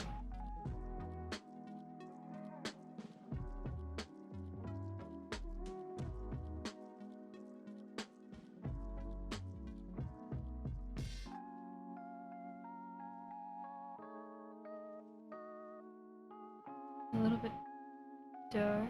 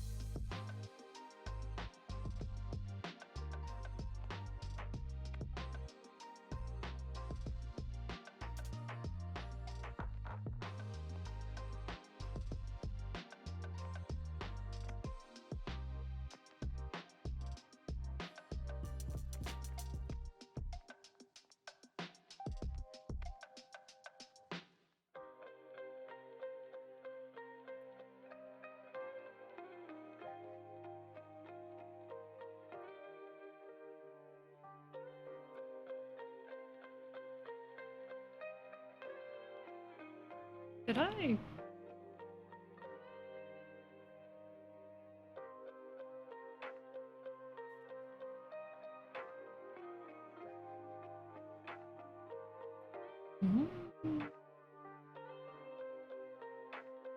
I see.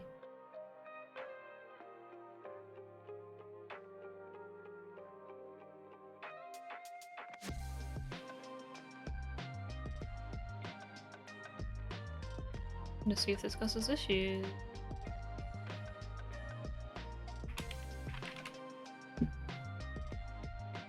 My brain can't wrap itself around how the hierarchy will interact with this, so I just gotta figure out. I just gotta fuck around and find out.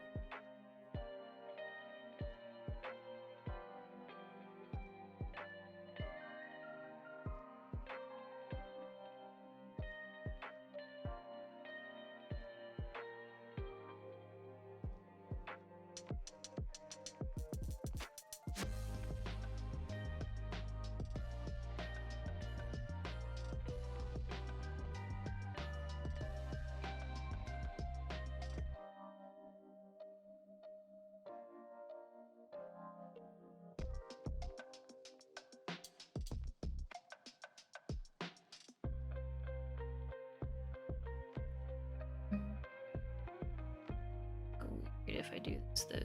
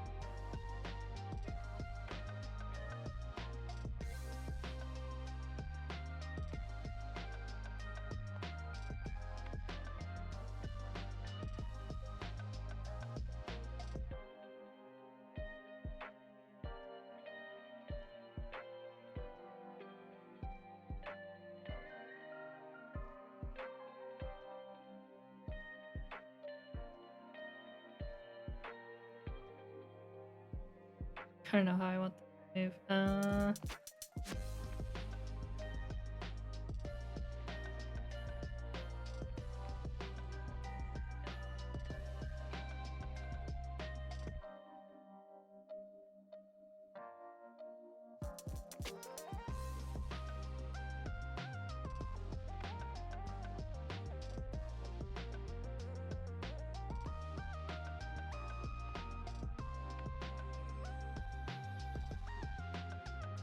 This should stay there.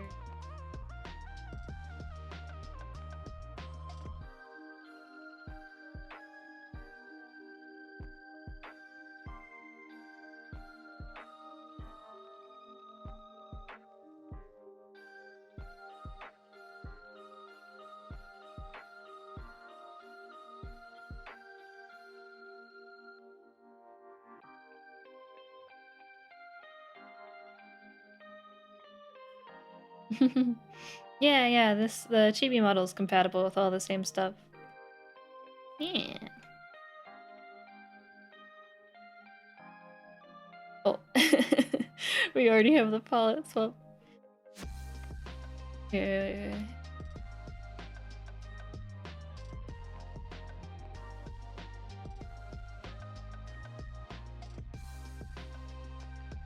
I got you.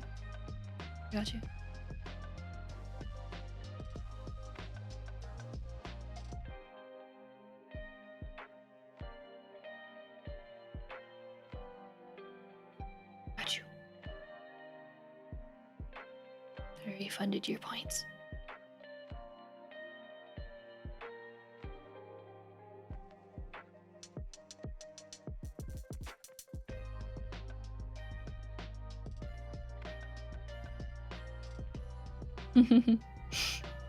No problem. I don't always notice, I think, when that happens, but if I do.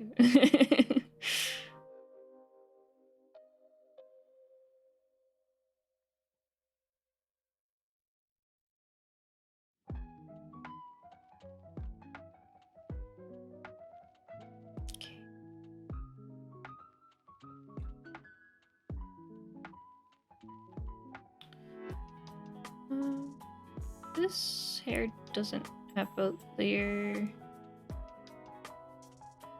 What?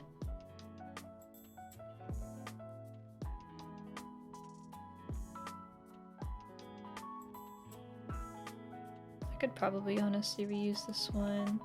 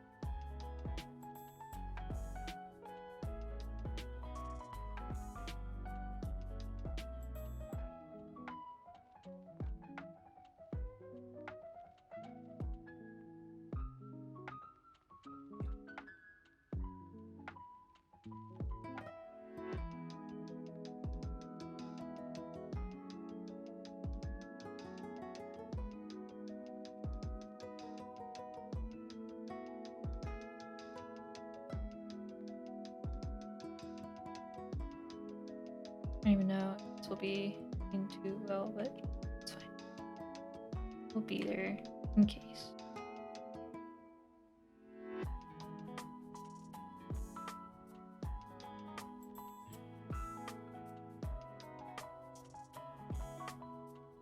I don't like how it overlaps with that though. I mean, what if I just... What if I just did that?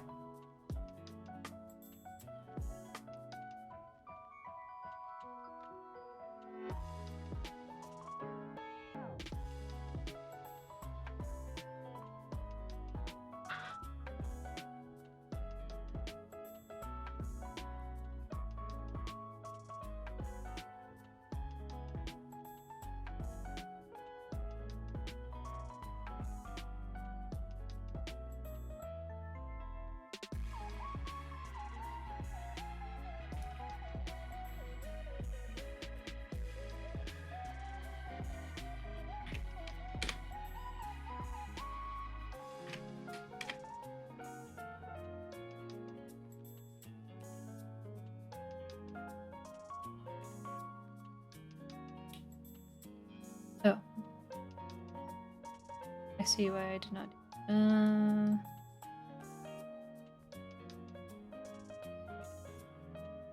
Let's see.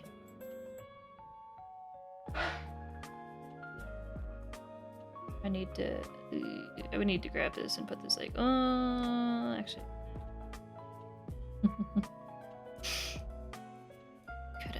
No, it needs to be in here. It would need to be in here, which is annoying. I'd actually do that.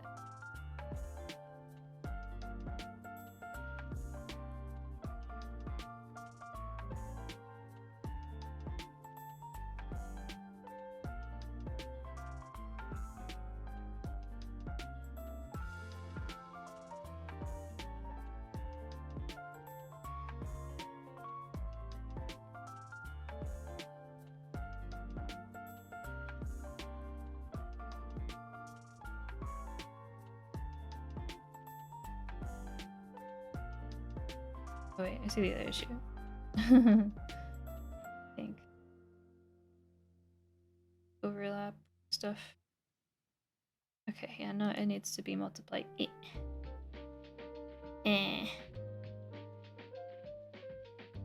Versus.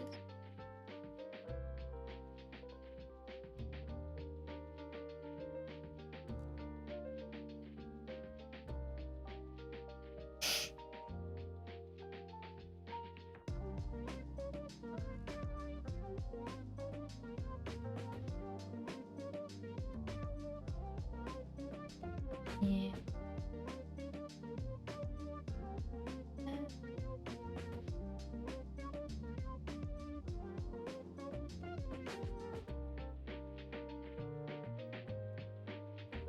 I'm not sure how much it'll be noticeable. Maybe just a little bit though. Maybe I don't. Maybe I don't have to.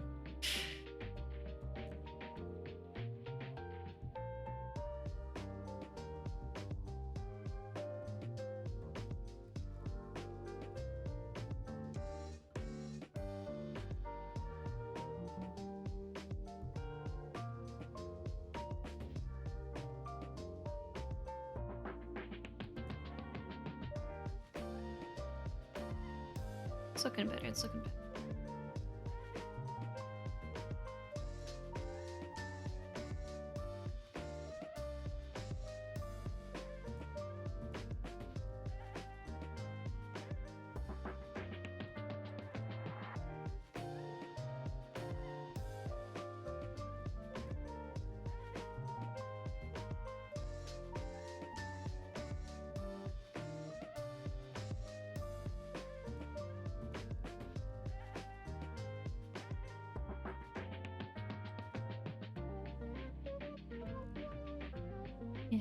Yeah, I think that blends just fine. If it happens to be seen, it is blending well enough that it's not doing what the other side was doing. As long as it blends well enough. the important part.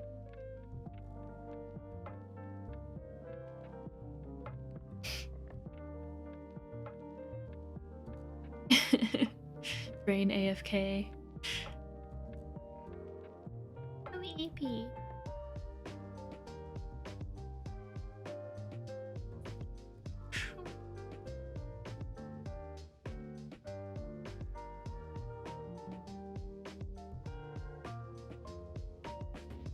Yeah, I might end up not trying today. I might kind of just stop. I didn't realize I was gonna be talking for so long, and then I was thinking about doing some art, but maybe I won't. Maybe I'll just freak a little bit longer, and that's. I can always do that another day. I'll do that on like a weekend or something.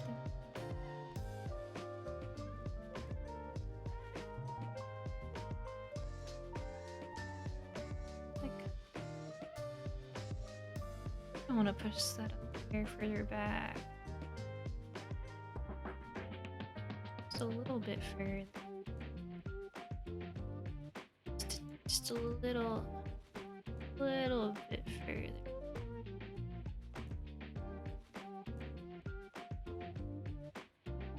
Teensy bit.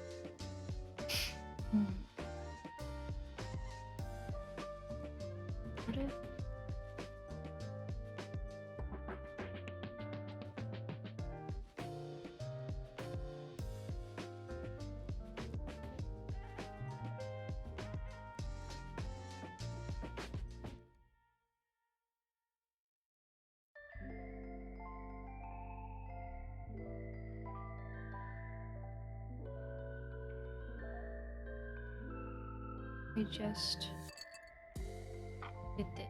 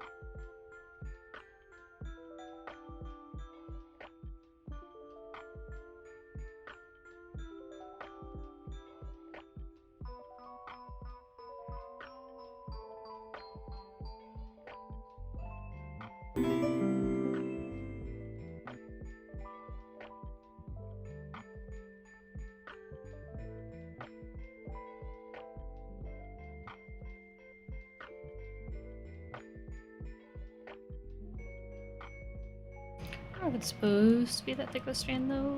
Maybe just a little bit less.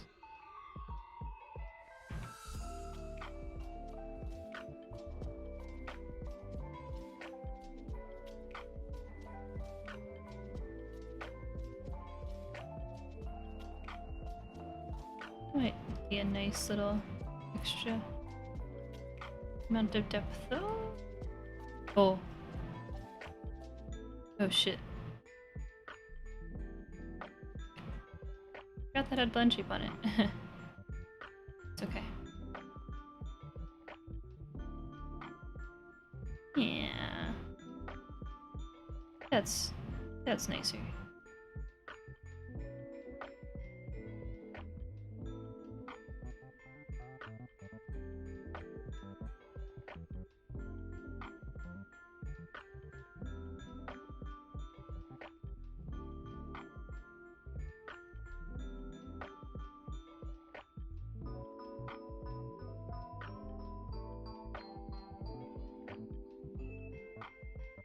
Okay.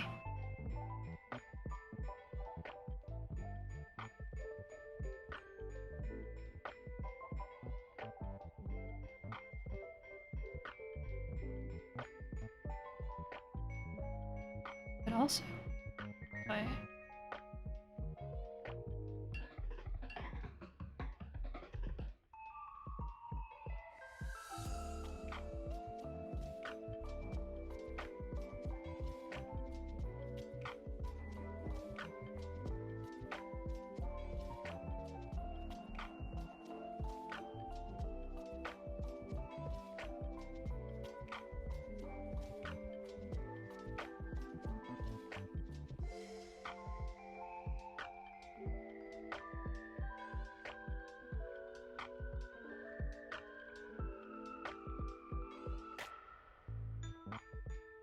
okay.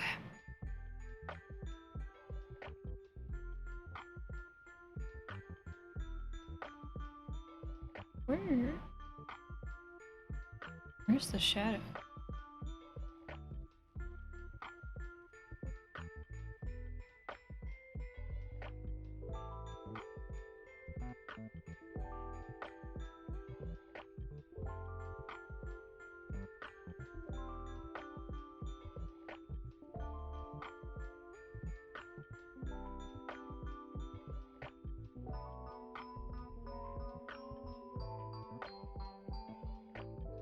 Is it?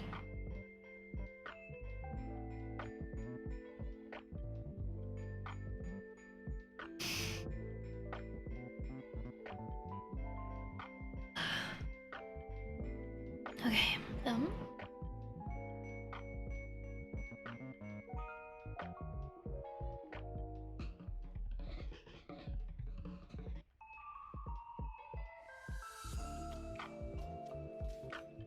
I'm gonna flip these again for the millionth time.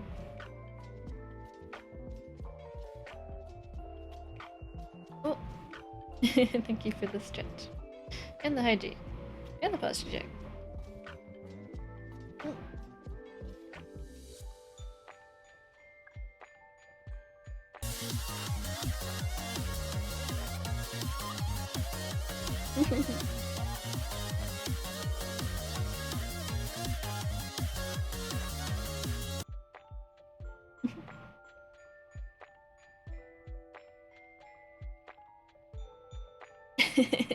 Lots of points. The what was it? Whenever I finish that new model of mine, it will have quite a few variations for like the outfit stuff. So there'll be more things. Well, yeah, I guess more things to spend points on. Yeah, I've been like slowly working away at it. I haven't really worked on it since I last showed it on stream though. Yeah, it's a new model. New design slightly, but not crazy. I still have the same hair, and I have ears, and I have a sweater, but I just have a few more things. It's still very simple. It's nothing crazy.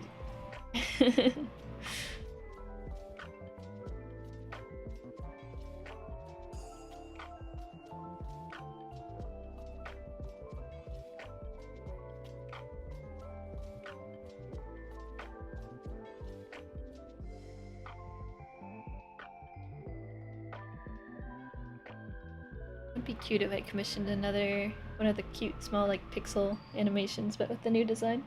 It doesn't look too different. It really does not look too different. Just a tiny bit.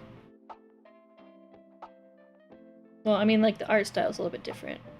That's just because my art style changed a little bit. Still my art, but... let me actually eat some more of this ramen that's been sitting here.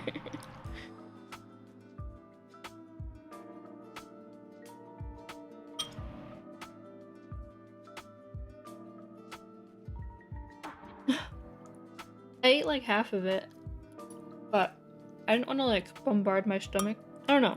I was kind of feeling full. Now I'm hungry again. Cold as it's still fine. It's edible.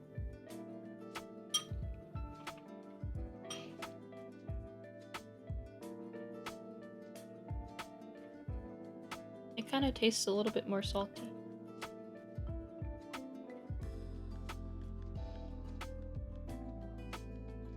Oh yeah, thanks for hanging out.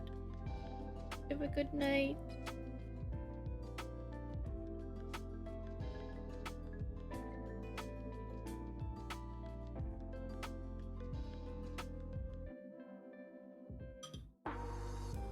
Yeah, it's giving, well, there's literally just pieces of chicken in here, but it is kind of giving like chicken noodle and soup,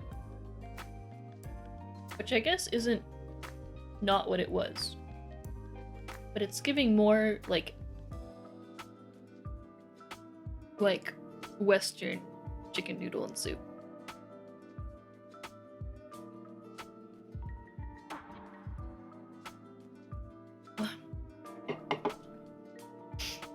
Alright, hello. Working's going good. We've just been working on the hair today. It's been very, very hair centric. And also just talking a lot. This is 5 hours, but that's a lie. It's like 3 hours because 2 hours I was just talking.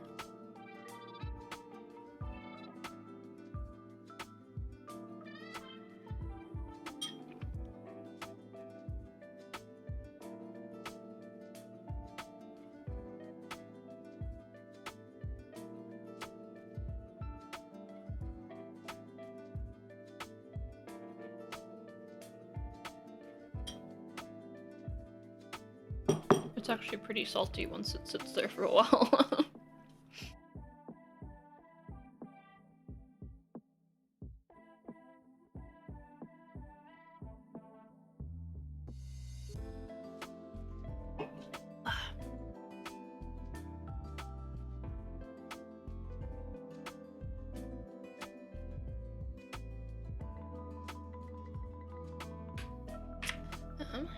Delete this. And then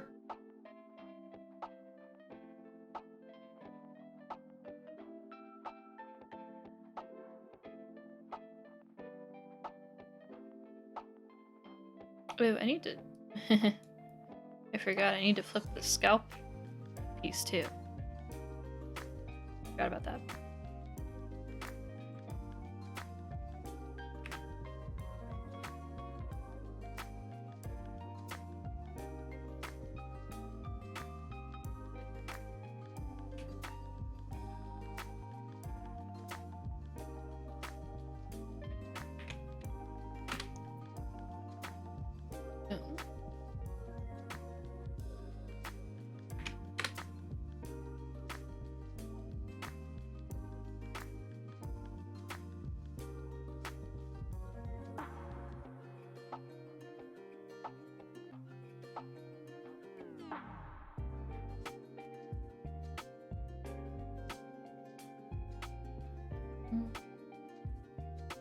I guess I just deformed that one.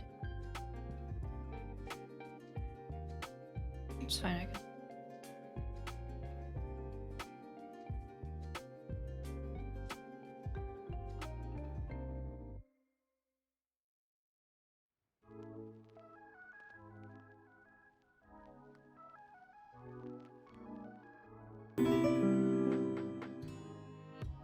this, I just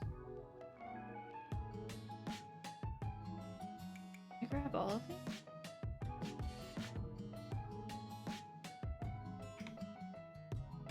I remember.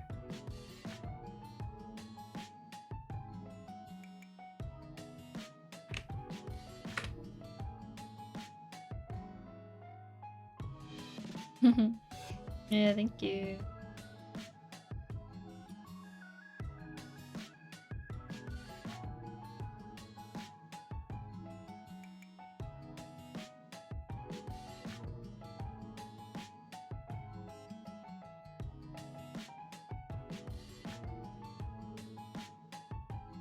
I mostly fixed the scalp issue.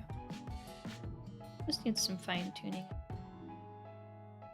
But it does what it needs to, which is hiding the most of the issues.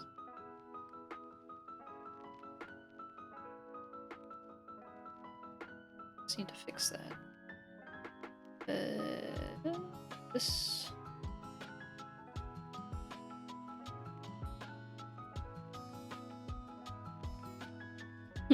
Yeah, it's Teo lo-fi version. It's wild.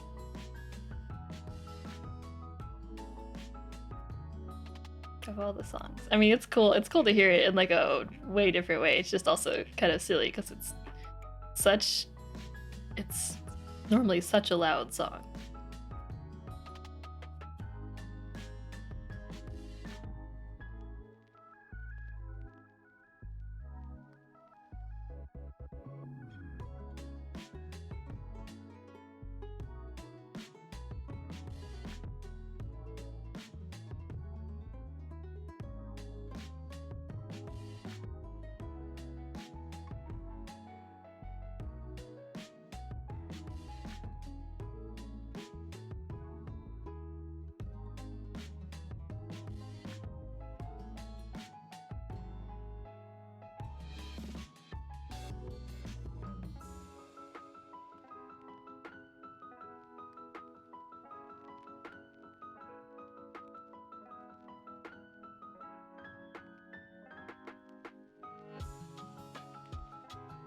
There's just a tiny bit of scalp showing still. That's fine for now.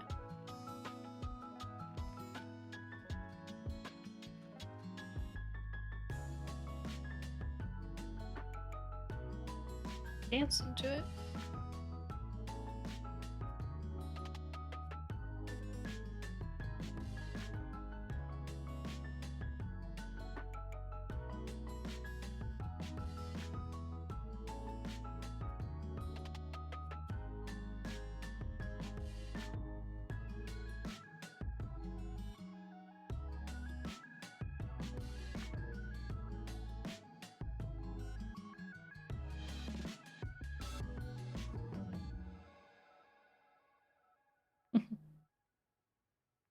Okay. I'll leave the separating left and right till later, and I still need to fine tune the tippy top, little tippy top section here. But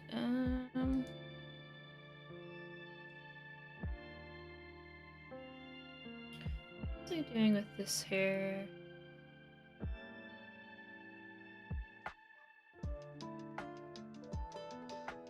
That's what I was doing with this hair.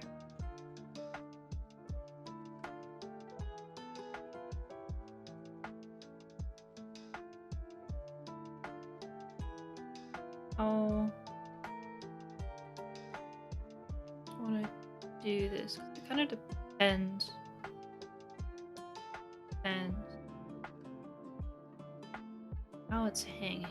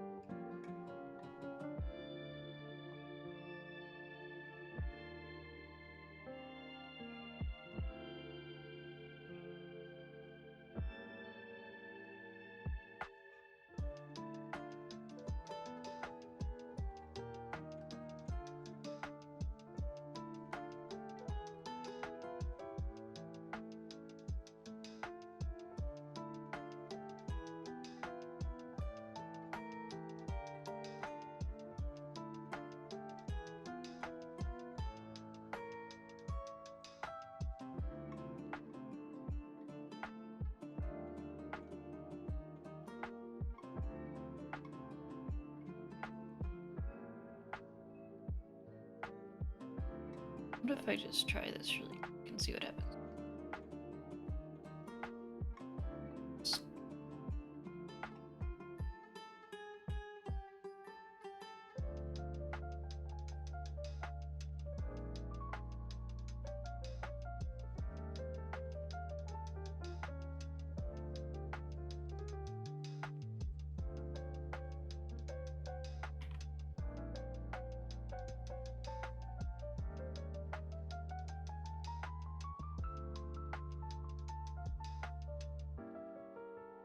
I don't think this will look good, but I'm just trying something.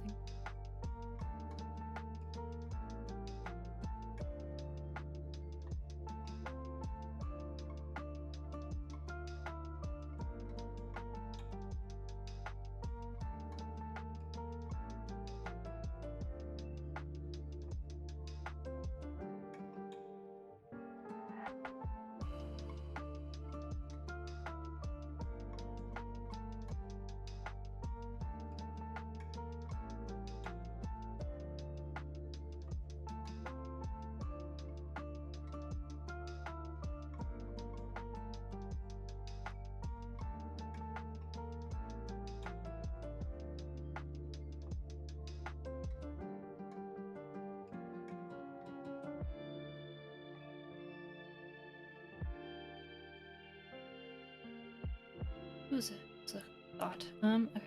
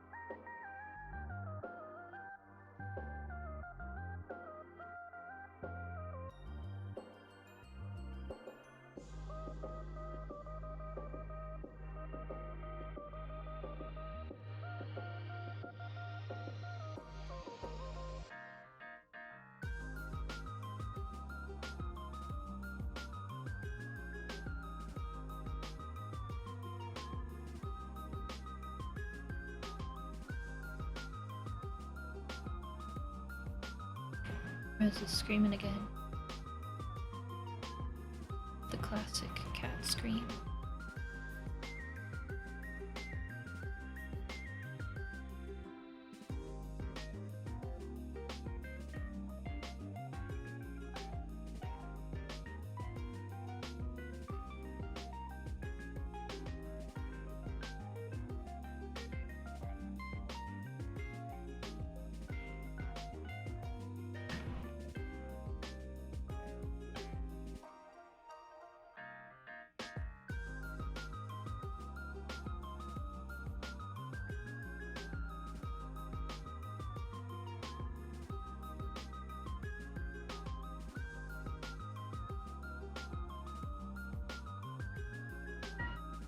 Yeah, I'll have to be careful about this because of how it like bends. Maybe one more.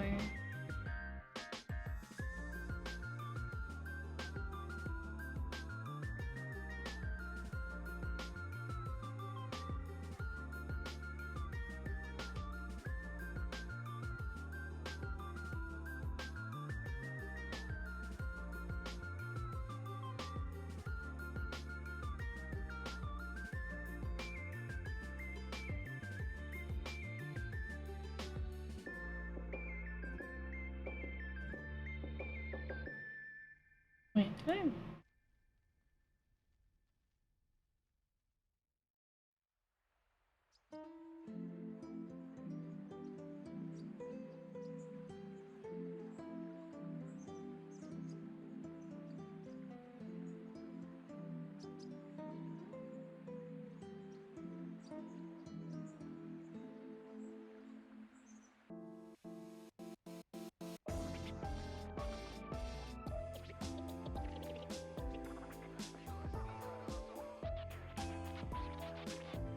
Maybe I'll add one more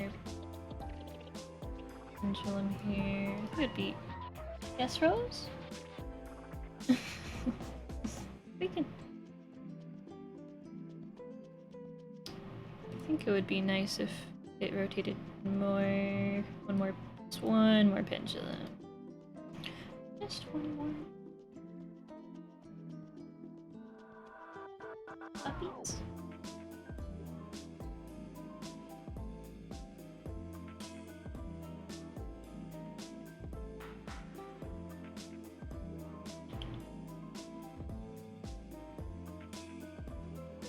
Sometimes she wants up on my chair and she screams at me.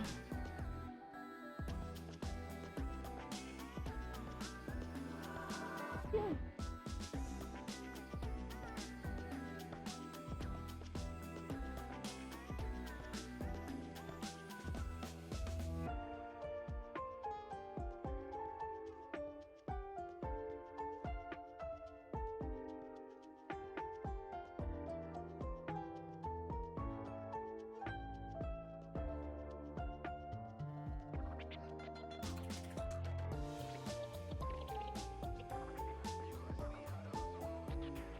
I think she just wanted attention.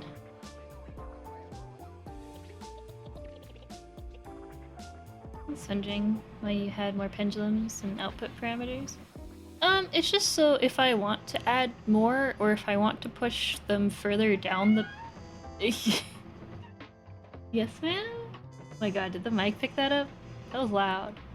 That was Rose. Screaming at me.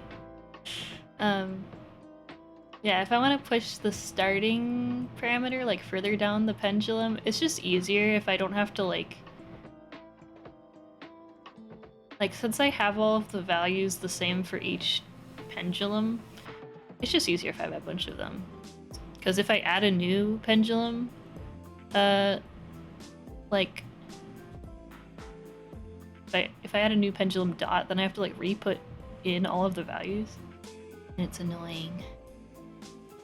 So if I'm doing the type of physics that I just have everything the same, then yeah.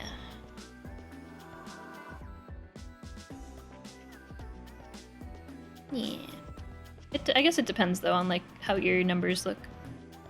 It just works easy for me with the way I've been doing it lately, but yeah.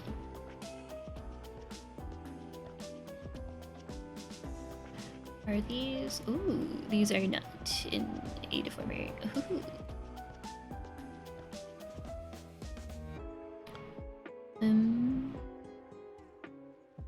This is just on. Okay.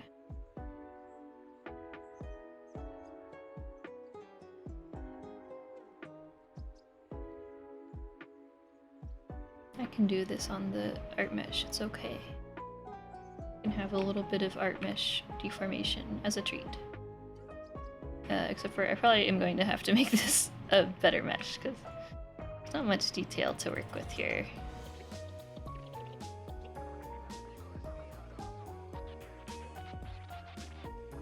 know. Maybe you'll be fine.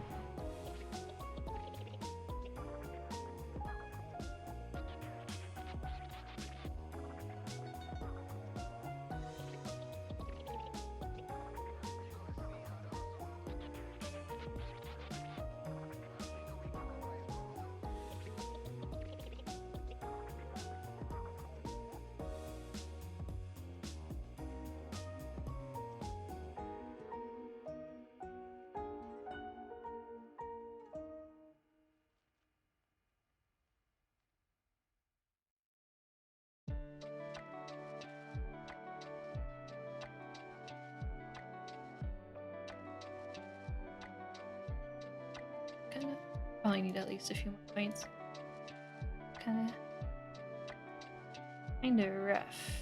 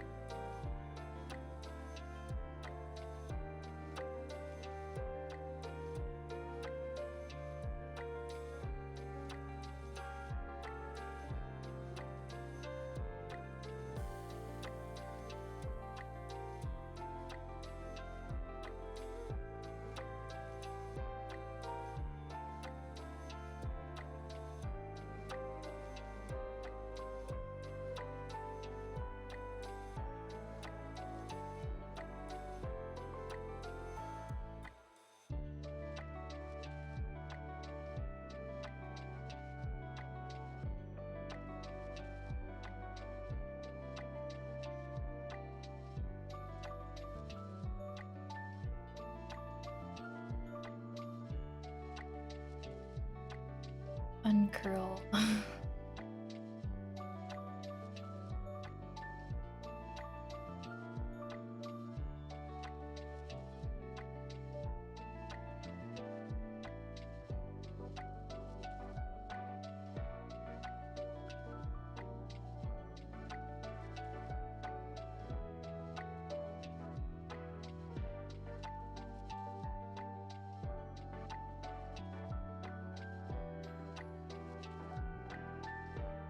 Maybe I should.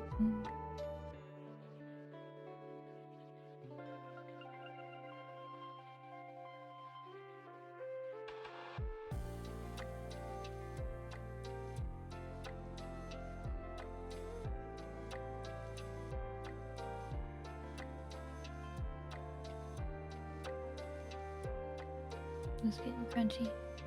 Here we go.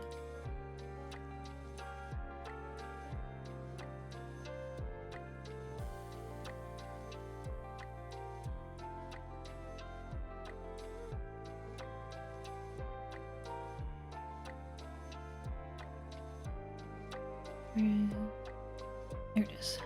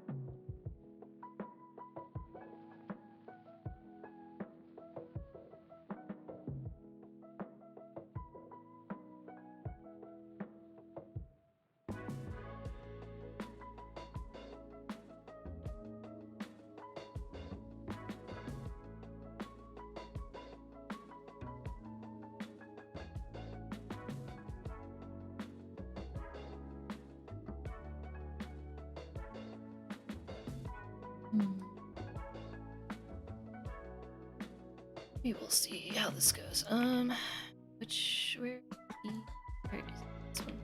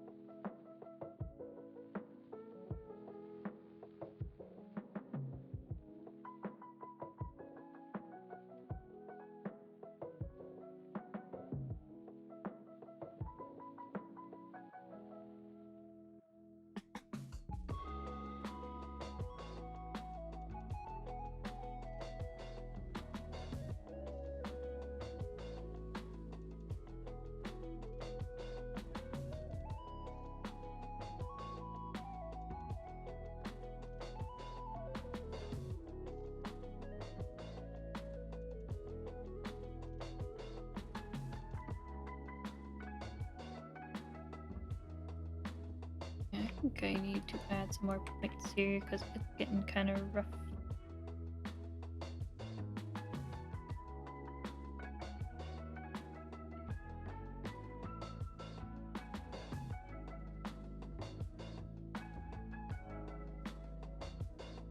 Section is so crunchy.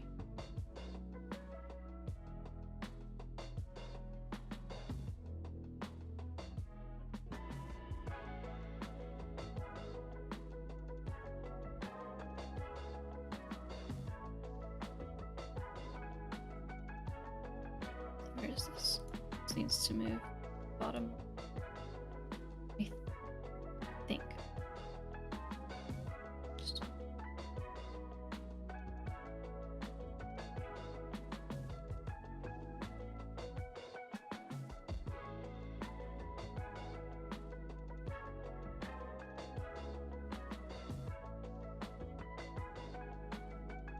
even move it a little.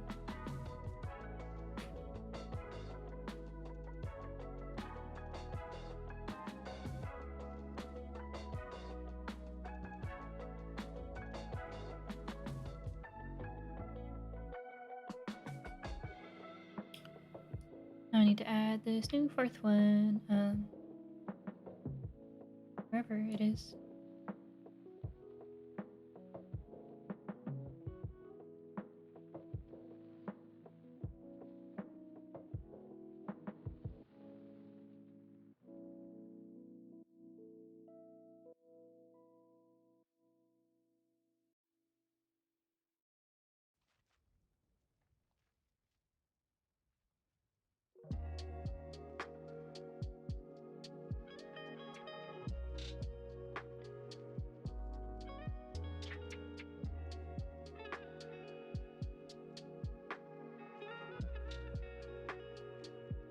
Hmm.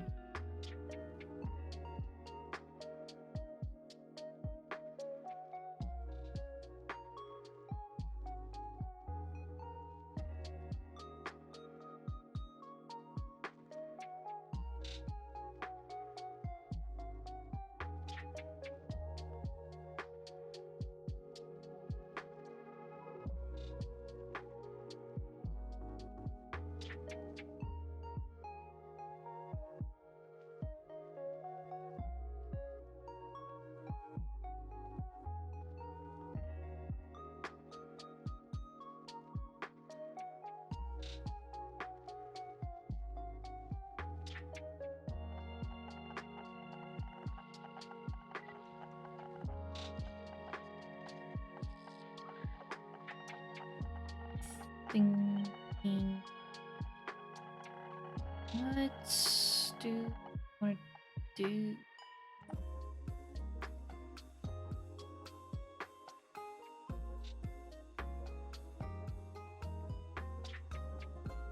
to make it more like stringy.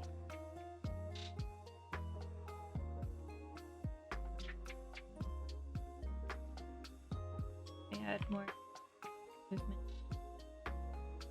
over here. I just need to make it moving.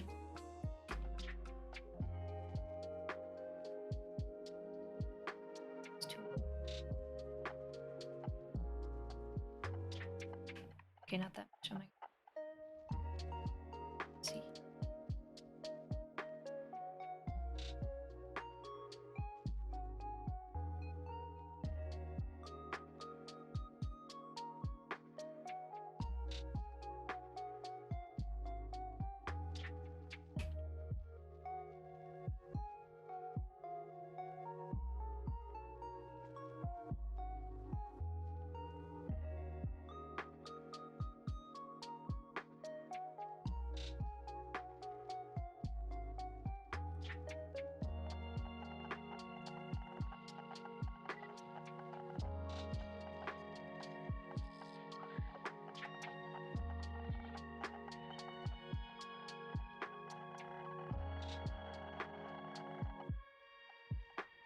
We're getting there.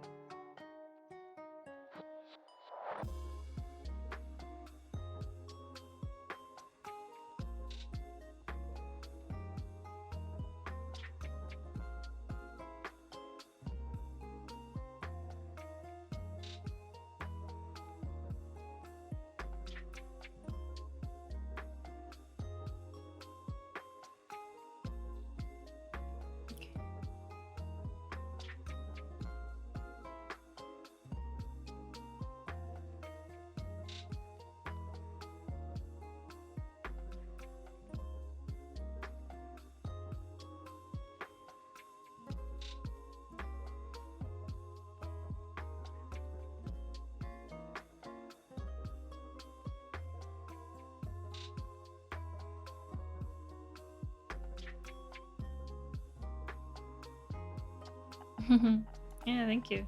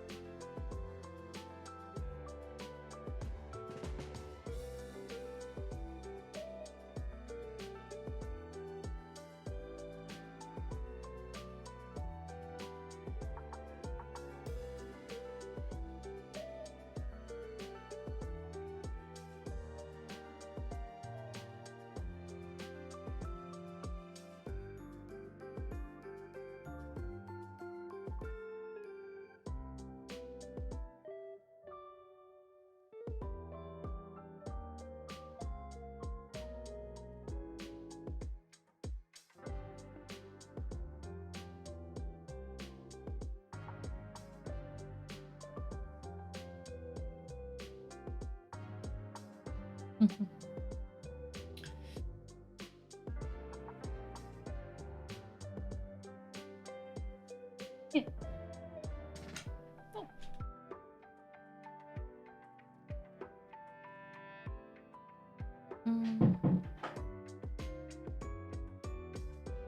Yeah.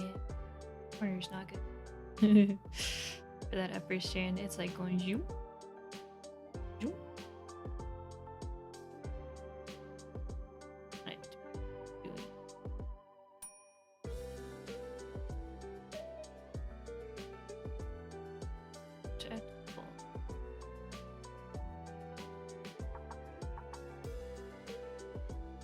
This one, maybe because it's on the. It's probably because it's on here. Not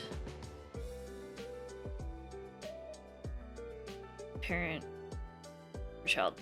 I don't know what I want. Just gonna go in that direction.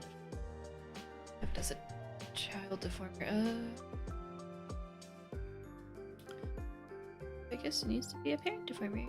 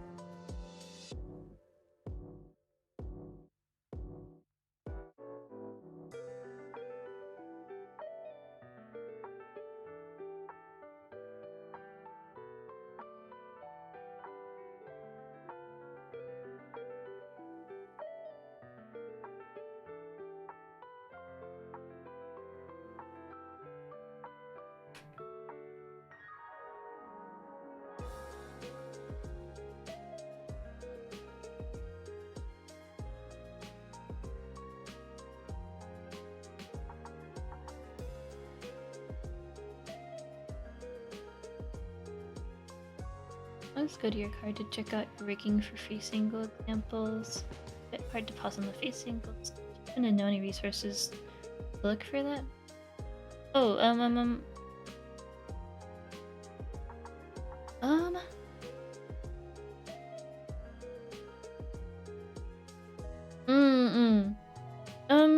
for my my own personal workflow, it's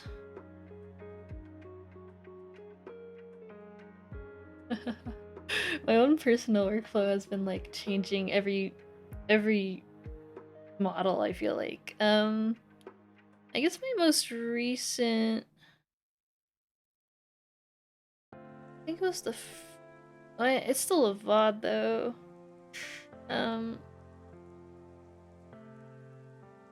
But it is a long stream. There's the first stream I did working on Yenko.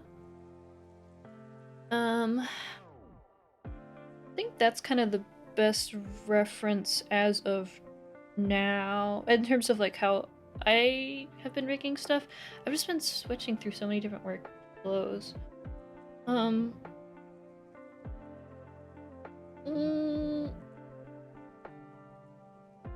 Yeah, I would say that's like kind of the ideal one. Yeah, on YouTube my VODs do have chapters. I'm still working on editing the timestamps for the first VOD. I should have those up in the next few days though. Yesterday I like published a bunch of the VODs I was kind of behind on publishing for like Vienna and stuff. I don't know if I would recommend following what I did for Vienna though. I don't think I would recommend that. But I think I can, I don't know, I'm still trying to find a good workflow. I think Yenko's came out very nice, but I think it was also kind of a weird workflow though. I don't know.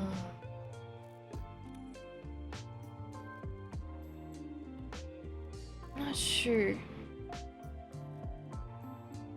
I do have, like, the most popular VOD on my channel, on my VOD channel, is the one when I was rigging Mila, but that is quite old. I think, I mean, the workflow is different, but yeah. I think that could be a good reference. But me rigging Yenko's head angles are definitely the most recent, but I also feel like I was experimenting while I was doing that too. So that's not a great answer. I feel like all of last year I was basically testing a bunch of different ways of doing head angles. To give you a list, I tried sculpting in 3D. Tried sculpting in 3D and matching the model's face and then doing head angle references and copying or trying to like replicate those. That went iffy, kind of okay, but also I still had to change a lot because things looked not as nice, but the things were in the right spot. And then I tried a different method that like I learned from like Live2D Juku, where you have like a head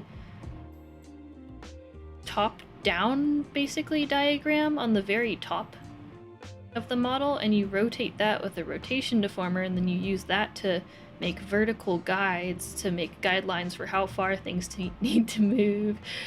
And that was okay, but I ended up having the issue of that ends up pushing things too far a lot of the time, so I'd have to then reel things in, and it wouldn't always look right in terms of how things are moving. And then more recently I was trying the method of like having the X and just doing the X on one deformer and moving things like relatively far left and right. So not having a parent deformer, but moving each individual like section, like the eyes on one deformer, and you move it left and right, and then you have a deformer on top, which is the Y deformer, and you like bend that up and down basically, and then the X goes along that path of the Y deformer because it's a child of the parent deformer. The child being the X, the parent being the Y, and so it's going along that curve, which is what I did for Yenko, but then after I did that, I then rotated the head up and down, or I used the references, and then I matched I matched the base head angle to that, and then I deformed and rotated the face parts to line up with the it's all fucked. So I don't know what to recommend, but yeah, I think it's hard because I think some of the best angles I've done are for Vi and for Yenko. And Vi used a 3D sculpt, and Yenko just had used reference drawings, or a reference of angle X, and then I like liquefied it in Clip Studio and like adjusted it for the upper corner references. I don't know. I'm sorry, I'm such a mess. Oh, thank you though. I think something that definitely helps is like looking at if you're like working on someone else's art, then trying to like find references of their art and how they do their, like how they draw like angles. It won't be perfect, but at least you can kind of get a vibe for the stylistic look of like what their art looks like. Yeah, I do feel like if I compare Limu's head angles and I compare Yenko's head angles are more accurate to Yenko's actual art style, whereas Limu's head angles, I eyeballed Yenko's art as reference, so I didn't have an actual drawing from Yenko for the head angles.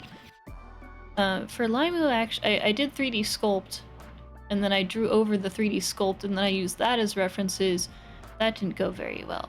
I pushed the 3D sculpt too far for the head angle, which made everything really hard. Because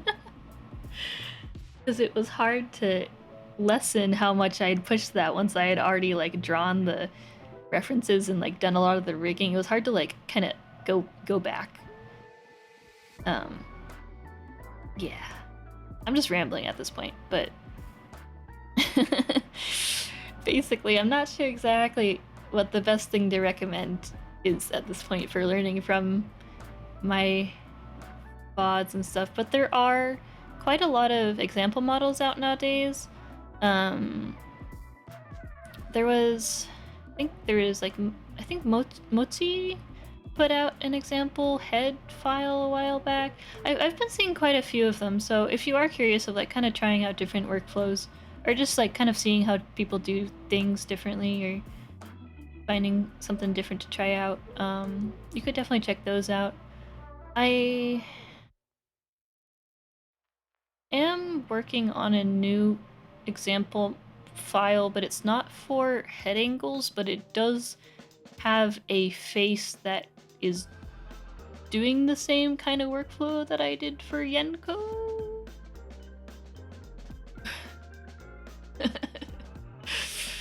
These aren't straightforward answers, but hopefully something in that rambling helped.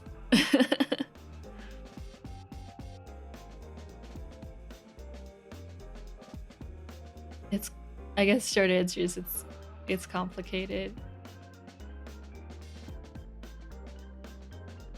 I do hope I can eventually put out more example files. I just always get so self-conscious about it, I guess. It's so nerve-wracking. Sometimes having, like, I guess it's because when it's an example file, people are going to be analyzing it and like potentially following it very to the T, and I'm like, what? I'm not sure if it's really the best thing to follow to the T, and then I get kind of like, you know, I get like self-conscious about that a bit, or nervous, I guess. I'm not sure what the right word is, but yeah. I have a few out, but they are kind of older. I think the most recent one I put out was a clothing example for like t-shirts and like accessories and like chains. That was, I think, sometime last year. Early last year? Early last year.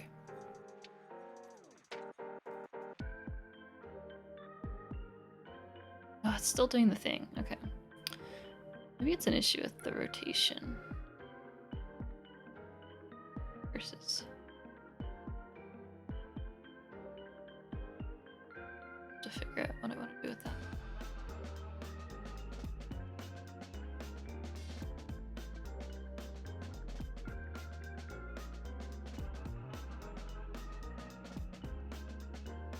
Okay.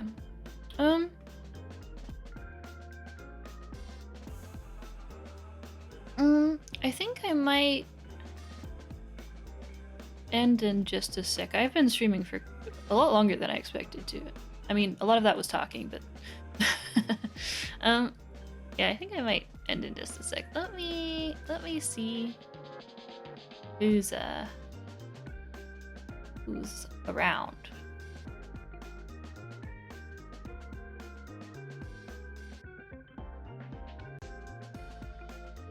Oh, that's perfect. Cool. Thank you for the hydrate. Let me grab my water.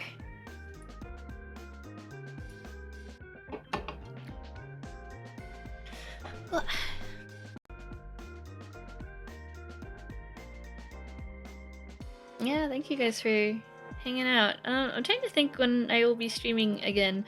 I'm kind of going into like big focus mode because I have a very I have a deadline for something that I absolutely need to make sure I get done.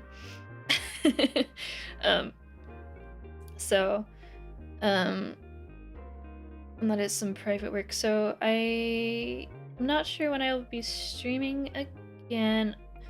I would like to stream again this month. I know that bar is kind of it's kind of a not very lofty goal, but it's kind of going to just depend on how much I can just get shit done and make sure I have things done as soon as possible for that thing.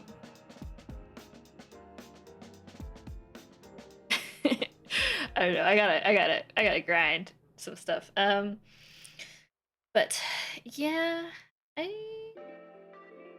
it's my first stream of the year. I've been busy with some other stuff. And also it just like I was just conked out mentally for the first few days of the year. I was just like, I am not doing anything. I haven't taken a break in so long. I'm just gonna sit at my computer and play some video games and do some random stuff. I'm just gonna not, I'm just gonna chill. It was pretty chill. Oh, I did get I did get the first sketches for my little 3D model I'm getting commissioned. I'm not gonna show you guys yet because it's still early, but excitement. It's going to happen soon. I was actually looking into some like what is it?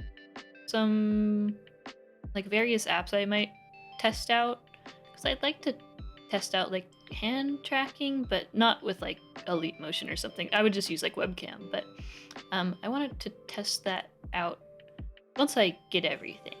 I have a lot like that I want to test out. I'd like to make some funny, silly little MMD videos or something. I don't know. I might just have a fun little time with it. I don't know. I have lots of thoughts about messing around with things, but we will see what I actually have time for. But it'll be nice to have something around. Because I have the like chibi model that I got from Foss, and I have one other like tinier chibi model I got quite a long time ago. I think that was like 2021 or something. I don't know if I've ever used that. It was like just a tiny little guy. Or check what format that one was, but this one is like, it's not like full detail. It's not like one-to-one with my Live2D art or anything. It's like stylized, low poly, but I'm excited. But yeah, I think I'll just update you guys in Discord, but for now I would kind of not expect too many more streams this month. Most likely. I think I'm just gonna be mostly in work mode. Mostly in work mode this month. Yeah. So, but I don't know. I'll let you guys know on Discord if I'm like, I think I can stream today or something.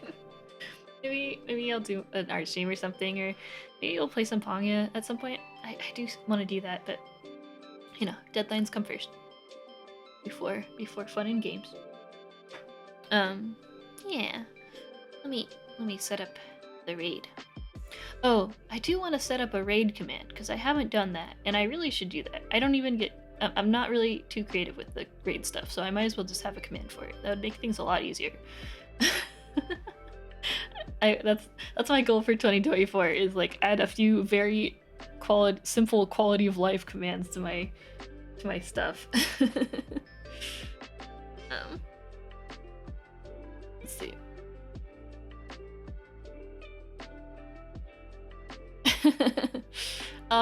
It's not for anyone any of you know. That is all I will say. It is, yeah.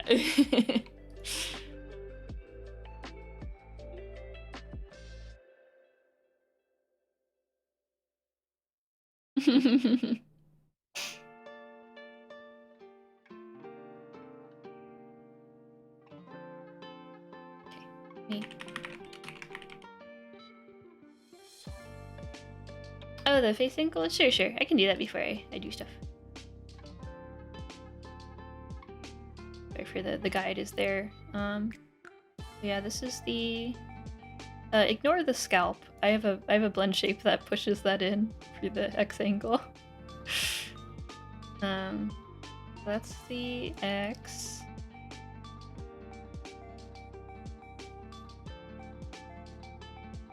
Oh, without the hair? Yeah, sure. So bald. So bald. Yes, the X. And then this is the Y. And then corners are like this. Yeah, there's the extra blend shape that kind of like slightly, just slightly adjusts stuff. Not much. Like upper corner, lower corner. But yeah, for this it's like the head is like rotating back and forward, and then I have everything kind of staying, for the most part, on like the same horizontal line.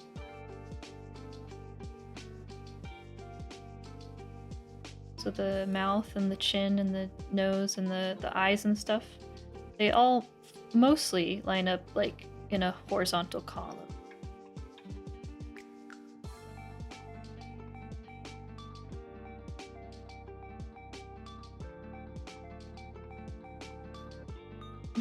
Yeah, thank you.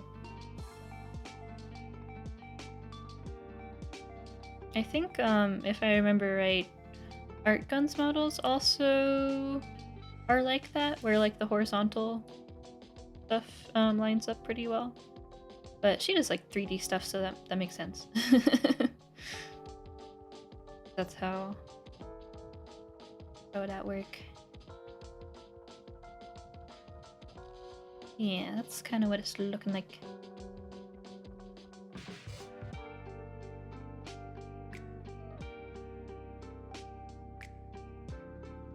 Yeah, no problem. Yeah, the deformers for the face are kind of wonky, but like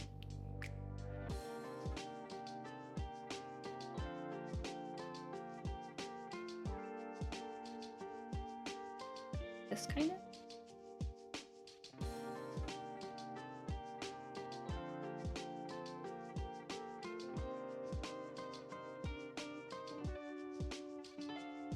I don't know, it looks fine when it's here, but when I was doing it, I was like, this looks so wrong. But then, I don't know.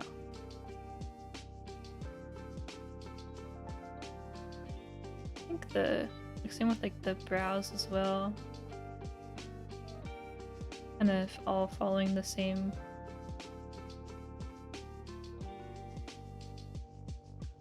Curvature, I guess.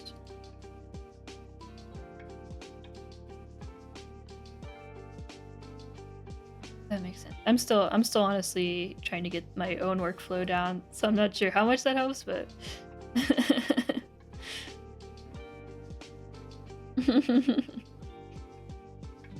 yeah, I feel like working on it, I was like, oh my god, I'm sweating.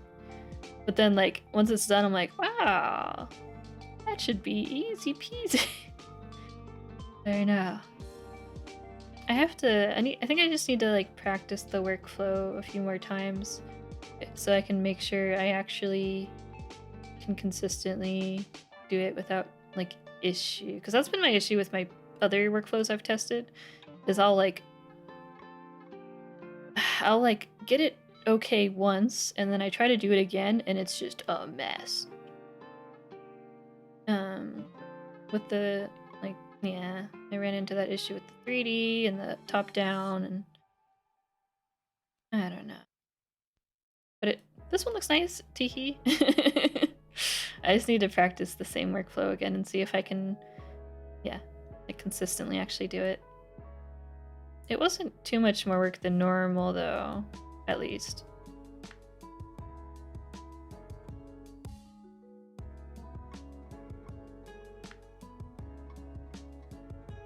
the key though really is to just have the head like rotating forward and back for the corners. I think that ends up being the key for making everything line up. So if you try to make everything line up without doing that, then the face will be awkward. Because I think that was my issue before, is I was trying to line up everything horizontally, but like because I wasn't tilting the face was still like kind of upright, but the face parts were like squished down. It was kind of a mess.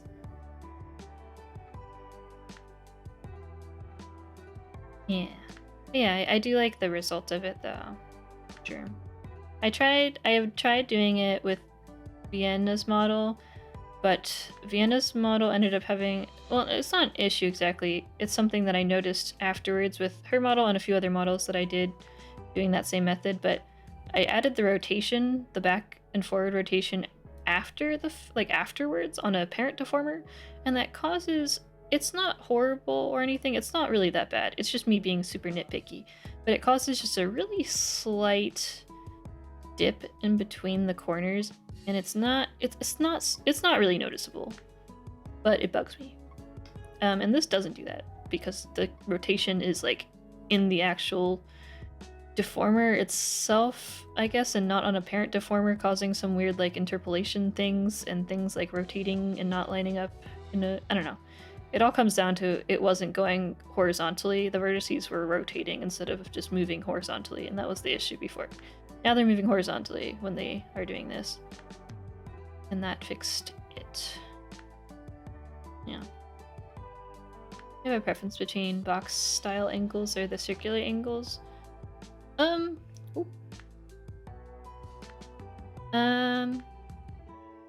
I guess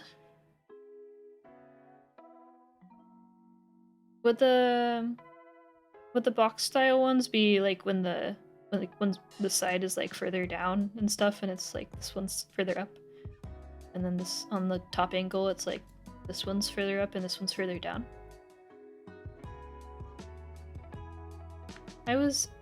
For a while I was rigging. No, you're good. I've like seen other people refer to things like box style or circular style and stuff, but I'm also like, is that, I don't know. I haven't really used terms for like the type of angle, but other people seem to. And I'm like, oh no, I'm falling behind. I don't know the lingo. I did quite a bunch of models. I think like before, I would do the type of angle where the head kind of like tilts back and then tilts like more like this, and then the upper angle would be like this kind of. I did that before, and my issue would always be like when I would do this, I felt like it wasn't smooth at all when I would do that, and I didn't like that. And this feels a lot more smooth, even though the frame rate is fucking tanking. But it like feels a lot smoother to actually scrub through. And I feel like actually in tracking it feels better too. Personally.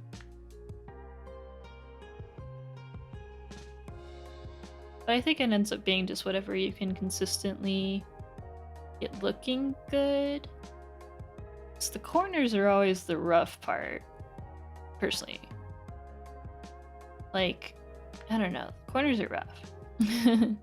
I almost think going forward I might want to like just do angle X, and then I have reference for X and then the corners, and then maybe I make the Y afterwards according to where I did the corner like art placement. I don't know if that's fucking weird, but what if I do that? Because then I'm not doing the corners after, I'm doing the Y up and down after. And the corners are sometimes a little bit easier to draw than the up and down Y. I don't know. I'm just brainstorming. I don't know. I'm still not happy with the workflow, so I'd like to try maybe next model I'll try doing X and X corners, and then Y will be the final the final one. I don't know.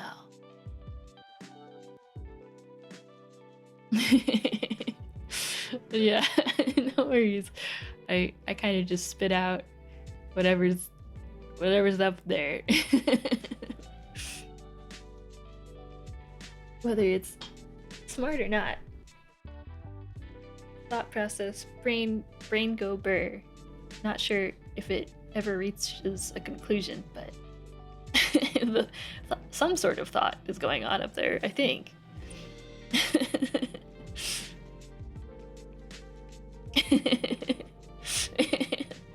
Yeah. Okay. I'll keep talking forever if I don't stop.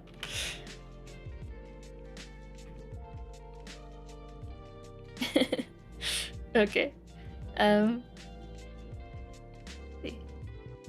Here's the this can be the sub. If you're a sub, you can use this one. If you are non-sub, use this one. Or whatever. As long as it's silly, right?